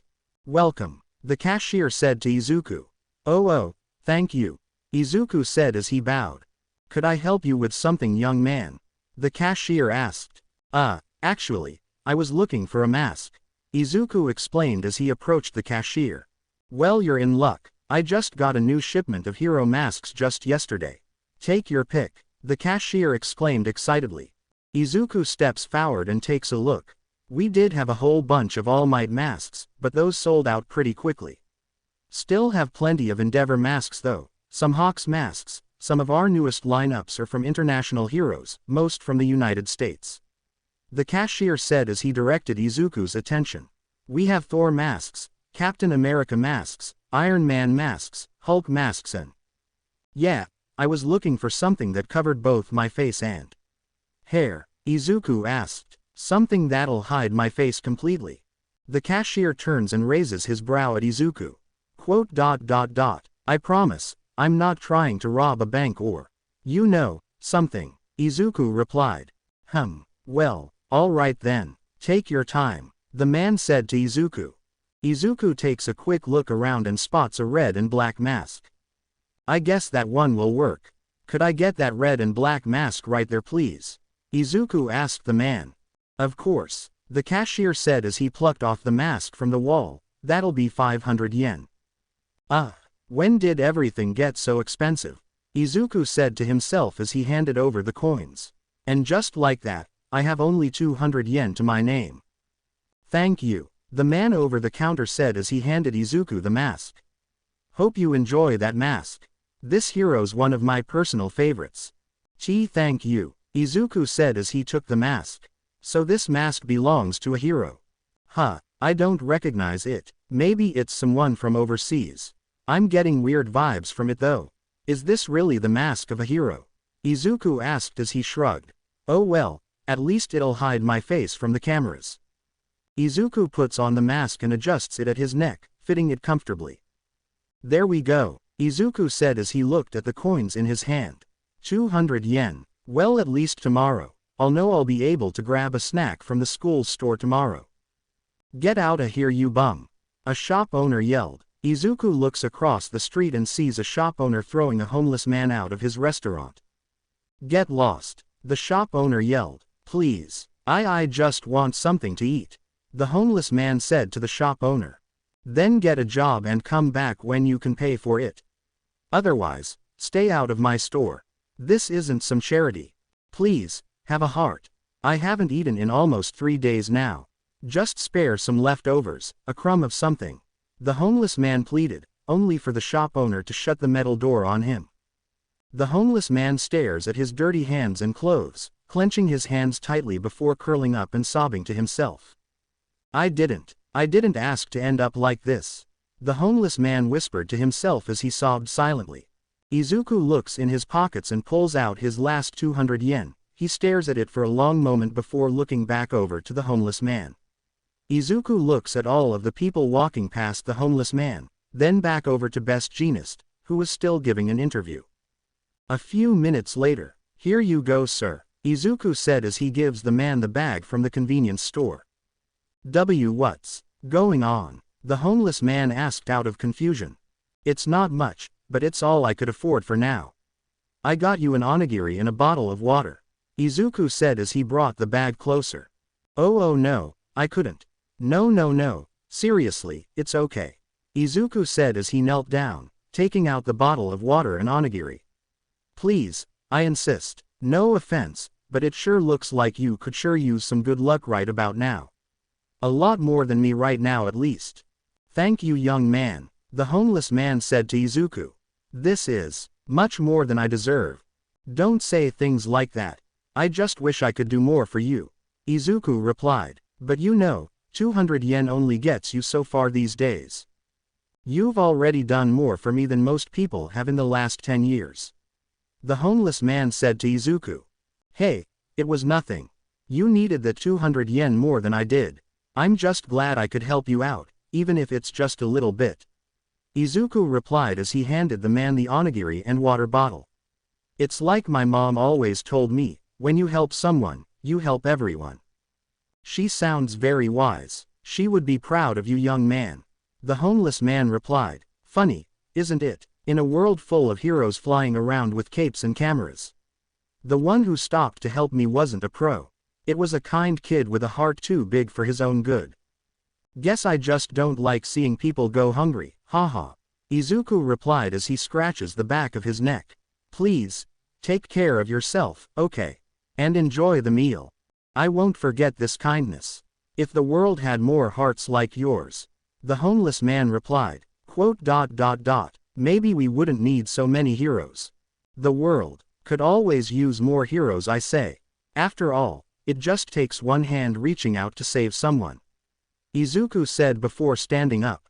Take care of yourself, okay? Thank you again, young man. Bless your heart, 1,000 times over. The homeless man replied as he bowed to Izuku repeatedly. Look at that, he's feeding that dirty homeless man. A nearby bystander said as he looked at Izuku and the homeless man. That kid's feeding him. Geez. Don't make eye contact. Just keep walking. Why would he even go near someone like that? It's because of people like him that there are so many homeless people. We need to stop panhandling those kinds of people and teach them some responsibility. He's part of the problem. The homeless man looks over to the glaring eyes of the people behind Izuku, to which Izuku notices. I'm sorry for bringing you all of this negative attention, young man. The homeless man replied. It's okay, I'm used to it anyway. Take care of yourself, okay? Izuku said as he waved goodbye to the homeless man. See you around. -1 hour later, Kamui Woods swings around the corner of a building and tackles a pair of villains leaping into the air, sending the both of them crashing onto a nearby rooftop. Hya, do your best, Kamui Woods. A group of fangirls cheered for Kamui. Your reign of terror upon these people is over. Kamui Woods announced proudly. The end of the Hop Frog twins begins now. Kyaaa. The group of fangirls yelled out. So cool. The first Hop Frog twin leaps towards Kamui Woods, flipping over and leading with a kick. Kamui grabs her ankle by extending his wooden arm outwards and pulls her back down onto the ground. The second twin charges forward, leaping forward with a punch. Kamui backflips off of the edge of the rooftop, but extends his free arm out to grab onto the nearby pole and slingshots him back towards the rooftop, kicking the second twin back. Izuku sits on a rooftop nearby, writing frantically in his notebook as he continued to witness the fight. You know, at first glance, Kamui Woods' woodquirk doesn't seem like it's very strong, but it's actually really useful practically. He's using it to not only keep himself in the fight, but to also close the distance and recover quickly when taking a huge stumble. Izuku said as he continued writing. But how is he swinging around so fast like that? The weight on the bob of any pendulum, no matter the size, has no effect on frequency, so how is he able to swing so far and quickly despite? Let's get out of here. This heist was a bust. Of all the damned heroes to run into. The Hop Frog twins begin to leap away, using each other to increase their speed. They're getting away, Izuku said to himself as he stood up. Kamui Woods begins to swing after the twins, flinging himself off from a lower point and goes flying past the twins. He turns around and manages to catch the twins with his arms, flinging them down onto the ground just before landing. You didn't think you could escape me that easily, did you? Kamui Woods asked as he held the twins down with his quirk. You've had your fun, but now you face the consequences of your actions. I see. While weight doesn't have a factor on frequency when swinging, it's totally a factor in both momentum and overall distance coverage. ! He needed to close the gap quickly in order to keep the Hop Frog twins close together so they can't split up and... Well, split, Izuku whispered frantically as he continued to record the fight. That's why he chose to swing off from a lower point than a higher one. He sacrificed height in favor of top speed and distance. Duh, Izuku, come on. Basic Physics 101.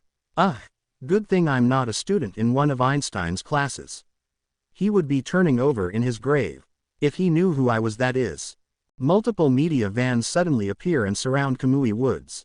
Reporters from every van spring out and immediately surround Kamui Woods. Kamui Woods, Kamui Woods. Please, a word to the viewers at home. A reporter excitedly asked. Looks like that's my cue to bounce. Izuku whispered as he closed his notebook and leapt down into the alleyway below him. Kamui Woods asked himself as he stared at the rooftop where Izuku sat on. I could have sworn. -3 hours later, 10:30. It's getting late. I should probably head back for the night. Izuku said to himself as he looked at his hero analysis notebook, flipping through all of the pages of the heroes he's taken so far. Honestly, things could have been a lot worse in my opinion. All in all, not a bad way to end the night.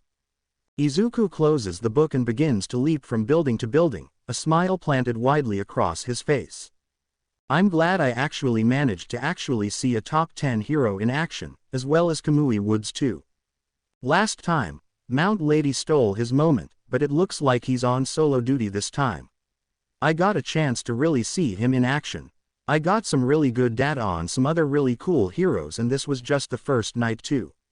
Izuku said to himself, I'll need some more data from the other heroes before I can create a training regimen for myself, but if that means I get to see more amazing heroes in action, then sign me up.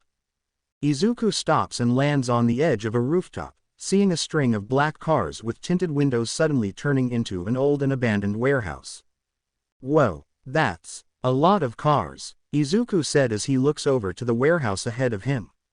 That place, that's the old docks that got shut down a long time ago. Nobody's been in there since. Well, ever since my mom was still a kid. Izuku then sees a vintage 1937 car turning into the old warehouse, behind some armored trucks just before the gates to the warehouse yard closed. With a car like that and tinted windows, something tells me they're not clocking in for a 12-hour shift. Wait, could this be some kind of super secret bad guy meeting place or something? Izuku asked himself excitedly. If that's the case, then a hero should be there soon, right? There's no need for me to. Izuku looked down at his hero analysis book once more before looking back over to the warehouse. Boot. If another heroes does show up, one more entry never hurt anyone. As long as they don't spot me, everything should be okay. Izuku said as he crawls down along the wall and crosses the street to the abandoned warehouse gates. And if nobody shows up, I'll just call someone and blow the whistle on them, see? Easy. Izuku tries to open the gate, only to find it locked. Yeah, locked. You know, I probably should have saw that coming. Izuku said to himself. Bad guys aren't exactly known for being open to an open door policy. Izuku with one leap, jumps over the large metal fences and snakingly makes his way towards the warehouse. Good thing that's not a problem for me anymore. But on the other hand, oh my god, I can't believe I actually made that jump. Izuku exclaimed just before covering his mouth. Calm down, Izuku. Low profile, low profile. Izuku runs over to where the cars were located and begins to crawl up the side of the warehouse building. Inside of the warehouse, from the armored car, a man wearing a white cowboy hat steps out and is joined by 3 other men wearing suits. Stepping out of the vintage car was a short man wearing a blue suit and a large forehead. Was starting to think yous enforcers got cold feet. The man with the large forehead said to the masked thugs. The big man doesn't like to be kept waiting. From the skylight above, Izuku crawls up along the ceiling and looks down at the 2 groups on the ground below him. Whoa, wait, I think know that guy. A short old man wearing a blue suit with a huge bulging forehead. That's gotta be the rumored underground mobster villain, Hammerhead. Izuku thought as he began to sketch the man down in his notebook. He's, well, actually not that tall. But I guess the size of that forehead's supposed to make up for the height difference. That thing adds on a good 4 to 6 inches. We had some difficulties navigating around the city. Ever since All Might put the citywide notice out for some sludge villain, all of the heroes have been high alert. It's been harder to move around without getting spotted or marked. The man in the cowboy hat replied. The enforcers extend their most humble apologies. Don't recognize him though, Izuku thought as he stared at the Texan man. You got the stuff, Herman? Hammerhead asked. Course we got it. The enforcers are certified professionals, even during these trying times. The man with the white hat replied as he snapped his fingers. 2 of his men head to the back of the armored car and pull out a crate, placing it in front of Hammerhead. Herman opens the crate, revealing a large blaster-like weapon that glowed a bright yellow along its circuits. Whoa, what is that? Izuku thought as he crawled closer to the crate, seeing it from above. The latest weaponry from our mutual fixer and benefactor, Herman said as he picked up the blaster. The Resonator Mark II, a shoulder-mounted, high-yield kinetic blaster designed to emit concentrated vibrational shockwaves capable of destabilizing both terrain and reinforced structures. Herman aims the weapon over to a pile of metal freighter, firing the weapon and blasting open a large hole in the side of it before pushing it into the ocean. Initially developed as a support item for heroes with rescue-oriented quirks, the project was suspended after a prototype caused a multi-building collapse during a field test. Herman said too. The big man is going to like this for sure, Hammerhead said as he aimed the weapon at a nearby stack of crates. We've held up our end of the deal, now it's your turn. Herman said to Hammerhead. The rest of our payment. Hammerhead snaps his fingers and the female driver in his vintage car steps out. She walks over to Herman and hands him a briefcase full of Japanese yen. Herman smiles as he stares at the money within. It's all there. The big man doesn't skimp when it comes to business. Hammerhead said to Herman. Clearly. Pleasure doing business with you as usual. Herman said as he closed the briefcase. Expect a shipment of these to be dropped off at the usual rendezvous. This is bad. If a weapon like that gets out into society, it could turn the entire city into a junkyard. I have to. That's about as far as you all go. A voice suddenly said to the group as a gray scarf suddenly pulls the weapon out of Hammerhead's hands. What in tarnation? Herman yelled as his team are suddenly yanked upwards by the same gray scarf, hitting their heads against the metal bars.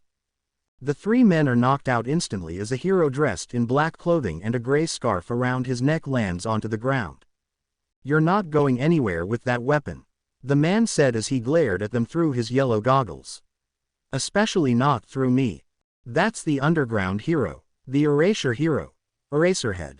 Izuku thought to himself. Eraserhead. Hammerhead growled as he cracked his knuckles. Always gotta stick your nose into somebody's business, don't chaw. If you weren't so busy breaking the law with your mobster ways, I wouldn't have to be here to bring you all into the authorities. Eraserhead said to Hammerhead. You haven't changed a bit. I remember a time when you were just an annoying sidekick. Look at ya now, full-on professional hero now. Hammerhead replied. Still on a revenge kick are we? I was never the one to forgive and forget. Eraserhead replied. Did they know each other? Izuku asked. How's Loud Cloud doing these days? Hammerhead asked Eraserhead. Loud Cloud, who's that? Izuku thought to himself. Or, would you rather I use his real name? Oboro Shirakumo, Hammerhead asked as he scratched his forehead. Oh, that's right, I almost forgot, he's in a better place now. Eraserhead grits his teeth in anger as he clenches the strands of his scarf tightly.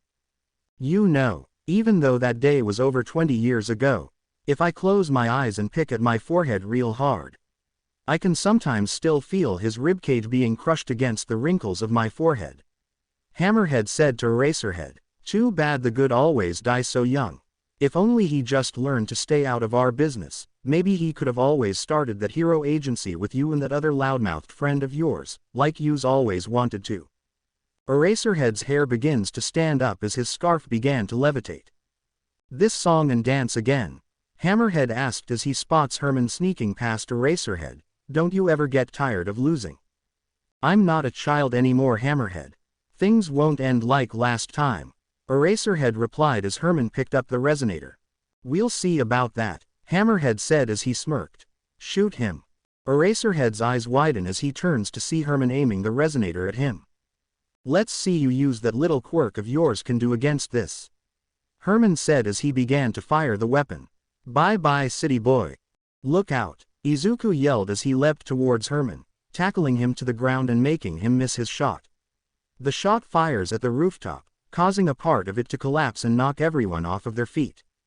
What in Sam Hill is going on? Herman yelled as he kicks Izuku off. You ain't Santa Claus and this sure ain't Christmas, so who the blazes are ya? Izuku lands back onto the ground easily, landing next to Eraserhead as Herman got back up. Seems like you got yourself a little sidekick in the past few years. Hammerhead said to Eraserhead.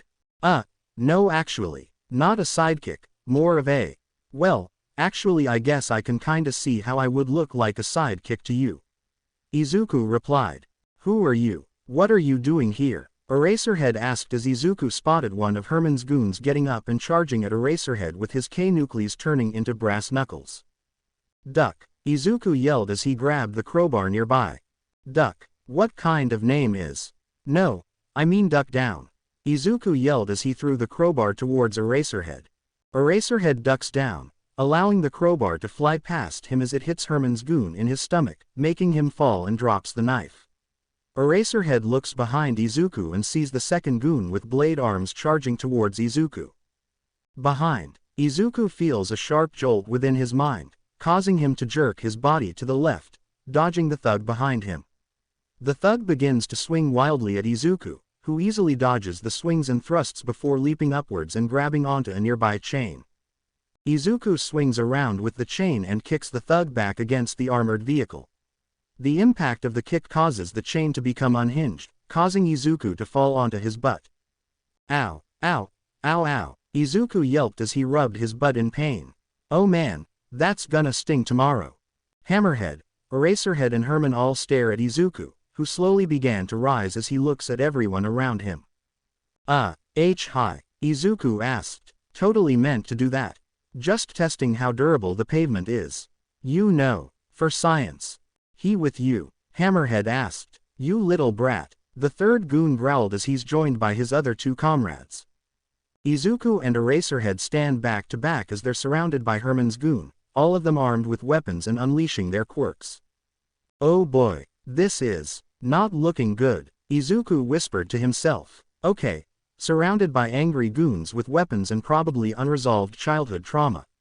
Yup, just another Tuesday, am I right, my fellow heroes, sir? Are you done? Eraserhead asked. Hey Schultz, how's about we call a temporary alliance to deal with these clowns? Hammerhead asked. Dump their bodies in the ocean after we fill their shoes with cement. Now that's a handshake I'll stand by, Herman said as he picked up the resonator. Just gotta crack one more joke before I start screaming internally, Izuku whispered to Eraserhead. You just bought yourself a ride on this wagon, boys. Hope you're strapped in, Herman said to the two before aiming the resonator at the two. Does this ride come to refunds? Because I'm pretty sure I asked for the scenic route. You know, without the crooks and the bonus feature of local jackass in high definition. Izuku asked. Who are you calling a jackass? Hammerhead asked. Yes, Izuku asked. Gonna teach you a thing or two about respect, Hammerhead said as he cracked his knuckles. Especially when I bust that lip of yours wide open. Is he mad?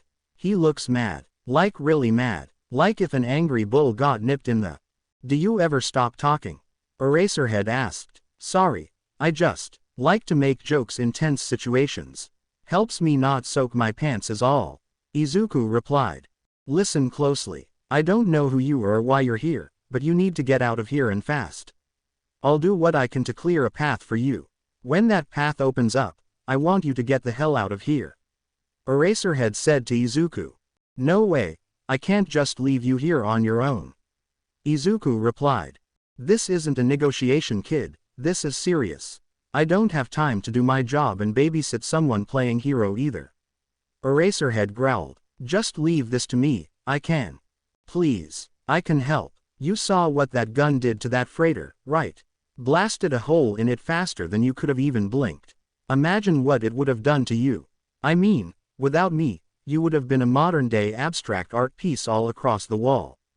Izuku replied. We can't let that weapon make it out into the world. If something like this gets out, who knows how many people could be hurt or worse.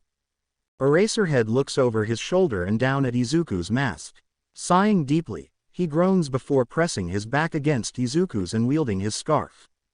Fine, if you want to get out of this alive, stay close and follow my lead. No improvising, no hero speeches. You see me move, you move. Eraserhead said to Izuku. Right, okay, why yeah, I can do that, Izuku replied. Good, keep your eyes on their quirks, not their mouths. If I blink, I need you ready to act, fast. Prioritize disarms, not knockouts. One mistake will cost you your life, keep an eye of your footing and look for openings. Eraserhead continued. Stay calm and analyze things, don't make rash decisions and use your environment to your advantage. If the enemy is bigger, then you have to be quicker and smarter. I'll support you when I can, but if you go down, stay down, got it? Right, okay, got it, Izuku replied as he and Eraserhead stood back to back. Thanks for the pointers, sir. Save the gratitude until we're not about to die, Eraserhead replied. Why do I have the feeling I'm way in over my head right now? And why do I feel like this is going to be a recurring theme for me? Izuku replied as he began to remember All Might's words. Remember, it's not the power that makes the hero. It's the choice that comes with it. What you choose to do here and now. Izuku pauses for a moment and clenches his fist, readying himself as he raises his fists. Come on Izuku, don't think like that. All Might himself said it, that you could have been a hero, even before this quirk appeared. So believe in yourself. You and Eraserhead are the only things standing in these guys' way right now, so it's time to pull yourself up by your bootstraps and saddle up. Izuku thought to himself, let's prove All Might right, here and now. Prove to him that you can be a hero. Crush their skulls in, Hammerhead yelled as he charged in. Like shooting fish in a barrel. Herman yelled as he fired the gun at Eraserhead and Izuku. Break, Eraserhead yelled as he dashed towards Hammerhead. Right, Izuku replied as he leapt upwards and hung off of a chain, dodging the blast from the gun. Stand clear boys. Bug boys all mine, Herman said as he aimed his weapon as Izuku. Of course I get the bad guy with the crazy powerful weapon. Of all the times for the Midoriya luck to kick in, Izuku said as he dodges a blast from Herman. At OS Corp, Norman opens a bottle from his liquor cabinet and pours himself a drink as his assistant stands idly by. What's the status on the Beijing Tech deal? Don't keep me waiting, Norman asked as he drank his liquor. Yes, Osborne-sama, the negotiations concluded late last night. The board at Gen Tech has agreed to our terms. Full acquisition of their adaptive AI interface, pending final signature by week's end. Norman's assistant replied. And the patent protections? Norman asked. Secured. Our legal team filed the necessary cross-border enforcement protocols. Their proprietary code is being transferred to Oscorp's servers as we speak. Norman's assistant replied. Good. I don't like surprises, unless I'm the one delivering them. Norman said as he finished his drink. You should remember that the next time you break in here, Ms. Hardy. Felica giggles and drops from the ceiling, surprising Norman's assistant. You know, you could always just go through reception like other people do. Norman said as Felica drops down from the ceiling.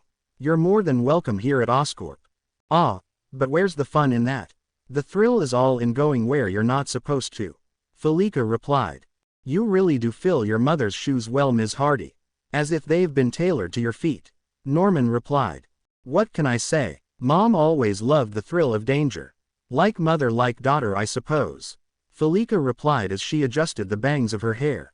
You should really look into upgrading your security system though, Mr. Osborne. A bird's nest has better security. Never know when someone might hire me to make you my next mark. Do you have it? Norman asked as Felica tossed him a small chip. See for yourself. Felica replied. Like taking candy from a baby. Norman slots the chip into his tablet. A window then opens on the screen and Norman smirks to himself, seeing David's design before him. Ha ha ha ha. David, you clever fox, you've done it again. ... So the rumors were true. A hero battle suit that can repair physical damage on your body the instant you receive it. An invention like this is wasted as just a support gear for heroes. Norman said to himself as he looked at the schematics. But then again, you and Inko never could fathom these novelties and their potential. Imagine the price someone would pay to have this, all the militaries in the world engaged in one big bidding war. Norman hands the tablet over to his assistant. Get this patented immediately. I want this design to be Oscorp's property before morning and the engineering team to start developing this tech immediately. Norman said to his assistant. Right away, Osborne-sama. Please excuse me, the assistant replied before bowing and leaving the room. And my payment? Felica asked. I hope you didn't forget that little detail. This kitty doesn't work for free, you know.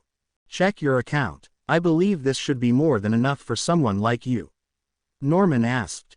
Felica looks on her phone, seeing her account jump up from 500,000 yen to 15 million yen.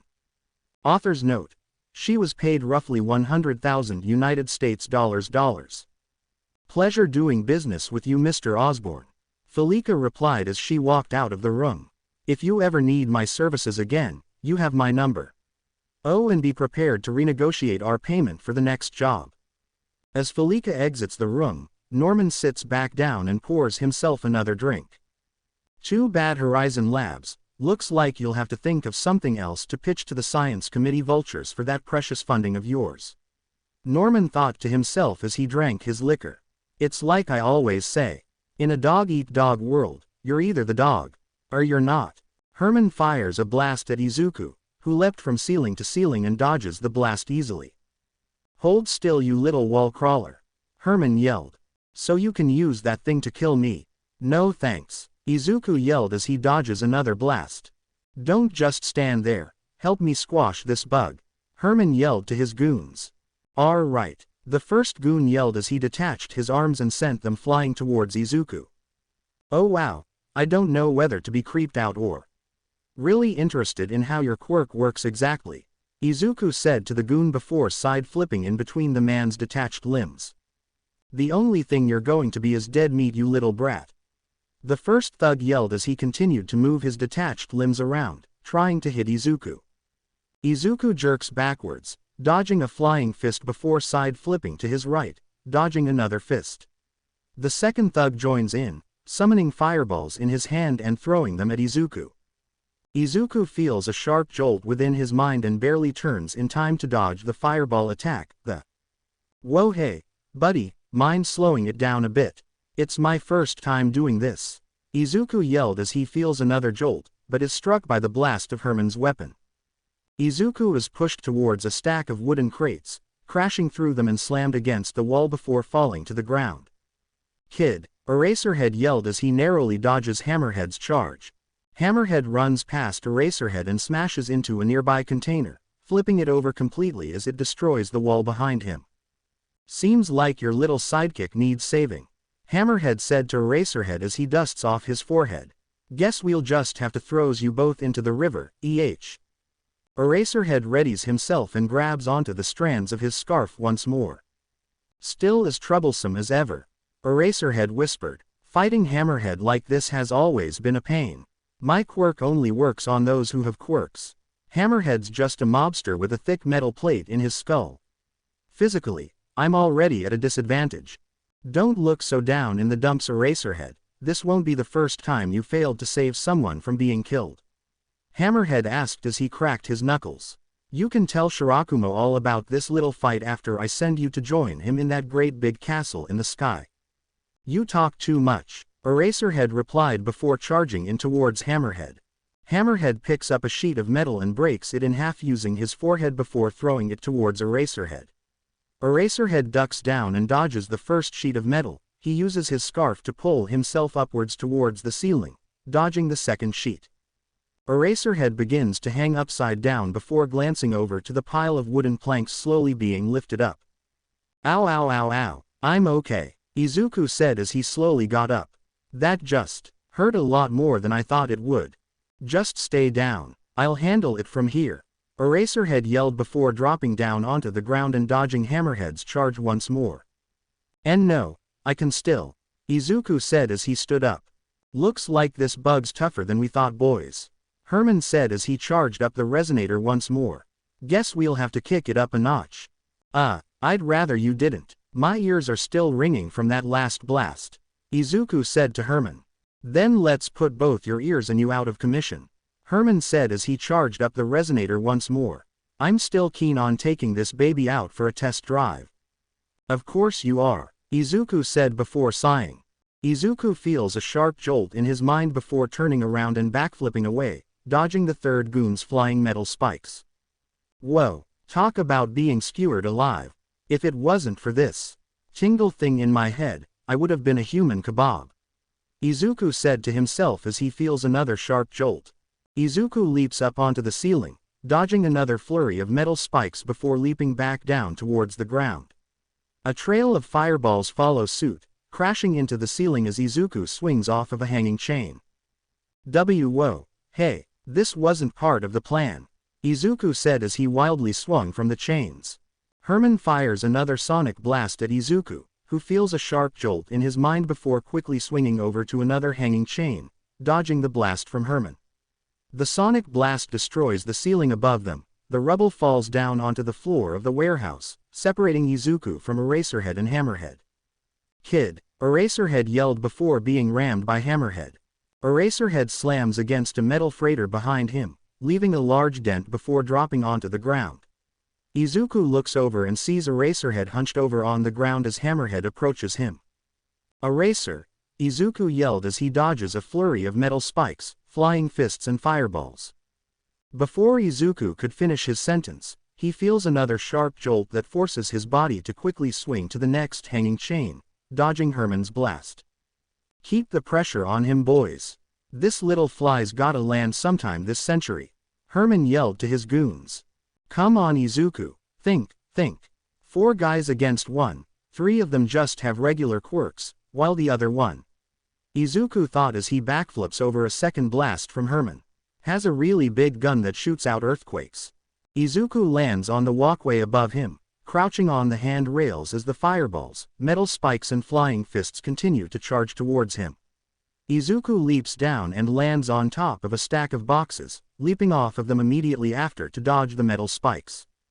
The only reason I'm not well done minced meat right now is because of this tingle in my head. It's like some kind of danger sense that lets me know where an attack will be coming at me next. Izuku thought as he quickly ducks underneath a flying fist. The flying fist flies over Izuku's head and nearly strikes the second goon. Watch where you're swinging that thing, you moron. You almost took me out. The second goon yelled angrily to the first goon. You're starting to piss us off, kid. The third goon yelled as he created more metal spikes using the metal around him. Just stay still and let me skewer you alive. But I can't just dodge forever, I'm running out of room in terms of where I can actually leap towards. Any more blasts from that blaster and this entire place will come crashing down. Izuku thought to himself, come on, think, I have to do something to take these guys out, they can't get away with that weapon. What do I do? What can I do here? How can I beat all 4 of these guys and get to Eraserhead? Use your agility and acrobatics to your advantage, Eraserhead yelled to Izuku. Izuku looks up and sees Eraserhead swinging off of the support beams. Eraserhead, Izuku shouted, you're smaller and quicker than they are. You can get into places they can't. Fight them on your rules, not theirs. Take advantage of your disadvantages. Eraserhead yelled. They work well on their own, but not together. No matter how you try to mush them together, different pieces from different puzzles won't always match. What? I don't. Think about it. The way they've been moving. I'll be there as soon as I can. Eraserhead yelled as Hammerhead charges into a nearby beam, destroying it and causing Eraserhead to come crashing down. Different pieces from different puzzles. Izuku whispered as his eyes widened, making him glance over to the thugs. Won't always match. The way they've been moving. Izuku, still hanging off of the chains above Herman and his goons, looks at each of them individually, finally landing on Herman with the resonator. They weren't working together, they've just been doing whatever they wanted. None of their quirks work well together.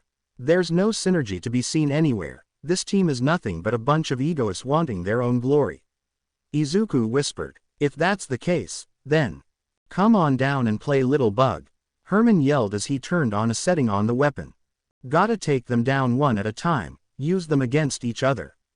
Their quirks are strong, but without any kind of teamwork behind it, they're just a bunch of third-rate thugs.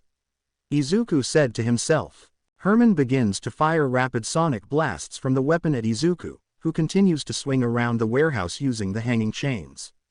Izuku lands on the guardrails of the overhead walkway and begins to run along it, flipping forward and off of the wall to dodge the incoming fireballs and metal spikes. He begins to run along the wall, his feet sticking to the wall as the projectiles keep coming. I'm still at a disadvantage in terms of range, I need something that can help me reach them without getting too close. Something like, Izuku said as he looked up at the hanging chain, seeing a hook attached to the end of it. That. Izuku leaps off of the wall and reaches for the chain. Just as he grabs onto it, he feels another sharp jolt as one of Herman's blasts destroys the ceiling above Izuku as he crashes down onto another pile of wooden crates. The rubble comes crashing down onto Izuku as Herman and his goons begin to circle around the pile. Play time's over, kid, Herman said as he aimed the weapon at the pile of rubble.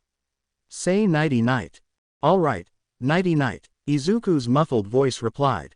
To Herman and his goons' surprise, one of the wooden planks suddenly flings into Herman's face. Herman drops the weapon and is knocked onto the floor, holding his face in pain. Sleep tight, Izuku said as he emerges from the pile of rubble. Don't let the third-rate goons bite. What the? Herman's goon yelled as the first goon is suddenly hooked by his ankle. And of course by third-rate Goonies, I meant you guys. Izuku said as he leaps upwards and over the support beam overhead, pulling the chain back down with him. How's the weather up there? The view must be killer. Hey, get me down from up here. I'm scared of heights. The wrapped-up goon yelled as he hung upside down. I mean, if you say so, Izuku said as he lets go of the chain. The goon then falls onto the ground and lands on his stomach, groaning in pain before vomiting onto the floor. You little, the goon growled angrily as he wiped his mouth clean of the vomit. Hey, you asked, I delivered. Don't shoot the messenger, pal, Izuku said to the goon. You're dead meat, kid, the first goon yelled as he released his detached arms. Come on, Izuku, remember how Best Jeanist used his quirk, Izuku said to himself as he began to swing around the hooked chain. Immobilize the enemy, stop them from moving how they want to. Distract them, make them trip over themselves. Fight on your terms, not theirs. I have to turn this battlefield into my personal playground. Izuku focuses his eyes on the two flying fists moving erratically before finally running along the wall of the warehouse. If they're bigger, then you have to be, Izuku thought as he leaps forward, spinning in midair and dodging the man's flying fists. Quicker. Izuku looks up and sees a pile of rubble ahead of him. He quickly dashes towards the pile, sliding underneath the metal bar sticking out. Izuku hooks back onto the metal bar with his chain and pulls himself back, sliding underneath the flying hands as they smash straight into the pile of metal scraps behind Izuku. Ow, the goon yelled as he dropped to his knees. You little. Ooh, that looked like it hurt a lot, Izuku said to the goon as he leaps and sticks onto the wall. You okay? I think my hand is broken. The goon yelled in pain as his hands floated over to him, covered in cuts and bruises. Well, you know what they say, look before you leap. Or in this case, look before you punch, Izuku replied. Hope you have good insurance, they're gonna have a whale of a time hearing you explain this fender bender. Or maybe we'll just send them your body instead. The second thug yelled as he throws two fireballs at Izuku. I'm gonna light you up like a candle. The second goon begins to throw his fireballs at Izuku rapidly, to which Izuku proceeds to run along the walls of the warehouse to dodge. Let's give you an acupuncture, the third goon yelled as he launched his metal spikes at Izuku. No thanks, Izuku asked as he began to quickly crawl up the wall. Stay calm, Izuku, you're smaller, sure. But you're also faster and smarter than them. Just trust the tingle and go with the flow. It hasn't let you down yet, hopefully it won't start now. The two goons continue unleashing their quirks at Izuku, who rolls to the left along the wall, dodging their attacks before backflipping off of the wall and over the barrage of fireballs and metal spikes. 2 down, 2 more to go, Izuku thought to himself. I just hope this works. Here goes nothing. Izuku quickly swings around his hooked chain up towards the support beam. The hook latches onto the edge as Izuku began to swing back towards the goons. Hold still, the second goon yelled as he threw a fireball at the passing Izuku. Kid's like a freakin' jumping spider. The fireball collides with the metal spikes from the third goon and falls onto the third goon's arm. Ow ow ow ow, hot hot hot hot hot. Hey, where you're slinging those balls of yours? One of them just burnt my freakin' arm. The third goon yelled.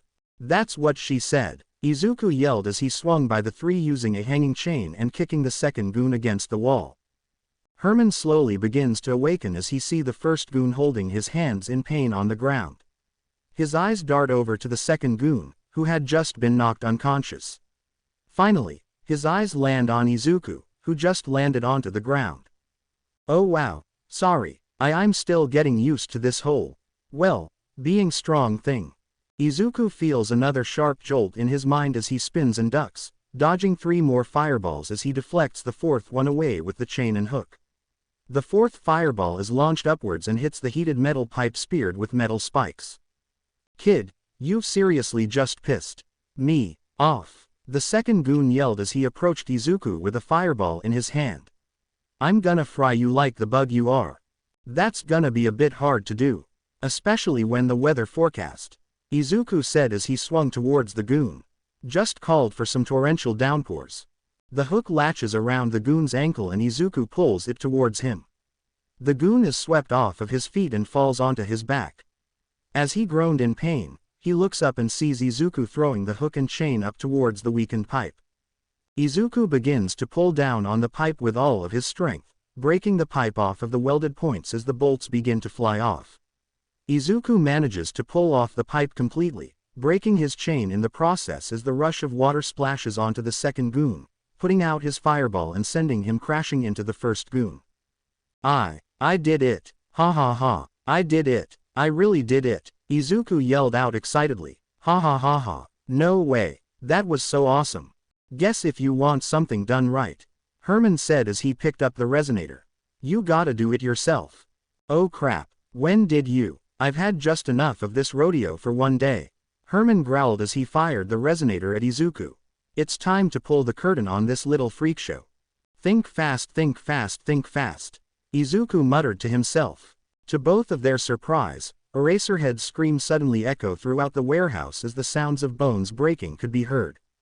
Eraserhead, Izuku thought to himself. Izuku quickly looks around and sees the hook from the broken chain and quickly kicks it over towards Herman. Herman looks back over to Izuku and quickly aims his weapon at him once more. Just as Herman pulls the trigger, Izuku rushes towards Herman and leaps towards the thrown hook, spinning around and performing a spin kick to send it flying forward. The hook smashes into Herman's gun right as he pulled the trigger. The resonator hums loudly as it glowed a bright yellow, releasing a force of vibrations that shakes Herman to his core. What in tarnation? Herman yelled as the bones in his arms begin to crack and fracture before he finally drops it. My arms! Get down! Izuku yelled to Herman as he tackled Herman to the ground and away from the resonator. With Eraserhead is pinned against the wall by Hammerhead. Sounds of his ribcage being crushed echoes throughout the warehouse as he screams in pain. Now this is a familiar sight. Where have I seen this before? Hammerhead said as he continued to press down on Eraserhead's chest, crushing his bones. Oh, that's right, this is exactly the kind of face Shirakumo made before he died.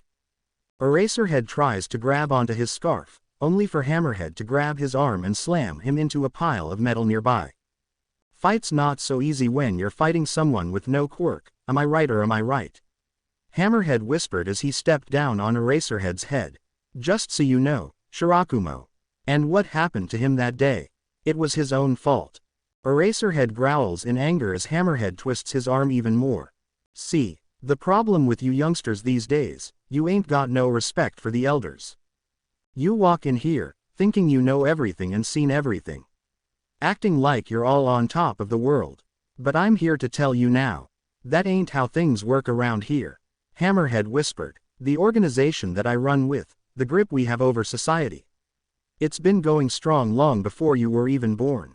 We've been running things from behind the scenes, even before the age of quirks. What are you? There's a system to all of the madness, to heroes, to villains, to crimes, all of it. The system is the glue that keeps the world together. Shirakumo was one of the people who thought he was better than the system. And look where that got him. Hammerhead said as he picked Eraserhead up and slammed him against the wall once more, now pressing his forehead against Eraserhead's head. Exactly, in the same position as you are now, only difference is, a kid's bones break a whole lot easier than an adult's does. Hammerhead begins to press Eraserhead's head back against the wall, crushing his skull as Eraserhead grunts in pain. Guess this is how your little revenge plan ends. Tell Shirakumo I said hello. Hammerhead said to Eraserhead as he pulled his head back, preparing to smash Eraserhead's head in with his forehead. Get down, Izuku's voice yelled, catching Hammerhead's attention. What was? The resonator begins to hum and screech loudly before exploding, destroying the rooftop flying off and the walls of the warehouse crashing down as debris flew everywhere into the water. Hammerhead is sent flying against the back of his car as Herman and his thugs are sent flying towards theirs. Izuku is sent flying upwards towards a pole, but manages to grab onto it. He grips it tightly as the shockwave passes. Once the shaking stopped, Izuku opens his eyes and looks at the destruction around him. The remaining bits of the warehouse were scattered across the docks as the water around the yard crashed back and forth wildly. Okay, talk about making waves. That could have gone a bit better. Izuku said to himself as he hears the sound of a van starting. Huh. Izuku looks down and sees Herman and his goons in the van as Herman begins to drive off. Oh no, they're getting away. I gotta stop them before, Izuku yelled as he slid down, only to see Hammerhead getting up as well. Hammerhead. Wait, but if he's up, then where's? Hammerhead opens the door to his vintage car and weakly gets in. He looks back out and sees Eraserhead sitting up against the destroyed wall, weakly standing up and panting. Eraserhead glares at Hammerhead, holding his side in pain as he tried to walk towards him, only to fall back down and cough up blood. Last warning, Eraserhead, you stay out of my way, I stay out of yours. You got lucky this time, that little sidekick of yours managed to muck everything up. But the next time we meet, things will be different, Hammerhead said to Eraserhead. Of that, I can personally guarantee it. Hey, Izuku yelled as he leapt to the top of the rubble. Hammerhead closes the door and his car begins to drive off as Izuku lands down onto the ground. Izuku then looks over to Eraserhead, who was hunched over on the ground, breathing slowly. Eraserhead, Izuku exclaimed as he ran over to him. Eraserhead, are you okay? All live, Eraserhead said as he coughed and cleaned his lip of the blood. You don't look so good, Izuku said as he pulled out his phone. Hold on, I'll call. Izuku looks down and sees his phone screen completely shattered and broken in half. No, come on, not now, Izuku said as he began to look around frantically. Hold on, I'll carry you out of here. There's stores just a few blocks away from here. One of them must still be open. If we can make it there, we can call an ambulance and... My pocket, Eraserhead said to Izuku. In my right pocket, there's a device, in the shape of an octagon. Grab it for me. Izuku does as Eraserhead asks and reaches into his right pocket. He pulls out the device described and holds it in his hand. Open it, and push the button inside, Eraserhead said to Izuku. Izuku opens the device and presses the red button inside. Eraserhead tries to get up, but falls back down from the pain. Whoa, hey, Izuku said as he catches Eraserhead. Take it easy. I just want to sit against something, Eraserhead said to Izuku. Here, let me help, Izuku said as he helps Eraserhead sit down. Eraserhead winces in pain as he holds his ribs in pain. That button is an SOS signal that I carry around. In case things ever got out of hand like this. An ambulance and a team of heroes should be arriving in a few minutes. They'll handle things from there, Eraserhead said as he took off his goggles. Is there anything I can do to help you out until then? I mean, I'm not exactly a medical doctor, but I've seen my fair share of bruises and cuts, so maybe. Izuku asked. You've done more than enough, Eraserhead replied. A little too much, I think, Izuku said as he looked around the destroyed warehouse. What exactly were you doing out here, kid? Eraserhead asked. Kid, what are you? Izuku stammered as he cleared his throat and talked in a deeper voice. I'm not a kid, fellow citizen, You're not fooling anyone with that All Might t-shirt and high socks. No sensible adult would wear something like that and go out to look for trouble at this time of night. Eraserhead interrupted. Oh man, was it that obvious? Izuku asked, painfully. It was obvious from the moment the fight began that you aren't used to getting into fights. You moved reactively and struggled against what should have been easy pickings, even for a vigilante. But seeing you hesitate during that fight made it clear that you're no vigilante. Eraserhead replied, you're just a kid way over his head. To be fair, this isn't exactly how I imagined my first debut would be as a hero in training either, so cut me some slack here. Izuku replied. Hero in training? Eraserhead asked. Well, I mean soon to be. See, I'm actually planning on applying to UA this coming spring. I want to try and get into the hero course and train to become a hero, like All Might. Izuku replied. And you thought the best way to do that was to go out and look for real villains to pick a fight with? Eraserhead asked. Well, the looking for real villains part is true. The picking the fight part, not really. I was actually just looking for some inspiration as to how I can train for the exams in 9 months. Izuku said as he took out his notebook, which was now torn and tattered. Oh man, seriously, I just bought this thing like 2 hours ago. Eraserhead looks over and glances at the front cover of the notebook. Hero Analysis for the Future number 14, Training Edition. Eraserhead asked, I'm guessing by the number on the book, there's 13 other editions of this book. Huh, oh, yeah, this one in particular was for taking down notes of heroes that I thought could be useful for creating a training regimen for myself, like this one. Izuku said as he showed Eraserhead his notes. This was the first entry, Best Genist. Eraserhead reads the notes thoroughly, glancing at the sketch of his moves involving his threads. I noticed that the way he uses his threads wasn't so much in a physically overpowering manner, but more of a capturing tool for immobilizing and creating openings for him to catch the villain off guard. Izuku replied as he flipped the page, now showing Kamui Woods. And with this one, Kamui Woods uses his quirk not like a weapon, but as an extension of himself. See this move here, he reaches out for the villain and then pulls them in by their feet while closing the distance between them. He's really agile too, but he uses his quick to get to higher places and even performs some super complicated moves too. Izuku continues to flip through the pages for Eraserhead excitedly. And this hero here, he was amazing. I think I get the picture. Your notes are very detailed. These aren't the notes of an ordinary person, the equations that I saw on each of the move sets were really advanced material. The only reason why I recognized some of them was because they were taught in the third year's mathematics class. Eraserhead replied, I thought you were just some stupid kid trying to play hero, but it's clear now that you're at the very least book smart. Wow, thanks. I mean, I don't mean to toot my own horn, but I hope you know that if something like this gets out, it'll go on your permanent record and will squander any chance you had at getting into the hero course. Eraserhead replied. Then, I guess I should leave the mask on then. Izuku asked. Touché. Eraserhead replied as he cracked a smile. Well, in any case, thanks for your help. It could have gone better in my opinion. But without you, this night may have been my last. I just wish I could have done better. Izuku replied. If that gun hadn't exploded, we could have caught the two of them and brought them in. Then this place would still be standing. Schultz's weapon is off the streets. That alone's a win. The building, it was abandoned, and I'm still breathing because of you. That matters more. Eraserhead replied. They may have gotten away this time, but they'll appear back up again sometime later in the future. When they do, I'll be ready.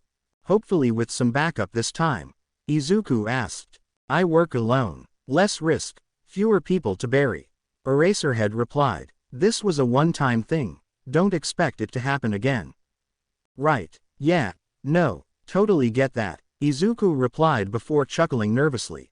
Totally clear on that part. Hey. Eraserhead called out to Izuku.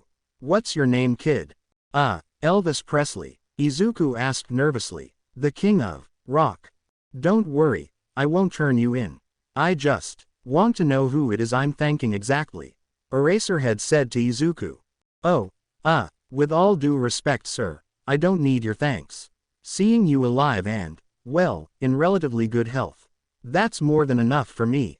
I just like helping people. My mom used to always say that when you help someone, you help everyone. Izuku replied.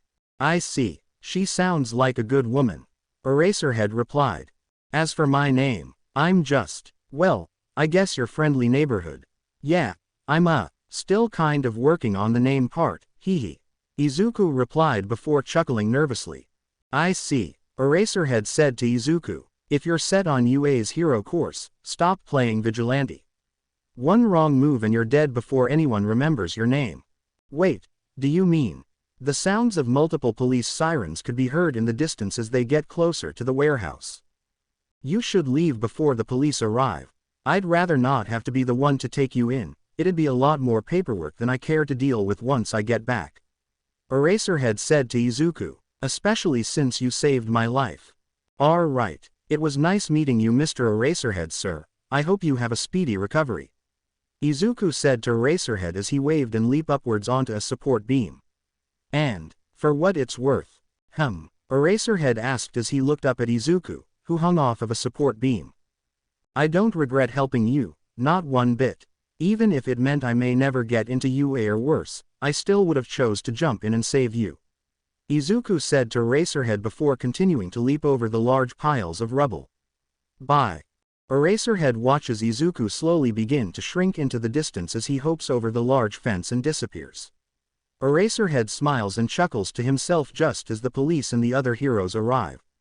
He reminds me of that other idiot from way back when. The one who always had a smile on his face. Eraserhead thought as he looked down at his goggles. Always charging in with a smile. Even when the odds were stacked against him. Same reckless heart. Same stupid jokes. Eraserhead clenches onto his goggles even tighter before sighing deeply. Shirakumo. You'd like this one. Eraserhead whispered. Let's hope this one lives long enough to make a difference. At the top floor of the skyscraper. You mean to tell me that not only did you flee the scene of the crime, but you also lost the payload from the deal as well? A pale white man asked as he sat at his desk. The payload from Schultz went on the fritz or something, completely destroyed the meet-up place, no chance the payload survived all of that. Hammerhead replied, had to get out of there quick before the heat showed up. So, you lost the merchandise, caused a scene, brought heat, and came back empty-handed. The man stated, and Eraserhead, was he handled appropriately, or should I take your convenient little omission of that detail as yet another chapter in your ever-growing book of failure? Sorry boss, there was nothing I could do. He had this sidekick there with him, really threw a monkey wrench into our plan. I bet he was the one that destroyed the payload. Hammerhead replied. A sidekick, you say? Funny, last I checked, Eraserhead doesn't do sidekicks. Man's a lone wolf, always has been ever the Shirakumo incident. The man replied, so either he's getting sloppy, or you ran into someone else entirely. Someone who's a little too curious for their own good. I swears it to you boss, he had a kid with him. He was wearing a red and black mask, but had this stupid All Might t-shirt on. But the way he moved, he took out Herman and his goonies like they were nothing. He was sticking to walls and climbing them and stuff. He was even swinging around on the chains above us like Tarzan. Hammerhead replied, he was like some kind of man-spider or something. A red and black mask. An All Might shirt. So let me get this straight, Hammerhead. You let a kid in cosplay stomp out Schultz and his crew. Wreck my operation and then run with your tail tucked between your legs without so much as even a name, a trail, or a single scratch to show for it. Tombstone asked. Boss, I lay low for a while. You've brought more attention to us than necessary. You wanna talk about Tarzan? Fine, but next time some half-baked jungle gym acrobat in pajamas swings in on you, I expect him to hit the ground with a broken spine. Are we clear? Tombstone asked. Crystal boss. Hammerhead replied. Good, because I don't pay you to bring me excuses. I pay you to bring results. Fail me again and you'll learn exactly why they call me Tombstone. Tombstone replied before hanging up. Tombstone sighs and sits back down in his chair, folding his hands in front of him as he thinks to himself. A spider sidekick huh? Tombstone asked himself. Tombstone dials in a number on his telephone and it begins to ring. The line on the other end immediately picks up. Talk. A distorted voice answered. It looks like our little business meeting had some uninvited guests, Tombstone said. So I've heard. The voice over the phone replied. I'm seeing the reports on it now. At the HPSC tower. An arms dealing intercepted by the underground hero, Eraserhead. Involving known mobster Hammerhead, as well as black market arms dealer, Herman Schultz. A large man in a black suit said to the phone as he picked up his drink. When I arranged for the meeting to be as discreet as possible, it would seem that your men ran into some hiccups along the way. Only Eraserhead was there, Tombstone asked. Word on the street is that he's taken to bringing sidekicks to his fights now. A sidekick? The man asked. Last I checked, Eraserhead works alone. As did I, but it would appear that our archives on our enemies need a bit of an update. Tombstone replied. From the way I heard it, it seems like there's a new vigilante on the streets. Some kind of spider hero. A spider hero, you say? The man asked. How strange. Strange, or coincidental. If Eraserhead took no effort in reporting that he had taken in a sidekick, then perhaps it's not a sidekick we're dealing with. But someone entirely new, a vigilante perhaps. Tombstone replied. Vigilantes. They're like weeds in a garden I've spent decades pruning. Undisciplined, unlicensed, uncontrolled. They disrupt the natural order. My order. The man replied. And yet, they always crawl out of the cracks when things begin to shift. He wore a red and black mask. He's young, quick, and real sharp instincts. From what Hammerhead has told me, he made light work of 3 of Herman's enforcers and destroyed the package as well. Tombstone replied. A wall crawler with a knack for acrobatics. We can't afford wild cards. Not with the Commission consolidating assets, and not with the restructuring on the horizon. If there's someone new on the board, I want their name, face, and history. The man replied. He won't stay hidden for long. Tombstone replied. They never do. All of these kids are the same. They all want to save this rotten world so badly, to prove their justice, to do what's right. To serve of the people, by the people and for the people. They'll always crawl out into the light eventually. And when they do, we'll be there waiting. Tombstone replied. In today's society, heroism isn't a calling. It's a commodity. And every commodity flows through me. I am the president of the Hero Public Safety Commission. I control the licenses, the agencies, the endorsements, all of it. I shape the very narrative of what it means to be a hero in this nation.